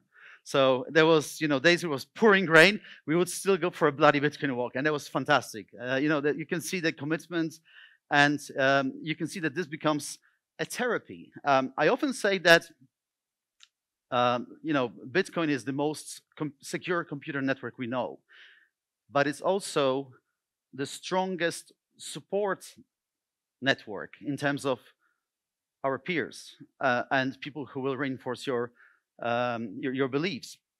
And I remember, you know, there was time when Bitcoin was going sideways, maybe a little down. The weather was crap. I was having a bad day. I wake up on Saturday and say, hey, okay, Saturday, Bitcoin walk. Okay, I'm going to go for a Bitcoin walk, but I feel like not great, right? And I'm sure you can relate to this. Like, okay, well, there's only so much I can do. But then I go to the Bitcoin walk and I, you know, meet my friends. And then one of them just jumps in and say, hey, did you buy the dip? And that just changes everything. Like immediately you say, okay, well, I'm back, you know, I'm back. And we start talking stuff, and it's fantastic. So Bitcoin Walk allows you to also do peer-to-peer trading. Like whenever we have a new, like complete newbie or Norcoiner coming over who are interested, and we say, hey, you know, would you like to buy some Bitcoin? We do, you know, a £10 or 10 euros, whatever, transaction over Lightning. And they can see that, they can touch it, they can witness how quick it is, how cool it is. So it's a great platform to do that in real life as well. So far, we've done only a couple of bigger transactions. And I don't intend this to be, you know, a trading platform per se, but people can do whatever they want. And if somebody wants to trade Bitcoin, why not?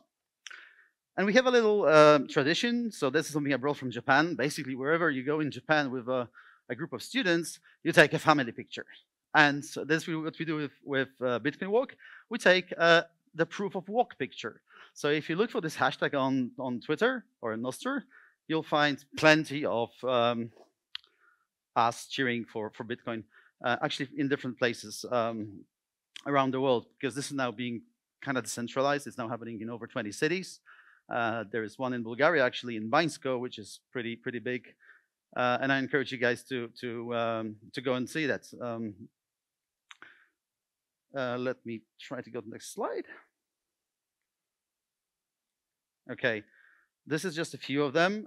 So if you go to the bitcoinwalk.org website, you can join the existing Bitcoin Walk, or what you could do is you can start your own walk. There's a link to basically say, hey, I want to do a walk, and what I'll do is I'll set up a page for you and create a Telegram group for you, and you guys can network together, meet your peers, and do your own Bitcoin Walk wherever you are. And this is completely free. I'm not getting anything from that. What I'd love to get from that is that one day I'm going to go to some Bitcoin Walk somewhere, and I say, hey, can I walk with you? You know, and meet you guys and have the same, you know, same feeling and learn new perspectives. So I think, you know, yesterday we had a lot of references to Lord of the Rings and Tolkien. So I'll take it somewhere else. I'll take it to the Force. I'll take it to Star Wars. And I'm going to say that I'm going to quote the Luke Skywalker quote, that the Bitcoin Force is not just the purchasing power that we got. It's not only about numbers go up. It's about our power to fight the evil fiat empire and restore justice. We are all Satoshi. We are all Jedi. Thank you so much.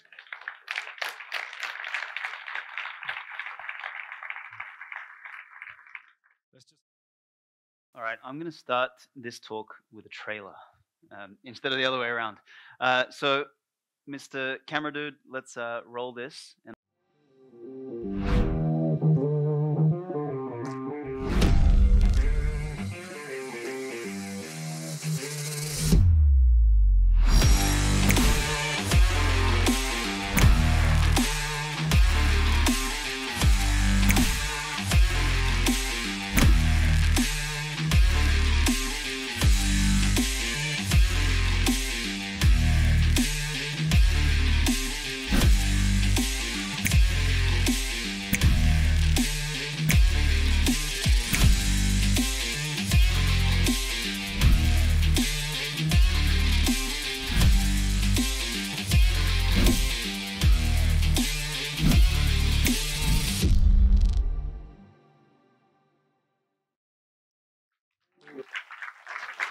It's not as good as yesterday's trailer, but it's all right. Let me see if I can get my presentation up, and I'm going to kick into this. So, do I have a presentation, gents? All right, well, that was a little bit of a downer. Can I have a presentation? Okay, here we go. All right, so I'm going to talk to you guys today about Satlantis, which is, we don't have a real way to frame it really simply, so we're calling it a travel and community social network. And just to get a sense, has anyone heard of Nostr here? Yep, okay, well, that's good. All right, how many people use Nostr actively? I'm watching, okay. Hopefully this will change that. But before I get into discussing the product, I just want to sort of make a few points here, which is, the first one is going on a journey used to be something exciting. And now, if you want to go and travel anywhere, you're on like 6,000 websites, you're on TripAdvisor, you're on Instagram, you're bookmarking things, you're here, there, everywhere. I know I see this a lot in the Bitcoin space when people want to go and visit a place, they go on Twitter and they're like, hey, who knows someone in like, Punta Cana or in Berlin or here or there, and like it's like really disconnected. And there's been these things like the Bitcoin walk that just came up. There's the 21 21 world movement that has started out of Europe that are trying to kind of like piece this together, but all of them are still spread across Twitter, Telegram, WhatsApp, Meetup.com, Facebook groups, this, that. And it just makes the whole process of traveling and community really really disconnected. Travel or discovering new places used to be something that we wanted to do. Like we used to want to discover and find things. Now we are spending all of our times like flicking through fake reviews, right? Like I don't know how many of you have seen, like I think there was some stats I read that 44% of Google reviews are like fake. Which is ridiculous. And you've literally got companies like this over here that help businesses fake their reviews by removing bad reviews. So it kind of like destroys the very trust fabric of the internet, which is a big reason why the internet is broken. Travel used to be, and community used to be, a social experience. And these days, people are just traveling on their own. Like there's this whole rise of the solo traveler, which is quite sad. People... It's not in every country. I see this more in the West. You'll in like Brazil, when I land back in Brazil, there's always like families waiting for people when they walk through the exits. In America, you got Uber waiting for you, so it's a little bit depressing. So we've got to fix that too. And my whole sort of thesis behind this thing is that we don't need more notifications, or another to-do list or anything like that. We need some more connection. We need to find a way to establish a platform or a fabric for that to happen. And I love my memes, as you can tell. And we've got on one side, which way Western man, we've got like the WEF and the globalists and all that sort of stuff want to tell us that we are going to move into one direction. You will all nothing and be happy, and we're all in this together, which we're not.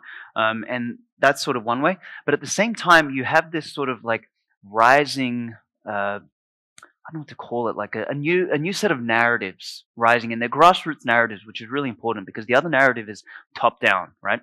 These grassroots narratives, like the sovereign individual, the network state, nomading, all of these sorts of things are giving rise literally to a new way of life. And you've got our little Nostr ostrich coming and sort of the Bitcoin promised land. But the kind of stuff that it's giving rise to is this. There is 35 million digital nomads in the world today. And this is like growing over 100% every year. It's 100% in the last 3 years. So like it's a compounded rate of like 20-25% a year. It's insane. And like if you were to consider the digital nomads as a country, it'd be the 41st largest country in the world. Like when I was digging down this rabbit hole, I was like blown away by the statistics. It's almost $1 trillion a year. I don't know if you can call it an industry or a movement or something like that. But these ground-swelling narratives are creating a new way of life. People are looking for places to be, to live, to move that treat them better. But they're stuck, all of these people are stuck, as I said earlier, using 101 different apps. Like they're using WhatsApp and their Facebook groups and Meetup, and people are using Tinder to travel as well. So it's like all sorts of weird shit going on out there. So we wanted to build something new where you can have like a city page or a location that you can follow in the same way you might follow a person or a merchant or something like on general social media.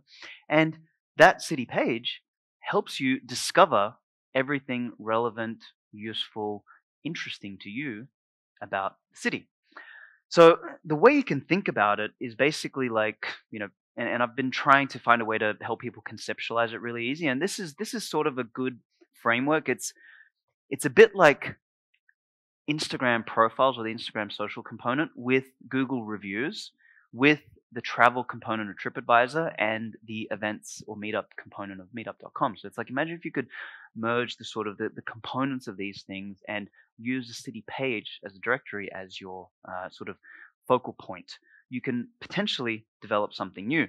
And what's important is if you use a substrate, something like Nostr, I believe you can do this really differently, where instead of like all of these platforms on the right here, they treat you as the product.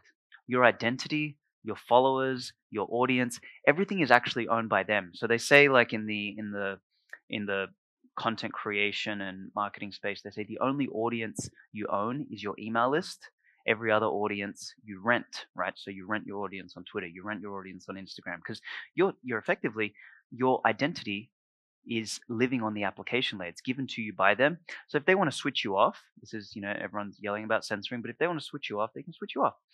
Whereas if we lean into this new paradigm, and one of the things I was speaking with Luke Broyles earlier about Nostr that I really love is it's very much like Bitcoin in that you get to, your identity becomes a bearer instrument in the same way as Bitcoin is a monetary bearer instrument. And, I said to him, as we were sort of like riffing, I said, you wouldn't, if you've got a brain, go and build all of this wealth, and if you've got $1 billion, go and store it in a bank.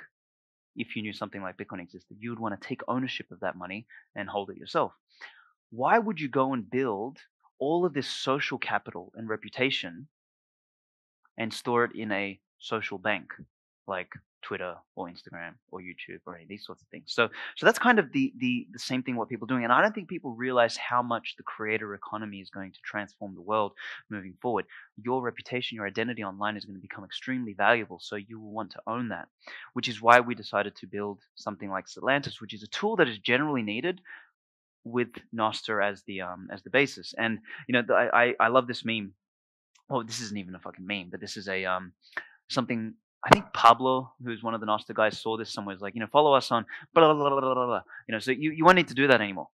You have one place, one NPub that people can follow you on, and they can find you on a universe of different Nostr applications, because now the identity layer is being pushed down to the protocol. The social graph is being pushed down to the protocol, and you interact with that through a different set of clients. So for us, our client, like what we want to build, as I said, is more travel and community oriented. So what you'll find here is the homepage. When you land on it, you're not just given a feed, because desktops are not really great for feeds, unless it's a Twitter feed that kind of works. But even then, desktops I think are great for discovery. And what we tried to do here is when you go to Satlantis, you are shown all of the cities that are on Satlantis, and one day, hopefully, if we're successful, you'll see every city in the world on here. And ideally, in the long run, the cities that you see and the order that you see them in will be dependent upon who you are, what your interests are, who you follow, etc. So there'll be dynamic rankings. We'll all see a different version of Satlantis based on who we are. And then when you click into a city, you get this kind of directory feel. And the directory feel, as I said, I think is really important for a city page, because on the directory you can find things like scores, you can find the local chats that are happening, or events, or merchants. You can discover like a gallery to get a sense for what the city looks like. You have this feed which essentially listens. This is one of the beautiful things about Nostr. If I'm on Primal or Damus or Amethyst or any other Nostr enabled application, and I post something, and I hashtag a city or I mention a city, it will show up in the city feed on Satlantis because we are listening to the whole Nostra network, or at least as many relays as we can. So that way there's relevant, spontaneous stuff in here. So like if you look at something like TripAdvisor, right? When you go to a particular city, the only thing TripAdvisor will show you is content that they've produced and reviews from people on TripAdvisor that you're not connected to, that you don't know. Whereas here, you will see content that is influenced by the people you follow and the people you know, and you'll see dynamic content through the feed. And this has not been done before. This is something that Nostra enables because you can bring the social graph and identity into an application that is quite novel. So this is sort of another view of it. City pages, locally relevant content, people, scores and reviews, local chats, events, all this sort of stuff. So there's going to be a bunch of events if anyone's coming to Prague that are going to be on there. There'll be lovely Rachel here is putting on the Women in Bitcoin event, which I'm not going to say the French one because my French sucks, okay? But at the same time as it's a directory, the mobile experience, which isn't ready yet, but it's coming soon, the mobile experience is going to look and feel a hell of a lot like Instagram. So it's going to be very visual focused, visual, image, video on the profile. And the feed will feel very much like Instagram, but the difference being that you can follow not only people, but you can follow places, which includes cities and neighborhoods, and you can follow an event, for example. So once again, with the Women in Bitcoin event, you can follow that account and you will see their events that are coming in, and you can even follow individual events. You could, in the future, and this will be coming when we introduce Zaps, is let's say one of the Women in Bitcoin events needs to raise a little bit of money. You can zap the event directly. So all sorts of stuff is unlocked on the Nostra space that you just couldn't do before. So it's a directory, it's a social network, and this is probably one of my favorite pieces, it's also a merchant map. So for me, I think this is a massive, massive unlock, and it's something that wasn't possible before. I live in Brazil, as Dan mentioned yesterday, and Instagram is huge in Brazil. Absolutely huge. Like, I think other than America, I think it's like by far the biggest market. And there's a lot of like really interesting, the island that we live on has a lot of, it's the third biggest tourist destination in the country. So Rio's first, Sao Paulo is second. Rio has 16 million people. Sao Paulo has 23 or 24 million people. Florianopolis, where I live, is the third most tourist focused destination. It only has 500,000 people. So just to give you an idea of like how like it's a real draw card for people. And they have some incredible like venues there, coffee shops and bakeries and awesome like organic shops and food and all this sort of stuff. Great restaurant scene there. And they do really well with their Instagram following. And there's one place that opened up down the road from us, and they have 117,000 followers on Instagram. And this is their fifth shop, but the shop only has 5 reviews on Google Reviews. It's completely disconnected. It doesn't make any sense, right? So with Satlantis, merchants will be able to build an audience like they would on Instagram, have all of their information like they have on Google, and have the reviews. And now the best thing about the reviews is when you go onto this profile and you look at the reviews, the ones you're going to see are more likely to be the ones from either people you follow or people in their social circle or in their social circle, depending on how far we have to go, which means there is a greater degree of relevance to the reviews, number one, and the reviews are more likely to be real, not just fake bots. Sure, there will be definitely fake bots on Nostra as well, but using Web of Trust, you can minimize the visibility of bots and make sure that people who are actually building a Nostra profile will be visible on there. So you've got this product now that is possible. You can merge a directory with a social network with a merchant map, which you just couldn't do before. So I want to leave you guys with like a final thought here, is that I believe that the future of travel will be dynamic. And this is novel in an approach, meaning that you won't go to Google or TripAdvisor or Instagram and actively have to search for stuff.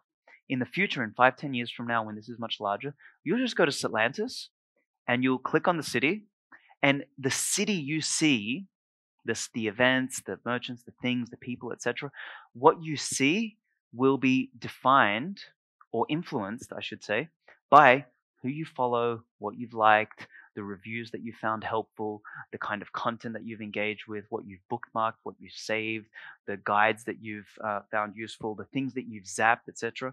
That will influence the city that you see. And when you log into a city or follow a city, and I follow a city, we will see something completely different that is more unique to us. And that, I think, is what's missing from the world of existing travel apps, which are static. We're moving into a dynamic world, and something like Nostr, for me, makes this possible, and for me, secondly, is what is special about Nostr. You know, a lot of people talk about like the censorship resistance and all this sort of stuff about Nostr, and I think, yeah, that's cool, but honestly, most people don't give a shit about the censorship resistance.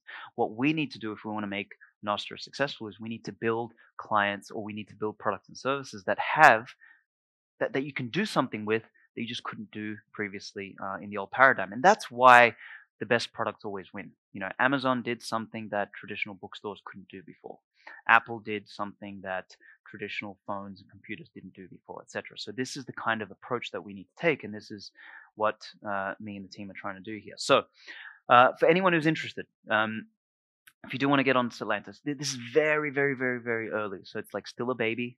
This is, in fact, I shouldn't even be talking about it here, but I decided to just do it for Plumman. I'm officially announcing a beta to the world in Prague next year, but you can get on there now. If you're already on Nostr, you're already on Satlantis. Okay, so you will need, it's desktop only, it's not mobile at the moment. If you want to log into the desktop, you'll need an extension, because we're not doing your copy and paste your secret key to us. We don't want to do any of that shit. So you'll put your secret key into an extension like Albi, keys.band. There's a bunch of good extensions out there. And then you can one-click log into Satlantis. All of your followers, everyone will be there already. It is optimized for city discovery and travel. So you can go in there already. You can do all that sort of stuff. You can, if you want the mobile experience, just go on Primal or Damus. Post anything about a city. Say, I was at this great restaurant today in Sofia. Hashtag Sofia at the end of your post. It will show up in the Sofia feed on Satlantis, so that people who are on the desktop can see what you posted. So that's like the magic and the interconnectedness of all of it. The other thing I'd like to also tell you guys to do is we've done something a little bit cheeky. Is we have pulled everything from OpenStreetMaps, which is an open source competitor to Google Maps, but we also kind of found our way into sucking a bunch of information from Google Maps. So in the cities that are present there, not every city, but a couple of the main ones, particularly like Prague and stuff, not Sofia yet, but I can do it, is all of the merchants in that city are there. And we haven't picked every merchant. We focus more on cafes, restaurants, health, gyms, spas, all that sort of stuff, co-working, etc. Their profile's already there. We've pulled them all in from Google. We've pulled in their information. You can go to merchants, instead of telling merchants, hey, you should accept Bitcoin, and they're looking at you like, what the fuck is Bitcoin? You know, how am I going to do this? What's the accounting problem? No. You can tell them, hey, there is a new travel and community social network that's growing. You've already got a profile on there. You just need to claim it. They can go in, they can claim their profile. They don't need to know anything about Nostr, about Bitcoin, about any of that sort of stuff. They can claim their profile. They can build an audience. They can build reviews, etc. And by default, they won't have it today because we're still in beta, but in the coming months, by default, they'll have a Bitcoin wallet and they'll have a Nostr NPub. This is how we actually orange pill the world, not by telling them Bitcoin and waving a fucking Bitcoin flag in their face and ramming it down their throats and all this sort of stuff. Nobody wants to hear that shit. You want to tell them that, hey, you as a merchant can now build an audience and you can open up. By joining Satlantis, you have access to 1 million people on Nostr that are traveling, that are looking for places, that are looking to discover merchants. You should be on here. Yelp sucks, Google reviews is okay, but Satlantis is better. So if you guys want to go out and do that stuff, you can.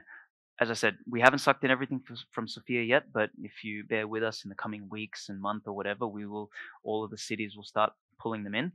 But yeah, that's where we're at. So if anyone wants to, I encourage you to follow Satlantis on Nostr, on Instagram, on Twitter, all that sort of stuff. So yes, we are still using the old social networks because we need to funnel people. But yeah, that's the presentation. I hope you guys enjoyed it. I hope it got you thinking. Hold up there, Alex. We got some time. I'm sure there's some people that might want to ask you a few questions. Let's do it. Let's do some questions. Rachel already wants to ask a question. Yeah.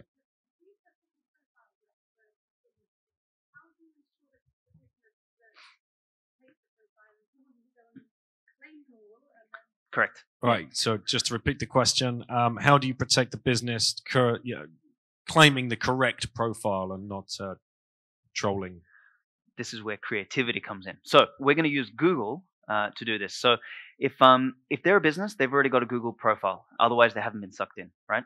So they've already got a Google profile. What they have to do is they need to click the claim button, and then we will generate them a unique code, and they need to put that code in a post on their Google profile, which only the Google profile owner can do. And then we read the post, and then we activate it. So if it's somebody else, they can't do it.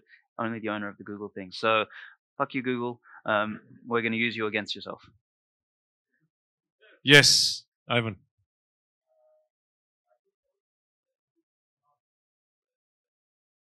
Are you also going to incorporate the information from BTC Maps to help plebs find so merchants? we actually leapfrog BTC Maps. So we're working with Nathan on that. And what Nathan has done is he's just basically put a tag on OpenStreetMaps.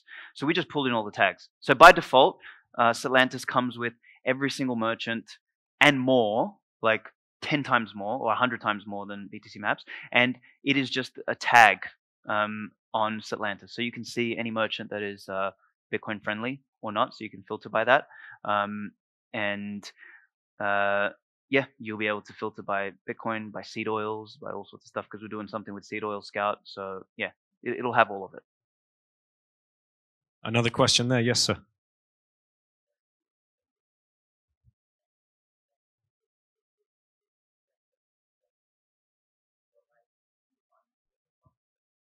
Will there be any censorship on the platform? So the interesting thing about Nostr clients is I can't. So let's say I'm Mark Zuckerberg, right? And I don't like you for whatever reason. I can block your NPub from Satlantis, but I can't block you from Nostr, right? So you, like every other client, can still pick up your data and still pick up your information and all that sort of stuff. So we, like the way I imagine how clients will work on the Nostr space is everything will be its own curated environment, right? And if I don't want, as Satlantis, we don't want dick pics in our feeds, right? So you post a dick pic, you get banned from Satlantis. Fuck you. So that's totally going to happen. There'll definitely be banning, and I think that's fantastic. But your dick pics will be visible on the other clients who might also ban you unless there's a porn, like a dick pic, Nostr client, which wants all the dick pics and they can have it. So, that's how this sort of stuff works. And that's what I think clients are really powerful, is that you can do it at the client level, but you can't do it at the protocol level. Does that make sense? Who's going to start the dick pic Nostr client? That's, I'm there's sure going to be a someone will. conference. There's going to be a Nostr dick pic conference. There totally will be. Is there any final last question before we get flashing zeros here? Yes.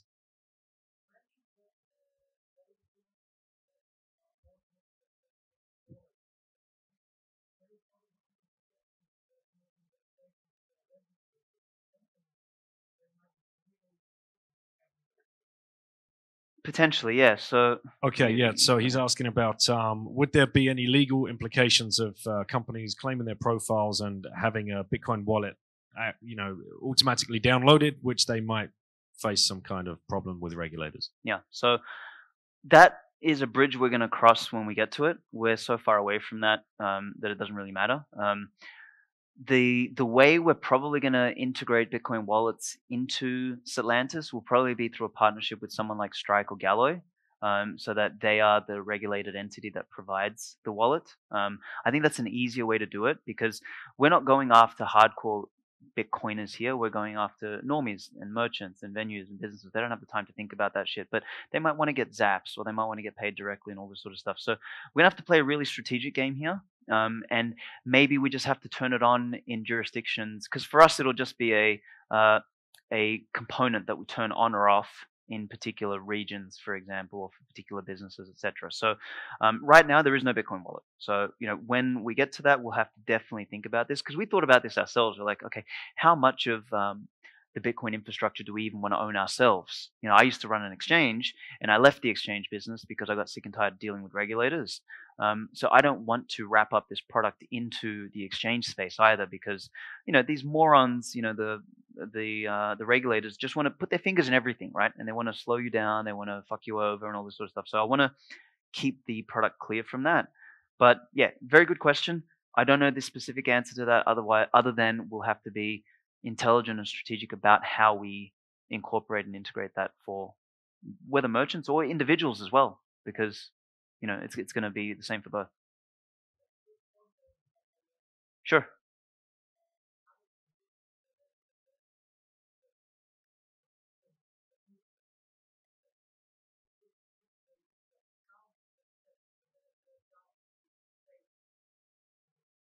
So as following up with the point, you might have to, the accounting side might be difficult as well.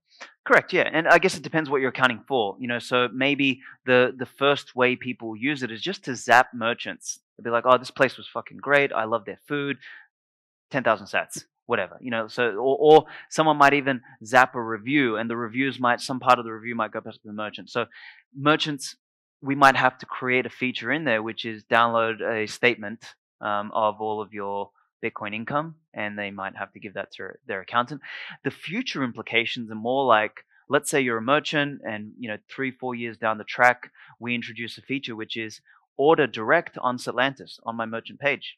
Kind of like you have Uber Eats and stuff like that.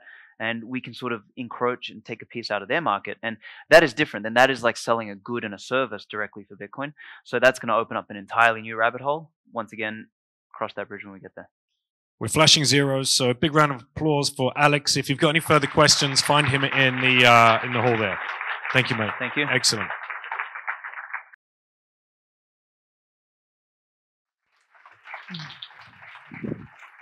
This is it. It's the right hand. Right hand. Okay. Hi, everyone. First of all, it's an absolute pleasure to be here. I've never been to Bulgaria before. Thank you for welcoming me. It's been a pleasure. I've never actually been to this far Eastern Europe, so it's a brand new part of the world, brand new country for me. So really appreciate all of you for inviting me out here, and thanks to Plowman for making this happen. Really, really appreciate it. I don't know if he's in here, but yeah. This is an awesome conference, right? Very exciting, especially in American, where there is basically zero adoption. It's very nice to be here where there is some. So thank you all. So today I'm going to talk about Bitcoin, of course, and specifically I'm going to talk about Bitcoin as power. Alex, who was just on stage here, one of the podcasts that Daniel mentioned, literally last week we recorded, we were talking about Bitcoin as power. A very different presentation than what I'm about to give, but I find it very ironic. And the point I'm going to make today is that Bitcoin is probably less accurately, in my view, thought of a coin and more like power, and specifically digital power from the future. And in this weird, twisted way, we're all essentially time travelers here sitting in the present, going in the future. And I'll explain more when we get into it. But basically, we can take energy from the future and bring it today when it's worth less, and then write it in the future. And so therefore, we got to lock it down and secure it. So what on earth am I talking about? Well, this is what I'm talking about here. So on the screen, I have 6 charts, or 6 different charts. This is actually all the same chart, just zoomed into different degrees. All 6 of these are gold. This is the amount of gold, not price, but production over the course of human history. And you'll see something very similar. That all 6 of these charts, no matter what century or millennia you pick, all 6 of them are increasingly exponential. We're producing more and more gold as a function of time. It doesn't matter if we're going to the booming economic decades of the 1960s, 70s in the US. It doesn't matter if we're going back to the dark ages of the plague. Whatever place in history you go, no matter whether it's a bright time or a dark time, whatever place you go in history, humans are getting more and more innovative, more and more productive for more efficient and effective cost of energy. We're becoming more productive as we have more humans, and we're channeling energy more efficiently. And so imagine if we were to go back in time to, let's say, to the Byzantine time, when we were mining only a couple tons of gold every single year. And imagine exchanging your ancient political currency, in this case, the Byzantine political currency, which actually was made out of gold because it had to tie it to some sort of value. But imagine you could exchange it, your political currency of the ancient world, for a share of modern energy, or a share of modern gold production. And this is my case, or coming up, this could be my case for Bitcoin. But if we look at the past, the wrong asset to hold was gold. You don't want to own gold from the past into the future, because as the exponential production increases, the gold underlying, the underlying value of the gold decreases on a relative share to everything else as we produce more gold. So really, you don't want to own the gold. You want to own a claim to a share of the future gold production of the world. And to emphasize this point, here's a visual representation of what we've been looking at. Actually, this is way too bearish, way too conservative. But for context, in the year 1100, we were mining approximately 4 tons of gold every single year. That was gold production. It took 717 years later, in 1817, to reach 7 tons. So not even doubling over the course of 700 years. Barely 100 years later, in 1945, we were mining over 650 tons every single year. And now today, we're mining over 3,800 tons of gold every single year. Is gold a store of value? Yes. Has gold been the dominant form of store of value for thousands of years? Yes.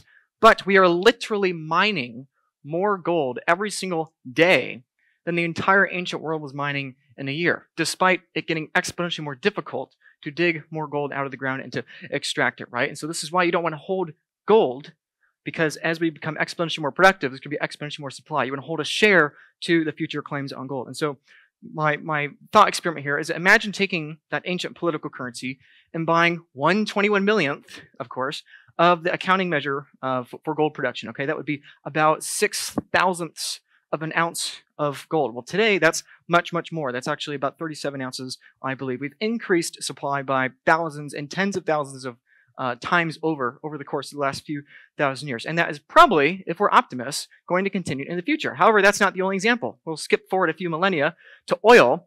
Imagine taking your ancient political currency of an era that no longer exists today, that of the British pound, right? The British pound is no longer the global standard, right? The British Empire, Britain's still around, but the British Empire is gone. Imagine taking your ancient political currency and buying a share or some sort of fraction or ownership of the future oil production of the human race. In the year 1900, we had approximately 235 terawatts of oil production, if we want to convert it in that kind of energy. And today we have over 50,000. That is an increase of about 5,000x over the course of these last 124 years. And if you were to go back in time to the year 1900, if we all were time travelers and went back 124 years to 1900, and I were to pitch to you an investment and say, you can exchange this British pound, a political currency if it survives in the future, which it may not, but even if it does, it's going to lose 99% of its purchasing power. You can exchange that for 1% ownership share of the oil production of the year 2024. I mean, I don't know a better investment case than that, or, at least metaphorically, I don't know a better investment case than that, because oil production is going to increase by a factor of 5,000, and over the course of those 124 years, the pound will fall 99.351% in value. You're exchanging ancient world technology for modern world for future world technology today. That's basically what Bitcoin is. I'll go through a couple more examples really quickly. Not just gold, not just oil, but if you look at electricity, it's a very similar thing. In the year 1880 or in the late 19th century, as you'll notice, we didn't have a grid, right? Nobody had computers, nobody had electrical outlets to plug things into, right? So we went from 0 electricity to now over 29,000, almost 30,000 terawatts, right? And we basically tripled since 1985. Imagine exchanging an ancient political currency, the US dollar, in the year 1880 or in the late 19th century for future productivity of a future world that does not exist yet because it cannot exist. And you know that the dollar is going to fall 80, 90, 95% in that time. Anyway, not just that, but we can look at the internet. The internet has gone from 0.000001 zettabytes of data in 1995 up to 70 zettabytes today, which is roughly a 70 million x in data of the internet. Imagine going back in time, exchanging, right? You're getting the point, right? Exchange your ancient political currency, that is the US dollar. It's not going to be around 1,000 years, and buying a share of the bandwidth or a share of the data of the internet for all future time. And as long as humanity survives, and as long as we produce more content and more data in the future than in the past, that share of that output is only going to increase exponentially as we produce more. And now, of course, today we're on the verge of new exponential curves in the future, ones that perhaps we can't even imagine. AI is a big one, right? Obviously, AI is not nearly as old as the internet or oil or gold, so we can't really project it. But it's an interesting thought experiment. Imagine if you could buy a specific fraction of all the AI bots in existence, right? If right now there's 100 AI bots, you could buy 1% of them all, theoretically. You buy one AI bot. Well, when there's 100 billion AI bots in the far future, you own 1 billion AI bots. That seems like a pretty good investment to me. You don't want to hoard AI bots in the same way you don't want to hoard gold. You want to buy a fraction or a share exposure to that future productivity. But the question, the problem, is that, I've talked to people, and many here too also, I've met a lot of people and read a lot of work of people in the mid-20th century that were predicting computers. Computers are going to be great. Everyone's going to have a computer in the house, let alone a computer in their pocket, or 1 or 2 computers in their pocket or on their person. And we're going to have a better future. Everyone's going to have 2-3-day work weeks. Everything's going to be better. So the question is, why were the futurists wrong? Why, despite all this exponentially increasing productivity, why is it that we still have 40 to 50 hour work weeks? And in many cases, we're still poorer in terms of time today than we were in the past. Why is it that with all this technology, that technology is not reaching everyone equally? And the answer is that, in my opinion, we need a ledger, and in all of our opinion, I'm sure, we need a ledger that is a fixed numerical system to price all of those exponential curves into. Yes, we're making literally more gold every single day than we were every year in the past. And yes, we have way, 70 million times more internet data today than we did, a mere 30 years ago. But we don't have a ledger to denominate on that into. We don't have a system that can do that consistently. Gold worked because it was decentralized across the planet, and stocks worked because it was an index trying to decentralize across the planet. Right? Both of these are trying to be these numerical systems. And of course, that is essentially what stock markets and indexes are today. When you buy the index, you're trying to get exposure to everything. And how do we do that in an ancient world, aka today? We do that by trying to buy a share exposure to the future cash flows of the planet, right? And we see this with stocks too. Stocks go up exponentially. Imagine in the ancient world, let's say in 1900, buying a share of the S&P 500 with your ancient political currency of the US dollar. You get exposure to all the future cash flows of the future in terms of political currency that is trending to zero indefinitely anyway, right? The stock market is over 400 years old. The Dutch invented the stock market in 1604, I believe, which for context, we only discovered, or the West only discovered Australia in 1606. So technically the stock market is older than both our understanding or awareness of Australia and Antarctica. So my point is that the stock market, sure, it's worked for a past technological world, but it's not going to work it's not working for the present world, and it's especially not going to work for the future world. So we don't need to send, we've transitioned from the world of wooden ships from Dutch explorers and the Dutch East India Company. Now today with nuclear-powered submarines, we've progressed a lot, and it's time for our global index on future power, future productivity to change as well. So this is my pitch of what Bitcoin is today. What is Bitcoin? Bitcoin's not number go up technology. It's consistent number technology. You're buying a specific fraction or a specific share of, you're claiming a certain portion of the future productivity of the human race. So we have a little small pie over here of the past or whatever where we are today.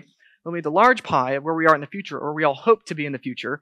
And by buying a specific fraction of Bitcoin, or a specific fraction of the Bitcoin network, assuming we produce more energy, and that energy flows to this ledger, basically your share grows in absolute purchasing power, absolute value, as the world progresses, as the world grows, right? Basically, you're kind of, in a sense, a time traveler buying future energy today for dirt cheap in terms of a currency you already know is at its most valuable position today, because it's always going down in value into the future. And ultimately, this is what Bitcoin is, and this is why I think Bitcoin's really important, as we all obviously do. And so this is basically what Bitcoin is. Bitcoin came around 2009. Bitcoin's going out, today we're in 2024. It's going out the rest of the more decades, more centuries, and hopefully even longer in the future. And so we have no idea how much productivity is going to increase. None of us know. None of us can predict it. We also don't know how quickly the dollar is going to fall in value, but we all know it's going to, because human beings always control the dollar. And so basically you can exchange today's ancient money, right? Instead of exchanging Byzantine money for gold or British pounds for oil, we can exchange dollars or other local currency in exchange for a share, a claim of the future without having to go there. We can buy energy of the 22nd and 23rd century without having to go there or without having to live there. And that's why I think it's really interesting to view us as kind of these time travelers. We're already living in that future world, buying energy of the future today. And we know we can guarantee that in the future because the network is defended by electricity, by the nodes, by the miners. And as long as it remains decentralized and secure, we'll continue to own that claim in the future. And here's the more interesting thing to me is that not only are we buying a claim to one of these exponential curves, we're buying a claim to all these exponential curves together, multiplied together, right? You're buying the future claim of gold, right? Again, we're mining more gold today than entire ancient empires like Babylon and Assyria and all the other empires of the ancient world, more than gold than they can mine in a year. When they were on a gold standard, by the way, gold has been demonetized, right? And yet we're still mining more gold today. I don't think it's unreasonable to think that centuries from now we'll be mining more gold in the future on and off planet than we're mining today in a single year, right? And so you get exposure to all that potential future upside of that curve for gold, multiplied by all the upside for oil, also with electricity and the internet and AI and all the corporate equity, the business cash flows and all that. And oh, by the way, we're hopefully going to increase the human population in coming decades and centuries. And of course, innovation is getting faster and faster, everything together. So when you're buying 1/21 millionth of the Bitcoin network, you're essentially buying 1/21 millionth of all of these curves together exponentially. And to me, that is really bullish. It's not just number go up in terms of a currency you don't care about anyway. It's prosperity go up in terms of all of these curves combined, right? If you're buying gold in the year 1100 in the Byzantine political currency, you don't really care about the value of your fraction of future gold production in terms of Byzantine currency, right? It's the same thing with Bitcoin. Obviously, everyone here probably understands that Bitcoin in terms of dollars is an oxymoron, but I really think that this is many years away from being internalized by the vast majority of people. So because of that, we have a huge chance, okay? We can buy a fixed share of global productivity of the future, or of the future in terms of today, right? It's like being teleported back to the year 1724 and being offered a share buying the internet. And most people look at it and say, what is internet? What is computer? What is electricity, right? They don't understand it. But yeah, we can buy a share to technologies we can't even exist, right? Most people right now in the fiat world are obsessed about finding which AI company to buy, which electric vehicle company to buy, which this or that company to buy. But with Bitcoin, you can buy a share to companies that don't exist yet, to technologies that don't exist yet, that are yet to even begin the initial 0 to 1 on the way from 1 to 100 of their exponential curve, right? And so as long as you believe that productivity will rise, the political currency of today will decline, and your share will remain decentralized and secure within the network, this is the best investment or best saving in the future of humanity. So I'm going to skip through these slides really quick because they're more, just more things to think about. But one of them I do think about is AIs, right? Not only is this opportunity, but there are trade-offs. The opportunity of the future is that we have more and more productivity coming exponentially, perpetually, as long as civilization survives. But also we have this threat of AI bots. We have this threat of weapons we can't even conceive. We have this threat of dangers and threats we can't even perceive, right? How do you explain a nuclear bomb to someone of 1800? How do you explain, misinformation with AI, fake sailor advertisements on YouTube, right? How do you explain that with the QR codes to somebody from 50 years ago? Like, it's completely unimaginable. And that is probably only going to get more and more of a threat. Not necessarily worse, but that's why it's important to have Bitcoin in the face of that, right? Because what if there are AIs, multiple AIs, tens, hundreds, thousands of AI bots coming after every person's own digital power, digital property? That's why it's important we secure Bitcoin, and that's important why we transition from analog assets to digital assets. So the harsh truth, or the bittersweet truth is probably a better way of saying it, is that in many ways Bitcoin's more important than oil, then electricity, then AI, then computers and all that. Not, obviously those led to Bitcoin, so it's kind of an oxymoron to say that. But the reason I'm saying in this aspect it's more important is because it doesn't matter how much more AI we have, it doesn't matter how many more computers we have, the desire or the incentive to continue to decentralize always continues. And so Bitcoin is the one thing we can price all of those technologies within. And so in that aspect, it's more important than all of those together and all of those combined, because it's pricing all of those combined. And so accepting Bitcoin, like everyone in the room here has probably done, is probably going to be the single best preservation of purchasing power in history, right? The Byzantines didn't have this opportunity. The Romans didn't have this opportunity. Even 16 years ago in 2007, we didn't have this opportunity. But now, for the first time ever in human history, we have the ability to lay claim to technologies that don't exist yet. And of course, that's the sweet side. The bitter side is that many people are going to reject this, and it's going to be the fastest destruction of their purchasing power in human history, and it's going to be entirely their choice. Obviously, we've all seen these charts on the screen. This is already happening. The top left chart here is new houses priced in terms of Bitcoin. Top right is the US dollar, the dominant political currency, the ancient political currency of today, denominated in Bitcoin or sats. Bottom left is we have the S&P 500, right? The current index, or the current attempt of an index of all global productivity. That is falling down in terms of Bitcoin, albeit a little slower than the housing market and dollars. And of course, in the bottom right, we have gold, the one before the stock market, right? So we have the dominant consumer good, right? Real estate, the dominant political currency, the dominant modern, quote unquote, index of the stock market, and the former index, quote unquote, of the world, the S&P 500 and gold. All four of them are falling down in Bitcoin, all 4 of them being repriced in Bitcoin, because all 4 of them are experiencing an exponential curve in annual production and productivity, and they're all being priced within the same fixed monetary ledger. So how is this going to look in real life? Well, obviously, none of us know. My guess is that as we increase liquidity, the green line on the screen, as we increase liquidity of our political currency, we'll see both nominal inflation in Bitcoin price as well as CPI, but probably a larger and larger share of that political currency, dollars, is going to flow into Bitcoin and away from CPI. And so what I think we could look at is maybe an explosion in liquidity over the coming decades and a collapse in Bitcoin prices of everything else, right? So Bitcoin is both number go up and number go down technology. Bitcoin is number go down technology for prices of the future by having number go up technology in terms of an ancient political currency, right? So that's kind of the oxymoron, right? We all the clickbait, we all the number go up of Bitcoin to, 100,000 or a million or 10 million, $100 million, and that all may be true, but I think what is more true, and obviously what we all hopefully understand or are continuing to understand, is that Bitcoin actually, it's more true to say it's number go down technology. And the more innovation we have at a faster and faster pace, the faster it will go down. So I'm going to skip ahead a little bit. So it's the kind of thing that we literally can't price, right? How do we price a round trip ticket to Mars? How do we price having our own 50 AI bots running our business for us? It's literally priceless today, right? It costs tens of billions of dollars to do these things today because we don't have the technology. But by innovating new technologies, it will get exponentially cheaper for us. So in real terms, who knows what Bitcoin's going to do? Maybe it'll go to 1 million, 10 million, 100 million in real today terms purchasing power in the future. In nominal terms, it's just completely absurd. It's completely nonsensical. In the same way it's nonsensical pricing the internet in terms of Byzantine or Roman political currency. It's nonsensical to price the 22nd century in terms of dollars, right? And the amazing thing that I always find fascinating about Bitcoin is that any amount of Bitcoin in the future is worth more than any amount of Bitcoin today, right? So it's people, in here hopefully understand they're not too late to Bitcoin, but people online that aren't as down the rabbit hole as you all have trouble understanding why they're not too late to Bitcoin.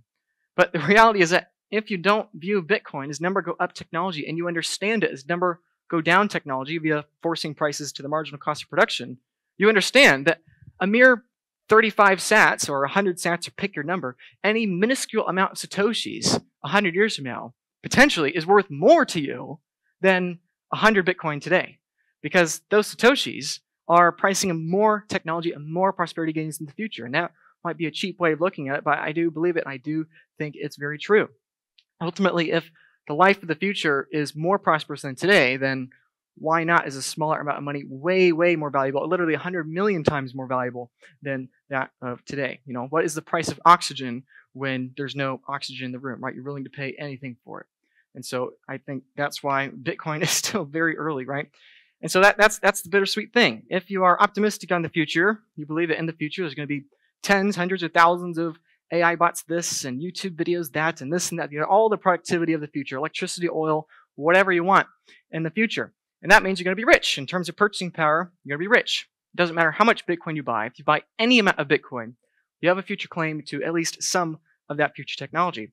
Of course, the downside and the encouragement always to lock it down, right? I think most people here understand to not leave their Bitcoin on exchanges or to not leave their Bitcoin ETF, but just to have a little caveat for that, especially for the people watching online, is that the other flip side of this is that all that prosperity and technology is no longer incentivized to chase the money printer. It's no longer incentivized to try to predict Jerome Powell, right? I'm from the United States, of course.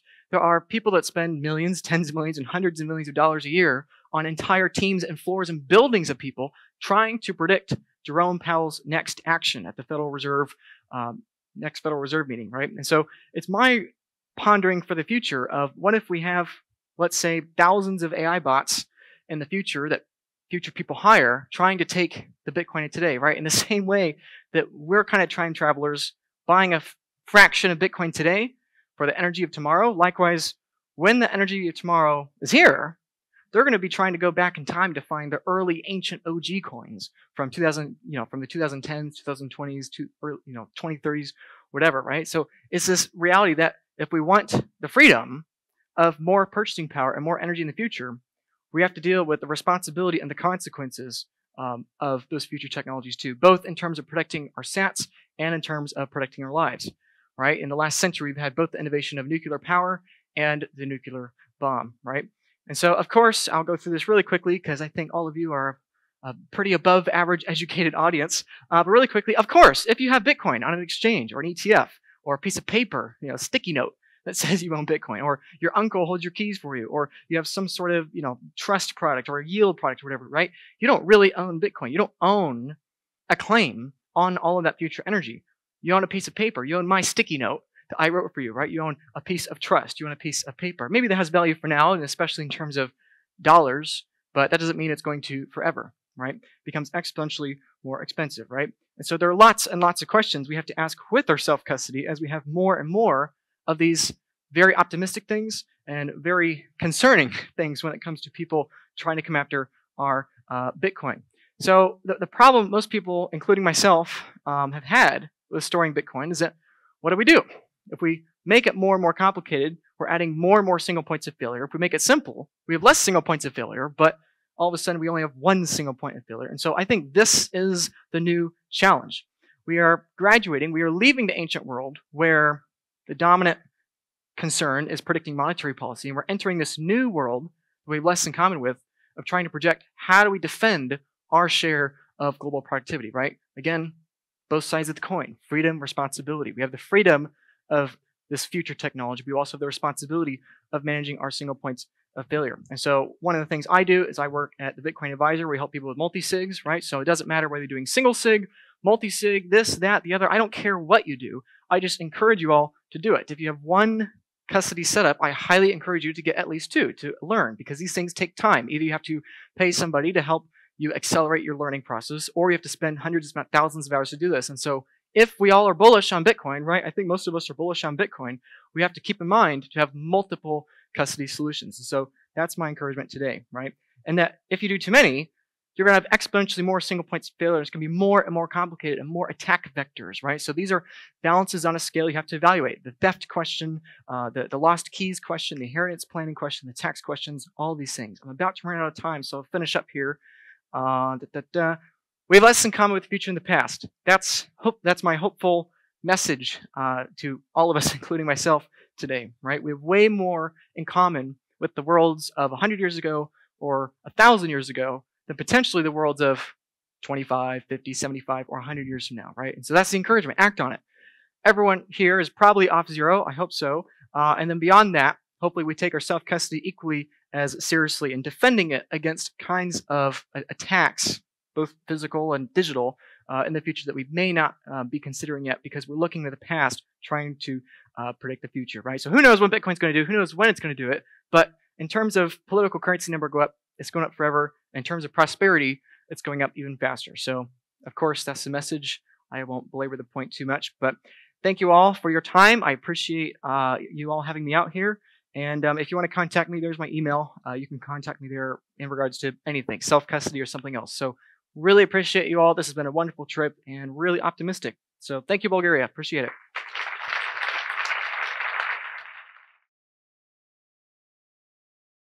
I'm going to talk about Crazy is a numbers game. But before that, I'll introduce myself.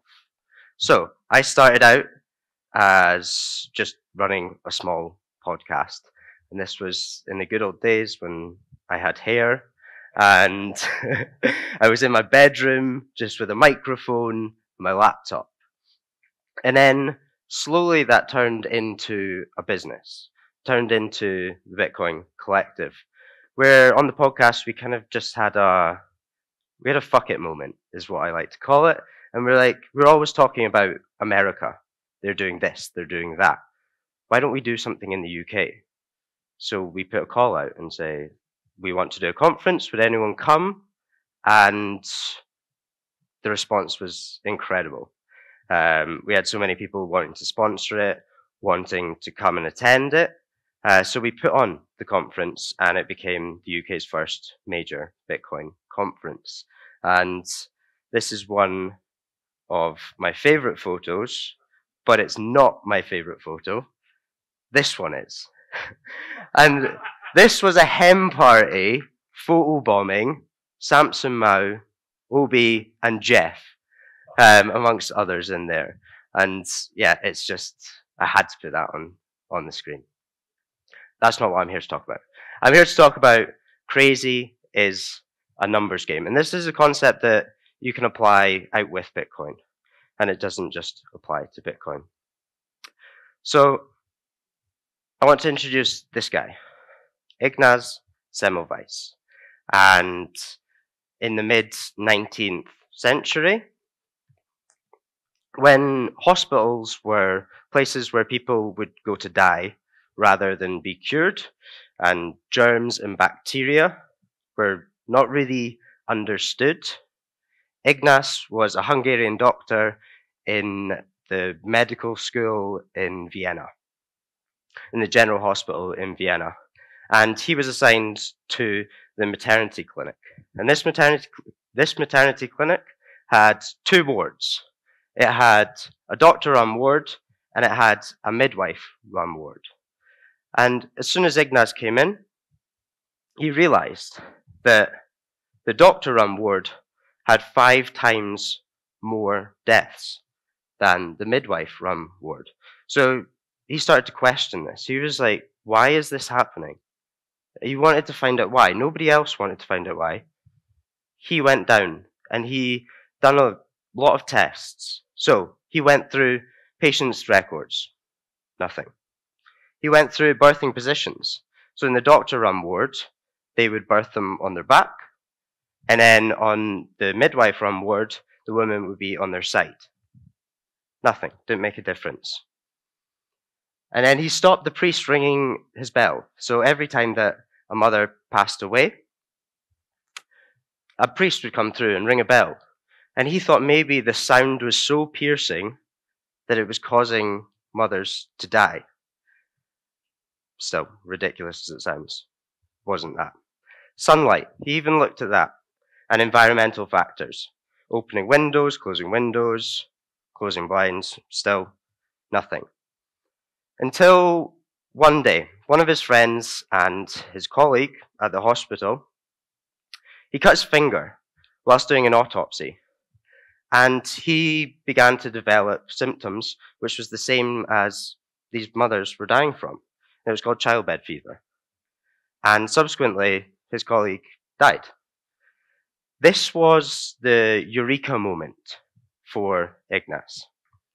He realized that in the doctor's run ward, the doctors were coming from performing autopsies straight into the maternity ward, and they weren't washing their hands. They were clearly taking something, germs and bacteria weren't really understood back then, and taking them into the maternity ward. So what he done was he ordered everyone to wash their hands with chlorine. And the figures were staggering. So as soon as he implemented this, the figures dropped from around 18% down to averaging below 5%. So you'd think if the mortality rate is dropping this significantly, then this would be applauded. He would be applauded. He was not. So this is my drawing, by the way.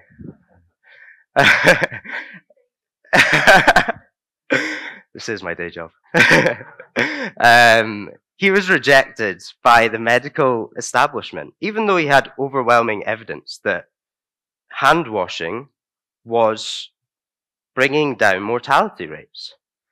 And the reason why the medical establishment rejected this, they didn't want to be seen, they were doctors, they didn't want to be seen as killing mothers, that they were the ones that were doing it. So his idea was rejected. He kept pushing, he wrote about it, he protested about it, and he kept pushing and pushing and pushing until he was ousted out of medicine. A couple of years later, he was put into a mental institute, and he died at the age of 47. We're going to come back to this story. So what do I mean by crazy is a numbers game? Because I'd argue we're all crazy. And here's why. So I've also drawn this. So there's a bit of inaccuracy, but you get the idea of it. So on the y-axis, you can see the perception of an idea. And on the x-axis, you can see the number of people who believe in the idea. And we've got blue is crazy. And the higher the perception of the idea, no, sorry, I'll go on the x-axis first. The number of people who believe in the idea, so 0 on the left, the perception of the idea is seen as being crazy. And the more people that believe in the idea, that craziness goes down. And then I believe that there's this, I've just put inflection point there. You could also refer to Malcolm Gladwell's tipping point. And then I've overlaid something else. And this is where it gets interesting. Is you're then classed as a genius at some point. It goes from number of people who believe in the idea, you're crazy, you're not a genius. And over time, the more people that buy into that idea, that genius, I'll just say line for now, goes up. Here's a few examples of that over history. So 1633, the sun, not the earth, is at the center of the solar system. Galileo. And for saying this, he was put on trial by the Roman Catholic Church. But we know that the earth is not the center of the solar system. Likewise, 1900, AC electrical supply system is too dangerous to be widely adopted.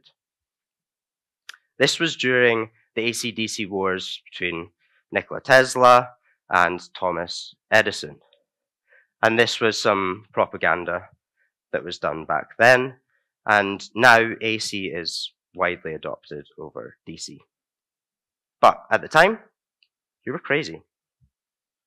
2000, the internet is a passing fad.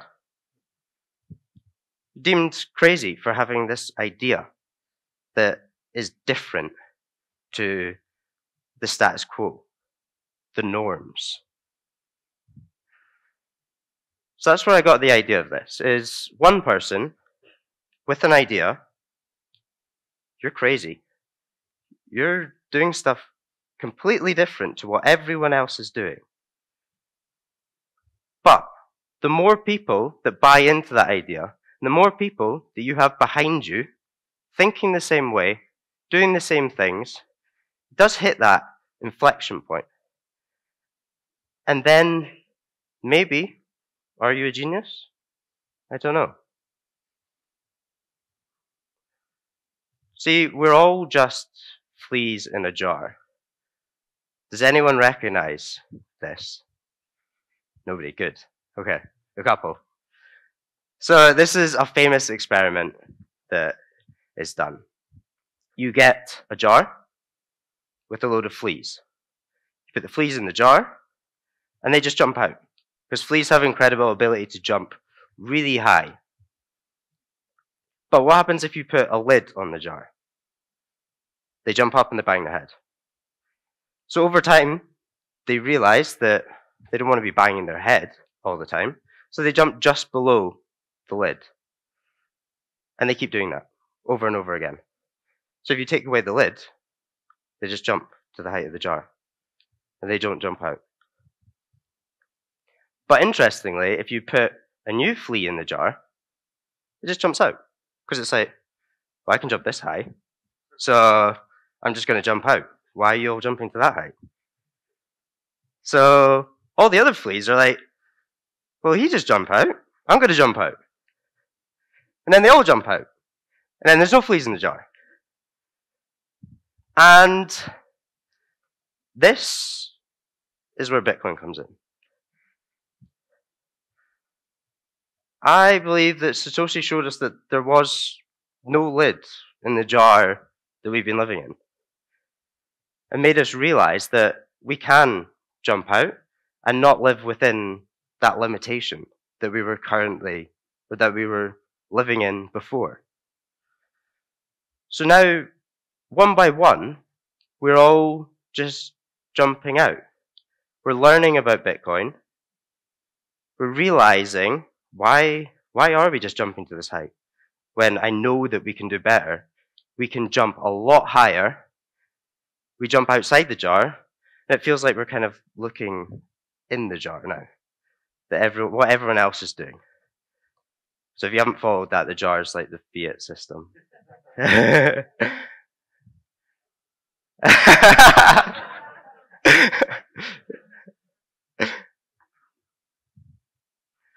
So I have gone very, very fast. I'm going to try and slow down a little bit because there is only 2 slides left. But going back to Semmelweis, how we started this talk. He now has a university named after him. He is classed as the savior of mothers. Yet at the time, he was deemed as being crazy. Now, he could be classed as genius. And I'm sure it was similar for Satoshi. And all of us, at some point, with our families or colleagues, we might have been deemed crazy for buying Bitcoin, not shutting up about Bitcoin. But there is a tide that's turning a little bit, that I feel, that now it doesn't feel as crazy as it did 4 years ago. And I just wrote this. I don't know if it's a quote or it just came to my head. It might be. Ideas will be rejected by those with the most to lose. And that's what Semmelweis experienced, is the medical establishment had a lot to lose at that time. They were the ones that were trusted, and they'd been seen to be curing and delivering babies. But he was saying, no, you're actually the ones that are causing this. So I'm going to leave you on this. And it's don't stop being crazy, because that's what moves us forward. That's what moves humanity forward, is the ideas, I feel like Steve Jobs, but the ideas that are against the status quo, that are not the norm. And Princey was talking about this earlier on a panel next door. And it's thinking critically, asking why. And that's what Ignaz done at the start. He came in to the clinic and he said, why is this happening? But nobody else was interested. And he was deemed crazy for that. And that's what I want to leave you on. Just please don't stop being crazy. Thank you. Quick raise of hands. Who here loves drugs? No one loves drugs here? No. Well, okay, again, my name is James. I'm actually a pharmacist, so that's why I always ask this question. But today I'll be talking about how Bitcoin will impact healthcare in America. Now, this is my startup. It's called Howdy. You guys can scan the QR code and look at my startup if you guys want. If you guys are bored throughout the presentation. But basically what we do, we pass back drug rebates to consumers, and we invest our drug rebates into Bitcoin. We believe that Bitcoin is a great mechanism and tool to solving out-of-pocket prescription costs. So this is kind of the agenda of what I'll be talking about today. For the first couple sections, it's going to be a little bit dull. I'll be talking about drug spend in America. I'll also be talking about this industry that you've probably never heard of. It's called the prescription savings card industry. From there, we'll talk about what Howdy's doing. Then we'll get into the meat and heart of everything. How does Bitcoin really solve everything in healthcare? And last but not least, probably my favorite part of this whole presentation, we're going to talk about what healthcare looks like on the Bitcoin standard. So it's no surprise, the United States spends probably the most amount of money on healthcare per individual compared to every single country out there. I think we spend 2 times as much as the UK or Germany. Compared to Japan, we spend 3 times as much. But normally, you would think if you spend more money, you get better outcomes. But in America, we rank dead last when it comes to obesity. We rank somewhere in the middle when it comes to cardiovascular incidents, such as heart attacks and strokes. And we probably rank on the bottom percentile when it comes to treating diabetes. Why is that? Well, the biggest reason is because in America, we have a lot of intermediaries that do a lot of value extraction. So the dollars that go from federal and state programs down to the provider level, a big chunk of that gets taken away. If you didn't know this, 100% of people will pay taxes in America. whether it's through property taxes, sales tax, income tax. But healthcare only really benefits 35% of the population. That's people who are 65 and older or people who are low income. What I'd say is the 65% or the working class of America, this population doesn't receive adequate coverage when it comes to insurance. This is the population that gets unrepresented when there's drug negotiations or drug negotiations with Congress or healthcare. Unfortunately, these are the people who are going to have to pay for medications out of pocket. Really cool statistic, probably not as cool, but at least for me, is that within 5 years, 7 out of 10 people in this room will need to pay for a medication. And the reality is in America, it's very common for you to buy prescriptions or medications out of pocket and not go through your insurance. Why is that? A lot of people don't know this, but in healthcare, there's a lot of middlemen out there, and they really profit a lot off every single drug claim possible. If you didn't know this, drug rebates, it's a very common tactic in our industry. Pretty much every stakeholder in the pharmaceutical industry gets drug rebates, but they never ever go back to the consumer. If you didn't know this also, 50% of our government spend into healthcare gets returned back as a rebate. And virtually every single drug on this market has a rebate. We use rebates to incentivize more volume of sales and purchases through different intermediaries. Here's a really quick graph, but you can see this is a Medicaid program.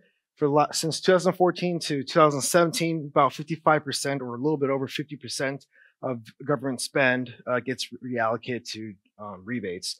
Just kind of keep this chart in the back of your mind. I'll come back to it a little bit later. So quickly transitioning over to the prescription savings card industry. It's probably one of the biggest rent-sinking industries in America. But in a nutshell, it's basically this little card that you take to the pharmacy that lowers your price of your drug. What a lot of people think or don't know is that this is probably the most lucrative business you could possibly be in, but also the most rent-seeking. And we'll take a quick journey as a customer to sort of help you understand what this industry really does. So that's you on the left, or right, I guess. And then we'll pretend that's me, the pharmacist, but a male version. So you're going to come to me and say, hey, I need to buy drugs. I'll tell you, that's $500. And you'll say, well, that's fucking ridiculous. I ain't going to pay $500 for that. That's a highway robbery. Then I'll say, hey, look, I got this little membership card here. It's GoodRx. It's going to lower the cost of the price of your medication. It's going to end up costing $20. Now you're thinking, wow, I just saved $480. That's a fucking steal, right? Well, sounds good in theory, but what a lot of people don't realize is where that $20 is going to be allocated to. Half of that will go to the pharmacy, $2 will probably go back to the manufacturer, and $8 will mysteriously go into the pockets of a prescription savings card operator. That's kind of crazy. It goes to a third-party intermediary that doesn't do anything that has any involvement with the pharmacy operation itself. In fact, this model is so lucrative, you've heard probably Mark Cuban come into this industry about a couple of years ago. And don't believe all the shit that you hear on the news about how he's changing the whole industry, he's doing this as a selfless cause. He actually makes a lot of money off independent pharmacies, charges them 15% for every transaction he brings through. Doesn't manage any employees, doesn't do any of the labor, doesn't even hold inventory. So if you own a pharmacy, or you're looking at this and saying, well, why do I have to lower my drug price and then pay a commission to someone else? Wouldn't it just make sense for me to just lower my price and forego me paying a transaction fee or a commission to a third party? Well, it turns out that the prescription or the pharmaceutical industry is very legally inefficient.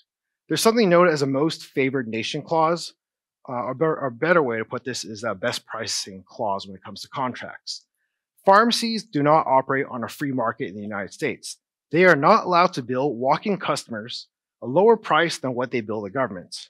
An example of this is in the 1990s. You had big box chain stores like Target. They ran a $4 generic program while they were billing the government $50 for the same exact drug. Well, payers were not very happy about that, and they said, why are you charging us more for this drug and you're charging other customers much less? We want to claw back all the payments we've made for the past 2 to 3 years for this. So as a general matter or general principle, business matter, businesses or pharmacies do not charge people at different tiers. They bill everyone at a uniform rate.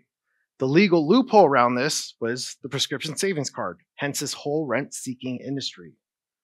What we've done at Howdy is taken this exact same industry and decided to return the transaction fees as well as the rebates we get on the back end to our customers. We work with over 35,000 pharmacies in all 50 states. That's roughly about 50% of pharmacies. And basically, you can get Bitcoin back on every prescription refill that you get. So I'll kind of jump into why this is so important, what we're doing. But what's really powerful and impactful about what we're doing is that Bitcoin allows for microtransactions to occur. If you were to buy a $10 drug through us, you get 3% back. That's 30 cents. How do I give you 30 cents back in today's financial system? It's impossible. Postage and handling is already double. If you want to do an ACH payment, that'll be anywhere from $0.25 to $1.50. Now extrapolate this towards millions and millions of prescriptions for millions and millions of people. This is a huge bottom line for a publicly traded company like GoodRx, or even for celebrities like Mark Cuban. Bitcoin allows for value to be redistributed back into the hands of patients and consumers. What's really cool about Bitcoin through Howdy is that we're actually empowering no-coiners to actually take possession of Bitcoin. What we tell a lot of our customers is that you don't have to understand Bitcoin whatsoever. We're just going to give it to you. It's an asset. We believe it's the future of money. Check it out in 4 years, 8 years, 12 years. Maybe that 30 cents is worth more than your prescription that you paid for. Maybe it's worth a prescription and a couple refills. I don't know. But we're giving access to a lot of no-coiners, and I think that is really the most key benefit part. It's very difficult to try to convince someone to buy Bitcoin. But if you give it to them away for free and say, hey, just check it out in a few years, I think that's probably the right message and way to go. The third reason of how Bitcoin will impact healthcare is that Bitcoin promotes delayed gratification. Financially, a lot of doctors will forego a huge salary because of their medical training. It aligns with doctors and physicians and pharmacists in terms of how they take their salaries and how they will view future payments. Likewise, when it comes to your medical conditions, a lot of people have to work on it for a very long time. What I really love about Bitcoin is that it promotes this delayed gratification mindset. This is a little bit more theoretical, but if you recall back in one of my previous slides, that 50% of our drug spend gets received back as a rebate, at least on the government side. You're starting to see larger publicly traded companies like Semler Scientific start to get into this where they're taking Bitcoin on their treasury. While I do believe there's a future where a lot of pharmaceutical companies may end up wanting to take Bitcoin on their balance sheet. And in lieu of that, they might forego taking drug rebates. And if there's less drug rebates, that means there's less money being printed. But probably my favorite example of why I love Bitcoin impacting healthcare is that Bitcoin creates a zero net cost opportunity for prescription drugs. We've been running Howdy since about early of last year, and we've been able to offset our customer costs by 10% already. We envision a future where Bitcoin can actually offset the complete cost of prescriptions. So we'll go into the last part of my discussion. What does Bitcoin, or what does healthcare look like on the Bitcoin standard? I realize I messed up the slide with it, but this is lisinopril. Oh, bummer, it didn't format correctly, but this is lisinopril. It's a very, very popular blood pressure medication. I'd probably say top 10 in America. For the past, I would say, few years or so, it's maintained a relatively normal price. But in terms of the Bitcoin standard, definitely getting a lot more affordable and cheaper. Here's Adderall. Adderall's used for ADHD. Fun facts, after the post-pandemic, there has been more diagnoses of ADHD than ever before. But we've seen Adderall actually reach a shortage this past couple of years, and the price of it has gone up. On the Bitcoin standard, things are definitely getting cheaper. Here's a Ventolin. It's an inhaler. Maybe you guys use it or not. It has been going down in price, but also on the Bitcoin standard, it's getting a lot cheaper as well. Most people will spend about $1,500 annually on out-of-pocket prescription costs. What does that look like on the Bitcoin standard? It's definitely getting cheaper. The average deductible has been going up since 2019. What does that look like on the Bitcoin standard? It's definitely getting a lot more affordable and cheaper. The average copay, it's roughly stayed and trended the same, but again, on the Bitcoin standard, it's definitely getting a lot cheaper. Last but not least, I really believe in the power of drug rebates and using Bitcoin as the right vehicle to do so. I do believe that 30 cents of Bitcoin today will potentially be worth a lot more in the future, and that's the best way to solve out-of-pocket prescription costs. Thanks for listening.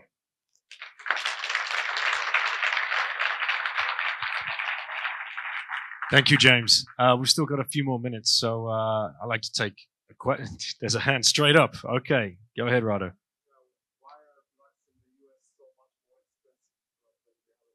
Why are drugs in the US so much more expensive than in the other countries? A lot of it comes down to what I call intermediaries, people who are middlemen. They will manage benefits or manage the flow of funds or money. That's probably the first part. The second part is this is the largest taxpayer subsidized industry, and people who fall under the taxpayer subsidized programs, they don't have to pay for anything, but the people who are in the working class, they're kind of left to paying retail price for things. On top of that, the people who are in the working class, they don't get drug rebates when they have to pay for medications out of pocket, as opposed to the federal government or state government who's running these programs. They're the ones that get these rebates. Were there any other questions about the American healthcare system, which seems like, yeah, it's you taught us a lot there. I know it's a lot to digest for sure.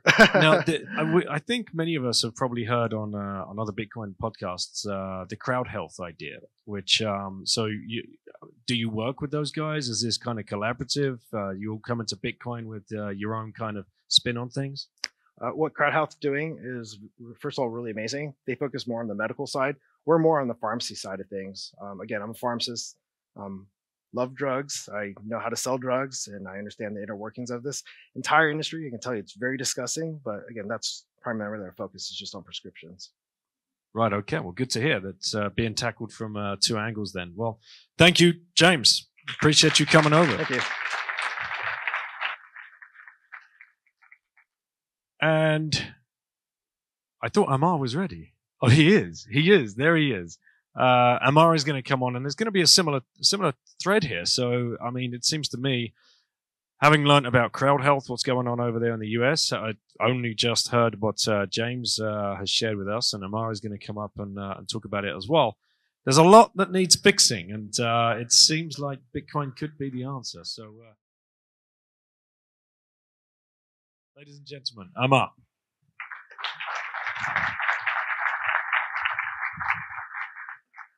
So I want to start off by thanking Plamen for having us present. This has been a great opportunity. I am also a founder at Howdy, and today I'm going to be talking to you, work a little bit further into the craziness that we call the payment model. So James touched a little bit on how rebates work and how payments flow. I'm going to get into a little bit more of the nitty gritty because we both believe that it's disgusting and that there's plenty of middlemen that are just reaping benefits and profits off of everybody, specifically people that are paying for these medications that actually need them. So my presentation is Bitcoin adoption in healthcare payments because we really believe that Bitcoin can solve the payment structure that exists in the US today. So a little bit about Howdy. We do provide drug rebates back to consumers. We are the only company, we believe, in the entire world that is doing this in the healthcare system. We're leveraging the potential of Bitcoin to essentially make medications free. That is a commitment that we've been working on for the last 3 years. We have been able to offset prescription costs by about 10%, and we are hoping to get to 100 sometime in the near future. We talked a lot about delayed gratification, a lot about low time preference, and we believe Bitcoin is the perfect avenue to provide that to consumers.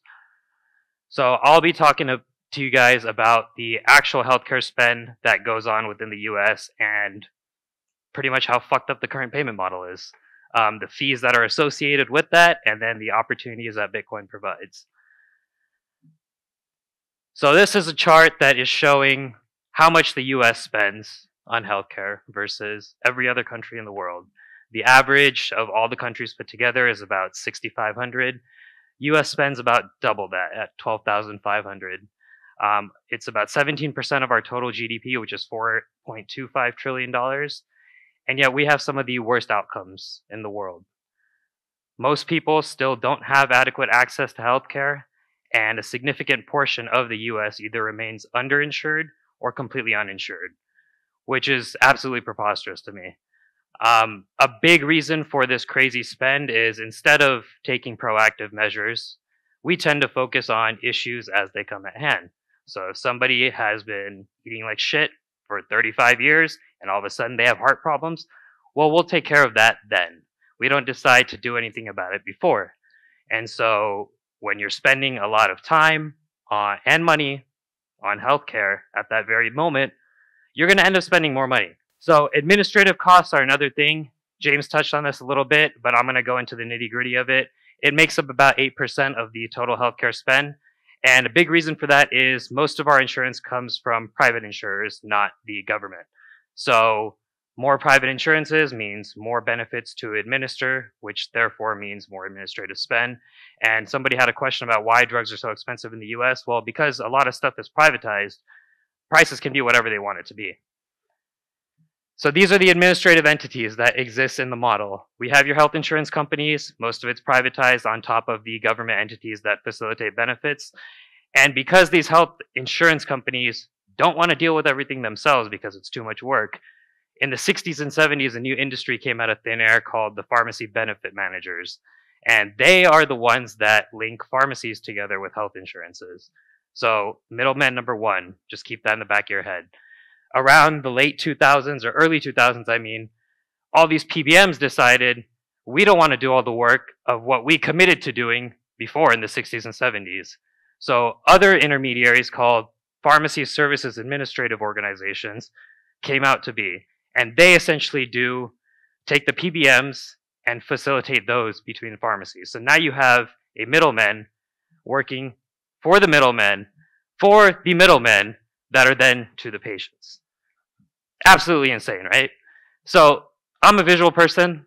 Let's visualize what this actually looks like. This is the clusterfuck that we call the US payment model.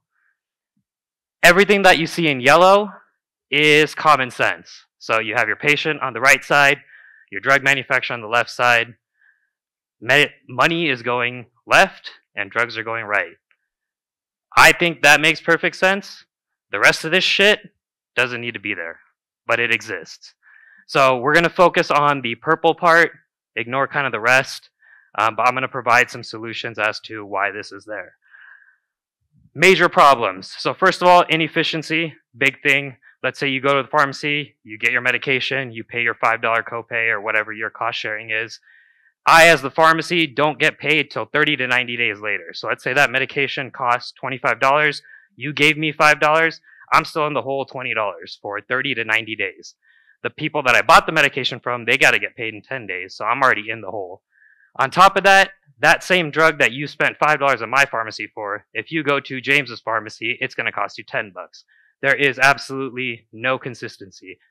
On top of that, there is no transparency in this entire model because the medication can essentially be audited a few years later and they can say, hey, you got all this money, you got paid $25 for this drug. Well, we think we paid you too much, so we're going to take some money back. And this can be 2 to 3 years later, which establishes this entire thing of no property rights. You get paid today, 2 to 3 years later, the insurance can come back and say, hey, we paid you too much, we want some of that money back. Makes absolutely no fucking sense. With all of that interesting, crazy stuff that you saw in the model comes a fee associated with each and every organization. So every single claim that we bill to the insurance cost about 13 cents when I was still practicing. So if you bill the same insurance 3 times for that medication, it's 13 cents times 3. Administrative fees are a regular thing in the industry. It's something that I like to call a pay-to-play model. If you don't want to pay the administrative fees, then you can't play, which means you can't serve those patients, you can't fill their medications, you can't provide the services that you essentially went to school for and are passionate about doing.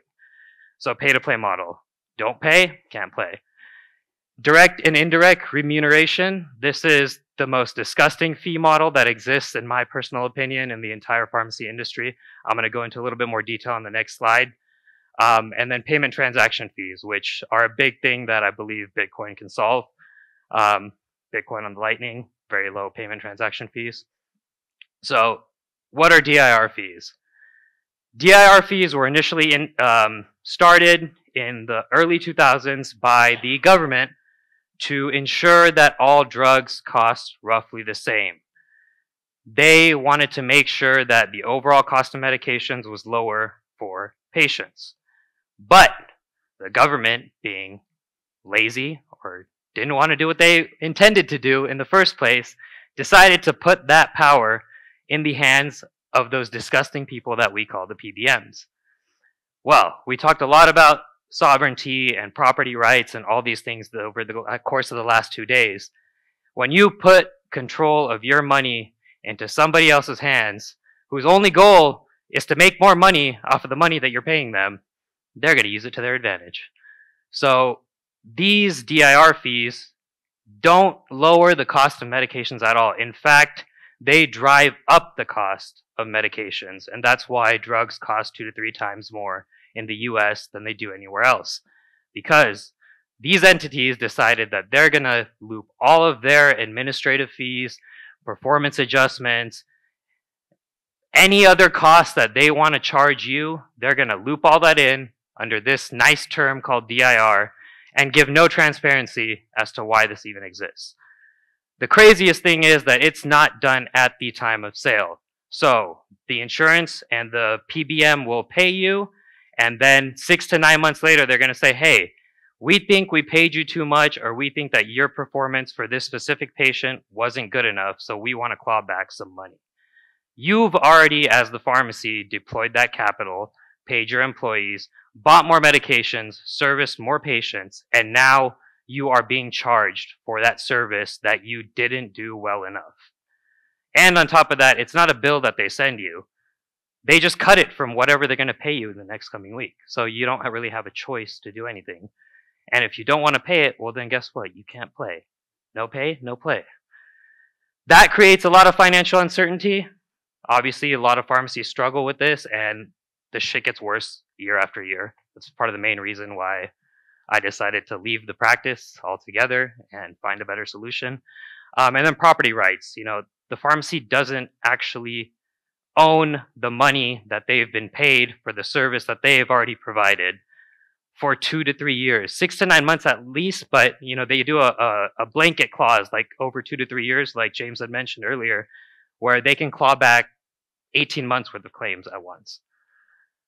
So this is what the new model looks like. As you can see, I had a little artistic moment and drew some arrows. There's a switching company, there's a payment processor, and then there's a flow of funds that also goes to these PBMs. Everything in purple that's variable, these costs are not static, even though that they should be. This negotiated payment takes 30 to 90 days, even though you have to pay the wholesaler, the manufacturer, and everybody on a net 10-day window. So you are pretty much in the hole anywhere from 20 to 80 days. And 6 to 9 months later, or 2 to 3 years later, or whenever this little blue section called the PBM feels like it, they can take more money back from you. Crazy, right? So some of the issues recap. There's a lot of middlemen, creates a lot of inefficiencies. There's a lot of payments that don't need to be made. And overall, there's too many administrative costs, which are causing drugs to be so expensive in the US. Patients don't know what they're paying for. Pharmacies don't know what they're being charged for. And everybody is just living in this weird limbo of uncertainty. So what does Bitcoin provide? Because that's why we're here. Transparency and consistency. Immutable records are the most important thing.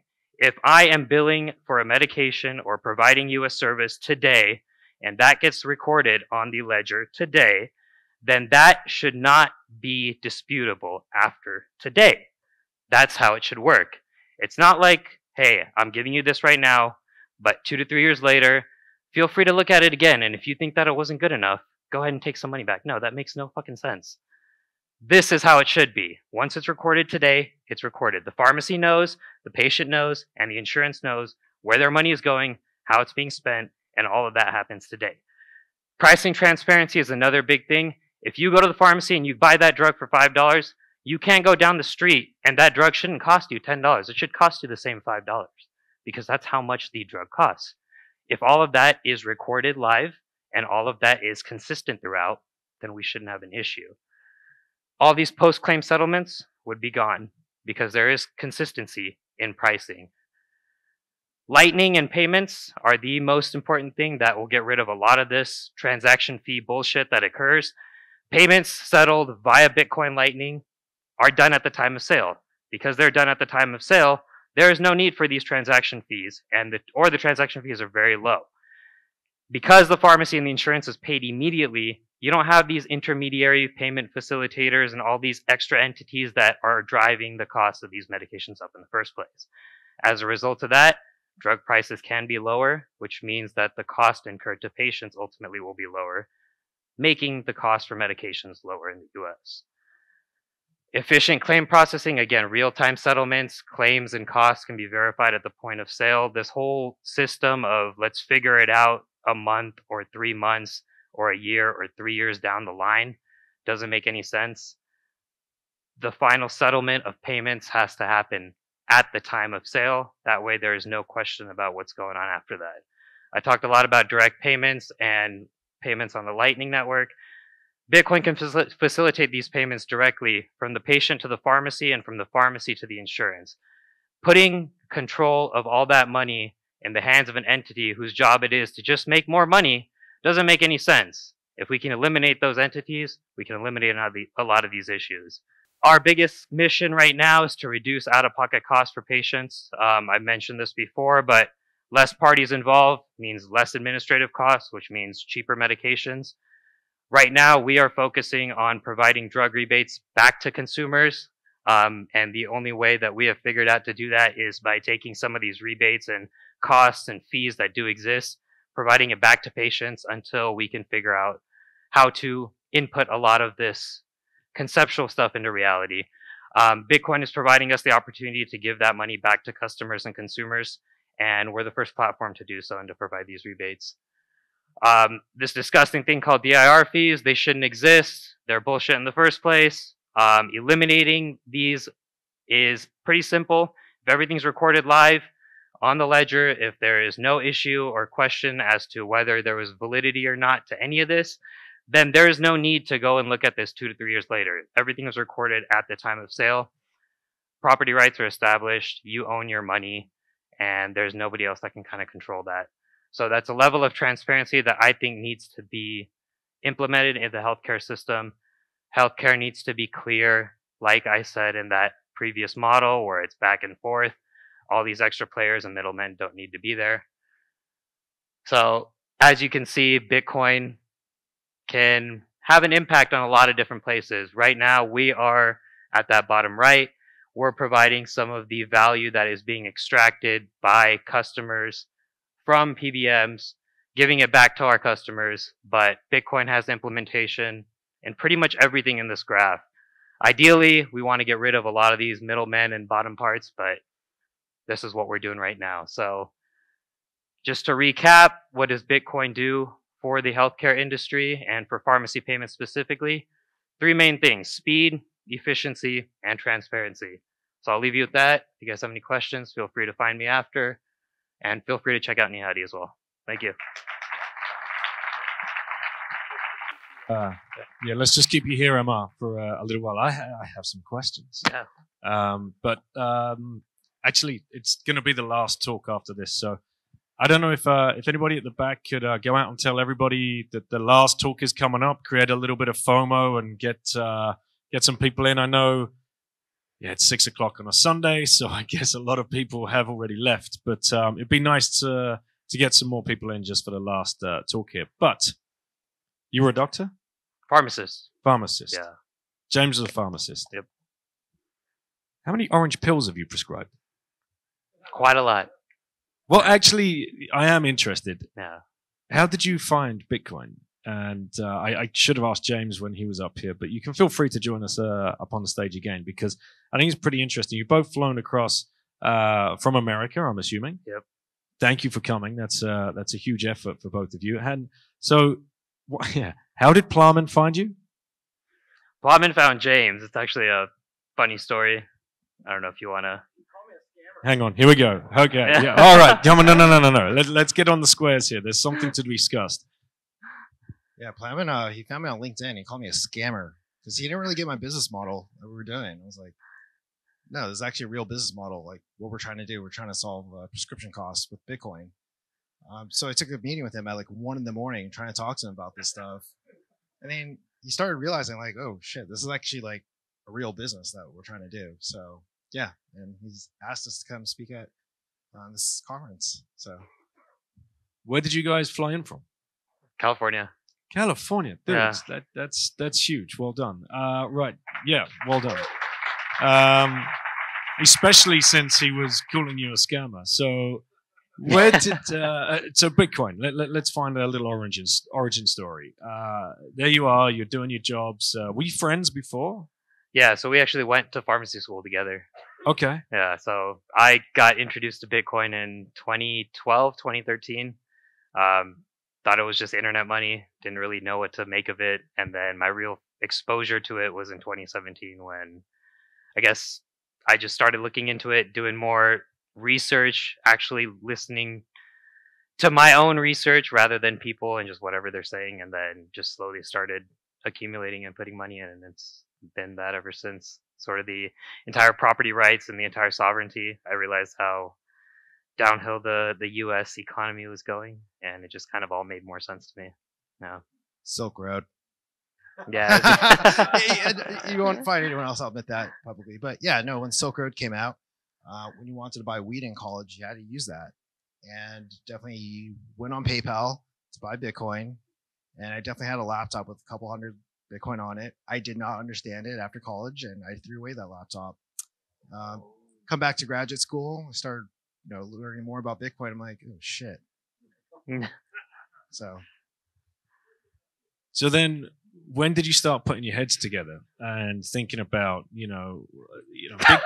Bitcoin fixes this, right? We all know Bitcoin fixes this, but you guys are sitting there. You're probably doing your day job, running 1,000 miles an hour on the hamster wheel, doing what you need to do, what you practiced at college, using your certification. At what point did like the orange rot creep into your brain and start, nagging? You've got to get away from this and do something in the Bitcoin space.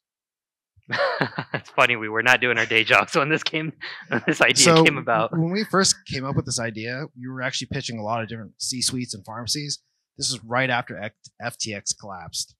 And I can tell you the first C-suite meeting we took, the CEO just said, get the fuck out. I don't want to ever hear about fucking Bitcoin ever again.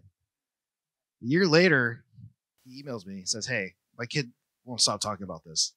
Can you just come back and talk to me about Bitcoin? So that was kind of our foot in the door. And that's how we got, the first couple thousand pharmacies in our network, and then kind of just spiraled from there. No. Anything to add on that? No, I mean, we first thought of the idea, I want to say almost, 3.5 years ago, 4 years ago? We've been in the industry combined for about 15 years. So year after year, we just saw how much more convoluted it got. And we were actually, I don't remember what city we were in, but we were somewhere hanging out in a hotel room, and we're like, there has to be a better solution. And we just kept talking about Bitcoin. I think at the time, Bitcoin's price was fluctuating. It was going crazy. And we're like, this could really work and solve a lot of these payment issues. What do we do? And ever since then, it's just been an idea that was in the back burner that just kind of kept coming forward and forward and forward. And then James decided, 2.5 years ago, I decided earlier this year to just peace out from the practice that we were in and go and do this full time. So nice. And I noticed you brought up Mark Cuban, a favorite amongst Bitcoiners. I remember his Bitcoin Bananas little video, and it's nice that you made a little sideways reference there. But you're going to try and disrupt, what he's doing. I would love to see that happen. What kind of pushback have you had from, those that are ingrained in this system and are milking it to death? Look, I mean, what he's doing, it's great. It's calling attention to how bad the healthcare system is, but he's forcing independent family pharmacies to lower their drug prices, and he's taking a 15% cut of that. When I look at that, that's a terrible model. I mean, why don't you just give back all the value back to the customer and all the rebates that you're getting on the back end that you're not telling your customers about? Why don't you give it back? You keep saying that you're a billionaire and you're doing this for selfless reasons. I don't believe that. If anything, I'm probably willing to be paid a lot less because I believe the value of my Satoshis or my Bitcoin will be worth a lot more in the future. We're willing to delay gratification. that's why we became healthcare providers, and that's why we found Bitcoin to be so amazing. It really aligns with our incentives and just sort of our moral values. Anything to add there, Amar? No, I just think what he's doing is a grift at the end of the day. Just going. It's an exact grift. Yeah, yeah, and it's the simplest way to put it. And sliding under the, using the classic idea of philanthropy and altruism, which is what the grifters always lean towards. Well, anyway, guys, thank you so much for coming. It's been great to get to know you a little bit, and you can ask these guys some questions outside anytime. So over to Philip. Thank you very much. Thanks, Dan. Well, this is the last talk. Huge applause for Plamen and all the organizers for a fantastic conference. Really, my first time ever in Bulgaria, and I live like 4-hour drive away. So I'm embarrassed not to have come here before, but finally I'm here, and it came for a Bitcoin conference, a Bitcoin only conference, and I'm really happy about that. So good, great. So I'm going to talk to you about Jan3, the company I work for.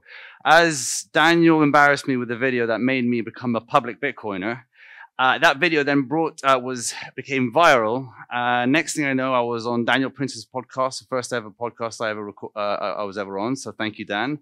And we went to Miami together. And in Miami, he introduced me to, well, before Miami, he introduced me to Samson Mao. But we then met in person in Miami. And because, as I said in the beginning, as you saw in the beginning of that clip, I was working in traditional finance. I was not really talking well about it because at that point I thought it was a bit lame in the joke, and I didn't want to be mining fiat for much longer. I wanted to get into the Bitcoin world. And so when Samson said to me, hey, I've got this new company called Jan3. It's about nation state adoption. I want to recruit you. Do you want to join me? I was like, yeah. Didn't even think about it. So the rest is history. Here I am today talking to you guys about Jan3. So what is Jan3? Jan3 is a company that focuses on nation state adoption. We like to orange pill governments. There's the logo. Jan3 mission is to accelerate hyper-Bitcoinization. We provide tools for individuals, enterprises, nation states to engage with a free and open Bitcoin-based financial system. So Samson Mao is the creator of Jan3. Let me go to the next slide. Here's the team. Samson Mao is the creator of Jan3. He doesn't need much introduction, but for those who don't know who he is a former CSO of Blockstream, the company that Dr. Adam Back, who was cited in the Bitcoin white paper, created. And Samson left Blockstream in good terms with Adam, because you can see he's one of our advisors, to start Jan3 because he had meetings with El Salvador's president Bukele and introduced the idea of Bitcoin bonds. So he got the name of being the nation state adopter of Bitcoin, and that name stuck. And so he decided to start Jan3. Jan3 is referencing January 3rd, 2009, which is when the first Bitcoin block was started to be mined. And the company has grown ever since. We have a great team of Bitcoiners. You know, Ben Van Hoddle, who is a entrepreneur from Belgium. Andrew Howard joined us recently to help us with our OTC operations and business development. I'm there. Edwin Rivas, he's a local El Salvadorian who's a marketing officer. And our director of engineering, who just recently joined us, Ramsel Rees. And then we have advisors, as you can see, the name that everyone knows, Adam Back and Stephen as well. So it's an all-star team, I think, and I'm really proud to be part of that team. So talking about El Salvador, I wanted to give you, everyone knows what's happening in El Salvador. There was that great interview with Tucker Carlson recently, and you understand that El Salvador is doing great things in this world, and it's an example, a leading example of the good things a strong leader can do. They adopted Bitcoin in 2021, and he also just enacted existing laws, turned them into emergency laws against the gangs, and actually managed to get rid of most of the gang members and open up El Salvador to tourism, to trade. And now it's one of the safest countries in the world, from being one of the most dangerous countries with the highest murder rate per capita cities in the world to being one of the safest places in the whole world. Absolutely incredible. They adopted Bitcoin. as legal tender alongside the dollar. And even though the adoption rate is still quite low, people are not really aware of it too much, they still have access to it. And Bukele, as a leader, understands Bitcoin very well. He's completely orange-pilled, and he's given it. He's adopted alongside, giving people the opportunity to use it alongside the dollar, to give it competition, to show that Bitcoin can be not just a money that you can spend and use as a day-to-day transaction, but also as a store of value. And people will start to realize that over time. El Salvador's Bitcoin holding, they started DCAing into Bitcoin. They started buying a Bitcoin every day since November 2022. Now they own about over 5,000, maybe 6,000 coins. That's incredible. They are one of the first movers, and they're going to be one of the winners. They are winning right now. So absolutely incredible El Salvador story. Lugano. Lugano is a city in Switzerland. It's the third biggest financial district or city in Switzerland after Zurich and Geneva. What's interesting about Lugano is they've de facto adopted Bitcoin, and we have over 2,500, I think now close to about 3,000 merchants who accept Bitcoin as payment. This comes from a country, Switzerland, that really doesn't need Bitcoin as other places in the world like Venezuela or Nigeria. So it's very interesting to see a country like Switzerland a city like Lugano adopting Bitcoin, but they are very forward thinking. They understand money. They used to be one of the last countries on the gold standard. So I guess there's some intelligent people there who know what's coming. And we are working with one individual who's actually orange pilling a lot of the politicians in Canton Bern, which is on the other side of Switzerland. And Switzerland, you never know, could be the next big, massive Bitcoin hub. So lots of things happening there. Oh, and also they have Lugano does a fantastic conference every year in October called the Plan B conference, which I went to 2 years ago, and I'm looking forward to going later this year. Prospera. Prospera is a free city in Honduras. They've adopted Bitcoin as legal tender in 2022, made it the official unit of account, and now they're about to launch a Bitcoin bond. I'll talk to you more about Bitcoin bonds later. Madeira. Everyone knows about Madeira. There was that massive conference in the beginning of March, Bitcoin Atlantis, which was a fantastic conference in a beautiful location in a football stadium overlooking the ocean, the ocean, I guess, sorry. And Madeira hasn't adopted Bitcoin, but the president of Madeira, Miguel, has made it kind of almost has embraced Bitcoiners. And now we have a lot of Bitcoiners moving there from all over the world. And you've probably met and heard people talk on stage. I think, I think Jacob was saying that he's actually convinced his family to move to Madeira. Madeira is an autonomous region of Portugal, which is part of the EU. But given that they're an autonomous region, they can take decisions for themselves. And this is what's going to be interesting, that even Daniel Prince is on the board of Free Madeira as well. And interesting things could come from Madeira in the future in terms of Bitcoin adoption. Suriname. So Samson and Ben went to visit Suriname end of last year, around November last year. They met with the president. They recently found a lot of oil just off the coast. And of course, given that they found oil, you've had big American companies taking interest. So we went to speak to them, and we managed to get a meeting with the president and talk to him about Bitcoin, talk about mining, the benefits of mining Bitcoin with like if you have surplus of energy, if you have energy, then you should be mining Bitcoin, and that's one way of reducing taxation. And also we talked about the benefits of legal tender. We're looking at the example of El Salvador, and he took some sort of interest. But the problem about Suriname is it is strife with corruption. The person who introduced us to the president is a Bitcoiner, Maya, and Maya is now running for president. So her popularity is growing, and we wish her all the best. But at the moment, we are forming contracts with the government of Suriname to hopefully that they will maybe allocate 1 or 2% of their country's reserves in Bitcoin. So hopefully that will go through. On top of that, with with mining ventures as well. So Suriname could be another first big mover as well. Colombia, funny enough, he's a socialist, but he's open to Bitcoin. It's Colombia. There's a huge organic growth of Bitcoin adoption happening there.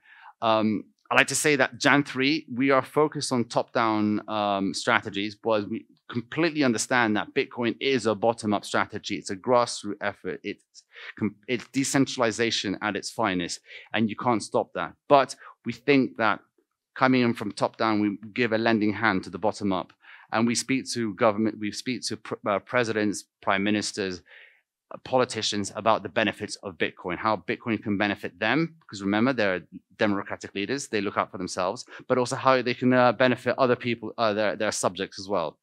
And the president of Colombia is someone interested in adopting Bitcoin in some ways, so ongoing conversations there. Montenegro, we met with the prime minister of Montenegro. There is a president, but he had to run as prime minister because he had issues with his passport, but he is the one who the leader of his party. So he's the head of, he basically is leading Montenegro. He is a Bitcoin, I'm not saying Bitcoin, he's a crypto guy. He understands Bitcoin, but he's also distracted by other shitcoins like Ethereum. He's actually really good friends with Vitalik, sadly. But yeah, I know. Smart guy, but TradFi smart. You know, he speaks Japanese fluently, English fluently. I mean, he was spent years working in Japan and Wall Street and stuff, but he likes his crypto. And I think he's a step away from fully understanding Bitcoin.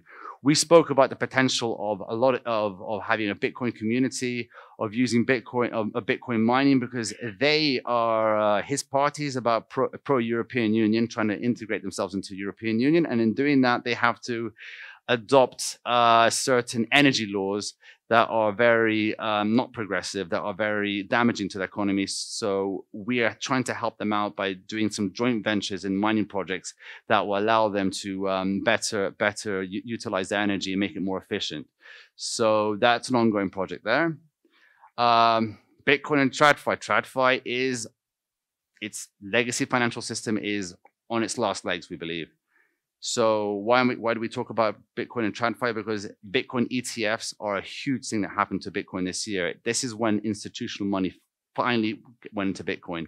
We don't support it, but we don't hate it because it's very good for the price. But at the end of the day, ETFs, you're not actually buying the thing. You're just buying an exposure to the thing, which is not great. But that's great for the price, and it's great for adoption. And we have had more people coming up to us wanting to converse about Bitcoin than ever before, thanks to the launch of the spot ETFs. Over here, we show the amount of Bitcoins that the ETFs are sucking up every well, day-by-day basis almost. I think there. Here's it in BTC terms.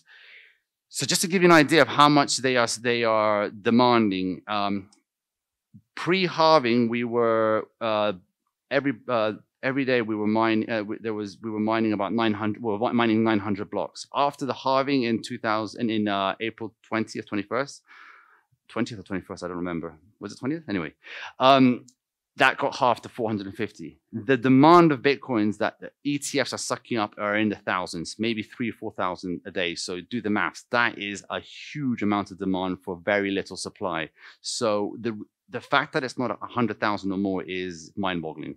So yeah, now's a good time to buy Bitcoin.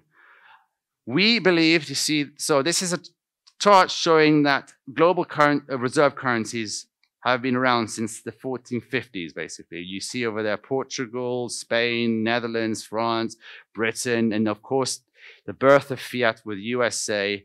And we believe that that's going to end because Bitcoin is a superior form of money. And at the end of the day, the free market will always choose a superior product, which is a Bitcoin. It has all the properties of perfect money, and we believe it will be the reserve currency of the world sooner rather than later. So first movers will benefit. I don't know why we put that in there, but MicroStrategy, they adopted Bitcoin. We all know the story of Saylor. He's one, great voice for Bitcoin. Ossify, store of value, blah, blah, blah, blah. He's great at talking about Bitcoin. He's hodling about, his company's actually bought up to 214,000, almost more than 1% of the 1% of the whole Bitcoin supply. But you can see up there, BlackRock, IBIT is their spot ETF. Look how much many coins they're sucking up. That's staggering. we believe that will start to slow down as the price goes up, but it is one of the most successful financial products, the most successful financial product to be ever released. Not just Bitcoin itself as the thing since its release in 2009, but the actual Bitcoin ETF as a traditional finance product using Bitcoin as the underlying asset has been one of the most successful and most demanded financial products in the world. Bitcoin strategy. So what we obviously we sell Bitcoin. We're selling the idea. We're trying to orange pill governments, but we are also trying to teach them about what you can do with Bitcoin, and Bitcoin bonds are an interesting product which we believe have great future. My time is up, but I can continue, right? All right, good. Thanks. So a Bitcoin bond, we believe, has a big future. I talked about that Samson created the idea of the Bitcoin bond back in 2021, just after Bukele adopted Bitcoin in El Salvador. And I think also Max Kaiser talked about this before, but the Bitcoin bond is a really interesting product. So what is talked about in El Salvador, they haven't quite done it yet, but could be a model from any place in the world, is say, for example, you have 1 billion, you want to raise $1 billion. Half of that, so 500 million, will go into buying the actual thing, Bitcoin. The other half, 500 million, will go into the infrastructure of the energy for mining Bitcoin, either finding new energy sources. So in this case, in El Salvador, volcano energy, geothermal energy, and developing that into mining Bitcoin.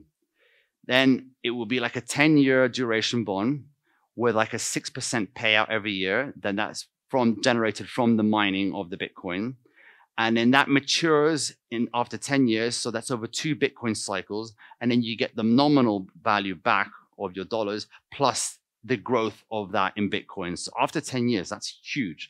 So we believe that you can structure these products to do a lot more than that, to actually eliminate global debt completely. It's mind-blowing that I think if you use Bitcoin in financial savvy ways, traditional financial ways, but doing it the Bitcoin way, the debt-free way, that we can actually eliminate global debt. It's going to be a game changer. And the first movers, as we said, it's game theory over here. The first movers are the ones who are going to benefit the most. Also, the reason why we're trying to speak to governments around the world and politicians and stuff is because if you have them adopting Bitcoin in any shape or form, and we're finding that mining Bitcoin, because energy is a huge aspect of life, it's how civilization got to develop. So if you have energy in your country, surplus of it, or it's been wasted, or you want to sell it, or something, like strap in some Bitcoin miners to it, make your energy more efficient, and then you can create money. That money can then be used to fund infrastructure projects, education, or whatever, and then you can actually lower taxes to people. At the same time, the government will start to understand that Bitcoin is good for them and good for its people, and will start to actually look at it kindly and regulate it better. Will actually maybe even regulate it properly, understand that Bitcoin is different from the rest of the shitcoins, and make almost zero regulation with Bitcoin, let it be, do its thing, and regulate the shit out of shitcoins because they're all just unregulated securities. So yeah, we put this El Salvador's Chivo wallet for the because we've come out. So how do we get revenue at Jan 3? Was we released our wallet, which is the Aqua wallet. Some of you may know about it. It's a Bitcoin wallet with USDT on it, but on Liquid. And it's a Bitcoin with Lightning and Liquid layer 2 solutions on it. Reason why we put Chivo's wallet there is because Chivo was a wallet that was launched by the El Salvador government. They did it a bit too quickly, and because of that, they had a rocky launch, and they had a lot of issues to iron out after adoption. But they kind of got there. What we want to do is be able to offer our Aqua wallet to nation states and white label it and make it super easy for nation states to use our technology and just bootstrap it and make it available for any country in the world. So that's the beauty about Aqua. But Aqua is more than just that. It also supports stable coins. We believe that sorry to all the maxis. I am not the biggest believer in USDT, but USDT is used a lot in Latin America. It's actually used probably more than Bitcoin for transaction. Latin America likes USD dollar exposure. and we give it to them with Aqua Wallet, but on Bitcoin Lightning, Liquid Layer 2 solution. You can actually transfer it in using, hate to say this, but USDT on Tether on Tron and Ethereum. But the clever technology inside the wallet is when you transfer it using those rails, it turns into Bitcoin Liquid. So that's fantastic. It's completely non-custodial, and it's also you can swap your Bitcoin into Liquid, and that lowers your transaction fees. So when these wizards start to do their ordinal bullshit on the main chain, and fees are driven high, and even starts to affect Lightning, Liquid is there to fix the day and actually keeps fees nice and low. We also, it's basically it's our belief that that Aqua is going to onboard the next billion users to Bitcoin, because we are trying to make it a wallet that your grandmother could use. It's all about user experience, but still focused on self-custody. It's important that you hold your private keys. And this Aqua Wallet is all about it. Everything that we're going to do in Aqua Wallet is about self-custody. It's non-custodial self-custody, however you want to look at it, and KYC free.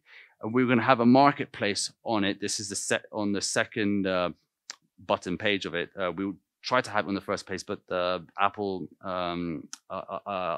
the App Store didn't like that, so we have to do it on the second page.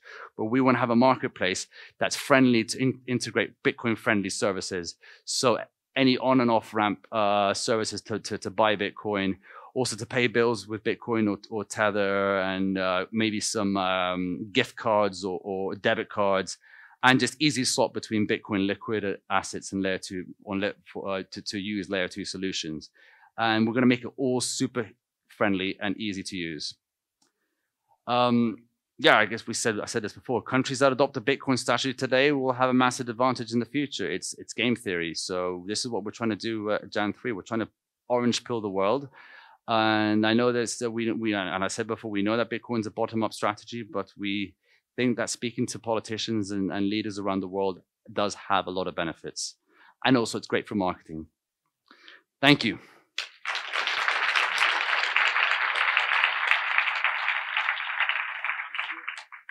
Yeah, I'm sure there's going to be some kind of questions from, yes, over there.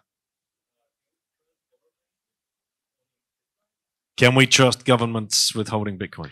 Well, the thing about Bitcoin, you don't have to trust anybody. So if a government owns Bitcoin, yeah, they can own it, and they can. It's not really a problem with them owning it. It's a problem of there's no issues with centralization with Bitcoin, and people and governments having a big stake in Bitcoin, because at the end of the day, those with the most amount of Bitcoins have to play by the same rules with those with the least Bitcoin. The issue here is who controls the nodes, and if nodes are nicely decentralized as they are, we don't know how many nodes there are because people are using it behind Tor network and all that, and that's where the threat is, a 51% attack. But even doing a 51% attack is not cost effective at all. By the time you've actually done getting close to 51% attack, and you get hold of one block, the whole of the network has figured it out and then already side forked away. So you're just left with one block, and it's a waste of money. So the incentive structure of Bitcoin, this is what Andres Angelopoulos, he has a great talk. He's very, very eloquent in describing this. But at the end of the day, it's the incentive structure of Bitcoin is it corrects the reverse perverse incentive structures that the fiat system have given us, and Bitcoin has made it the incentive structures that they're more within human action, natural order. So we are if you behave well, if you do good, and be a good human, you will do well in Bitcoin. And that's the beautiful thing about it. So instead of investing that money and trying to attack Bitcoin, you could have used that money to invest in Bitcoin itself and Bitcoin related projects, and you would have benefited 100 times more. So I saw another hand go up, I think, down here. Yes. Have you tried to orange pill the Bulgarian government? No, not yet. But do you know someone? I was just going to ask that. If anyone here knows, yeah, I mentioned this yesterday. So we don't rely. I mean, I tried to make connections. I tried to open diplomatic lines with leaders around the world and people to try and talk about Bitcoin, but that always ends with a no. No one wants to talk about Bitcoin. So we actually, unless I have connections, that maybe lead to some conversations, but really we depend more on you guys, on Bitcoiners on the ground, on Bitcoiners all over the world who have made connections with their local elected leader, local authority, and have identified a person that's interested to talk about Bitcoin. So they come to us, they say, we need some help. So we create maybe a Telegram group, we exchange some notes, maybe have a Zoom meeting, and next thing you know, we might have a meeting with that politician. So it's really dependent on that decentralized network, which is Bitcoin. So it's all about the help comes from you guys. That's really the main help. Who has the in? Plumman? Does he know the? I learned actually yesterday, I think it was, somebody explained to me, because there's been a big story about the Bulgarian government holding more Bitcoin than 215,000 Bitcoin or something. But it was fake news apparently. Apparently, it's fake news, and they didn't even have the keys. So. What, does anyone know the story behind that or the truth? Does the Bulgarian government hold any Bitcoin? Yes or no? No. No, nobody knows. No, yeah. No, you can't. There's a question here.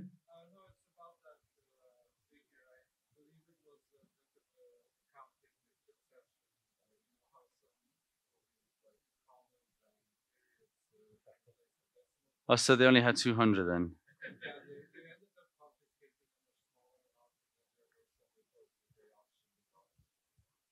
Okay, that's cleared that up. We still need to orange pill the Bulgarian government. We need to orange pill we don't need to have orange pill no, because Bitcoin is going to do its thing.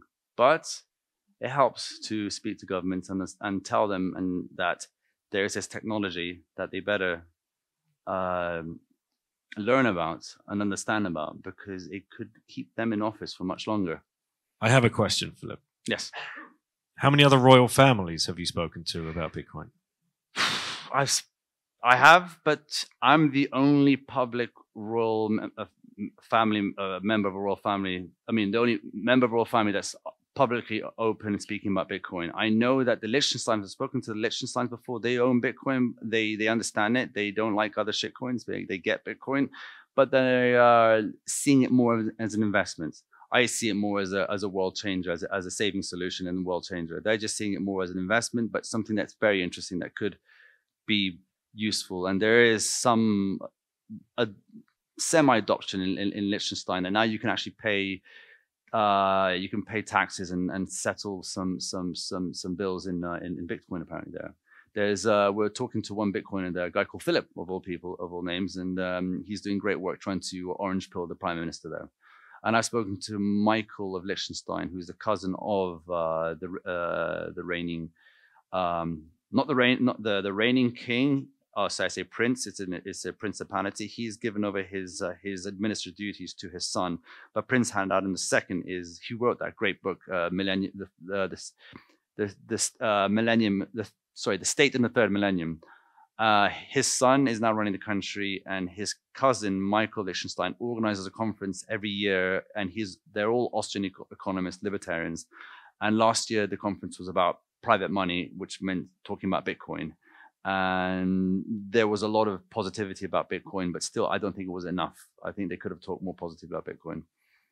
Okay, and I think we all want to know, as you are from Serbia, yes, when are you going to orange pill Novak Djokovic? Oh no, that gets asked all the time. He's a very private individual. He is, he doesn't show his political views very often at all. He has to be very careful, given how much of a high-profile figure he is. He's one of the most recognizable people in the world, so he has to be careful what he says. And already his anti-vax stance, but he never said that he was. I mean, he didn't say he was anti-vax. He just said he didn't want to take it. He never actually told you the reasons why, exactly because of what bullshit it was. But he just said, I don't want to take it because my body's my temple, and blah blah blah blah. And he turned out to be right, of course. But he's, I think, maybe his second calling in life is once he retires from tennis, if he ever retires from tennis, because the guy's a machine. is that he could be one of the world's best freedom fighters. And so that's why we're going to make sure he becomes a Bitcoiner. So hopefully our stars will align and I will orange pill him. And last question. Has the chat show host got back in touch to ask you about Bitcoin? He hasn't actually. Oh, no way. Yeah, well, Bitcoin in Serbia, it's a little bit, I guess, in the Balkans, cash is still king over here. People like cash because they think it's private, and they look at something like Bitcoin and they think there's a lot of distrust for the state here. I'm talking about the Balkans. So they see something like Bitcoin, they're cynical already, and they're already quite red-pilled because of all the bullshit that's happened in this region over the years. So they see something like Bitcoin and they think it's too good to be true. And they think it might be controlled by the CIA, NSA or something, KGB. You know, I've been labeled all those MI6 and stuff. But they don't realize that, you know, even if it was created by the CIA, KGB, that it's open source code. You can go verify yourself that whoever created it, it's gone, and it's completely it's a trustless system. So they haven't got, a lot of Serbs haven't got to that level yet. Also, they don't trust digital. That's why they like their cash. There's a big gray economy in Serbia. When I go shopping, for example, for my groceries, I do it in the market and I spend it in cash. I think that could easily be turned into a Bitcoin market. Yes, turning Bitcoin back into fiat is a taxable event in Serbia. They had crypto laws that were introduced in 2021. I will hopefully help to change those and get rid of the capital gains tax on Bitcoin. But I'm happy to leave it for the rest, of course, and teach Serbians that they can store that Bitcoin is the best store of value and it's a savings technology, and they need it because right now Serbia, like many parts of the world, is experiencing a high cost of living crisis. Even though the government has said they've reduced inflation down to about 4 or 5%. Food inflation and energy inflation is still sky high. And when they say 4 or 5%, those figures are tinkered with, just like anywhere in the world. So I think it's high time for some more Bitcoin adoption and stuff. But at the moment, I don't have much relationship with the government in Serbia, but that will hopefully change. And I know that the Serbian government I know the president is got teams of people mining Bitcoin on the border of Kosovo because they have free energy there. So they're intelligent people. They're stacking gold and stacking Bitcoin right now. But they're interesting. They're not really sharing it with the rest of the people as a lot of democracies do. They're not going to share it with you. You're a royal spook. Yeah, you want them gone. Yeah. Well, no. I just I'm a great believer in monarchy, you know, because I'm a prince. So, but in my presentation yesterday, I had to shill monarchy because I think it is one of the best forms of governance out there. And although I'm a libertarian and I believe in minimal state, and I could be and I do believe in anarcho-capitalism and the eradication of the state would be beautiful, but I do think that maybe monarchy could play a role as a protector of traditions, family values, customs, and all that under a Bitcoin standard. So powers are almost reduced to nothing, and they will just be there to represent the nation, because you're never going to take the nation away from the individual. And individuals out there love where they belong. They are very proud of their country. You're proud Bulgarians, Serbian, French, Germans. You know, it's Germans. So taking the nation, the belonging away from those individuals is never going to happen. And I think in an anarcho-capitalist environment, if you just had that with no state, I think you might start to lose that nation identity and all that. So I think with a monarchy, that is not there to tax people, but there as a protector of customs and traditions and also religion as well, then I see that as beneficial. And they're there also for foreign policy, which I think is very useful. So for diplomacy matters around the world. So that's where a monarchy can come in at hand under a Bitcoin standard. Under a bit, of course. Yes. Ladies and gentlemen, Filip Karađorđević, thank you very much for making the effort to come.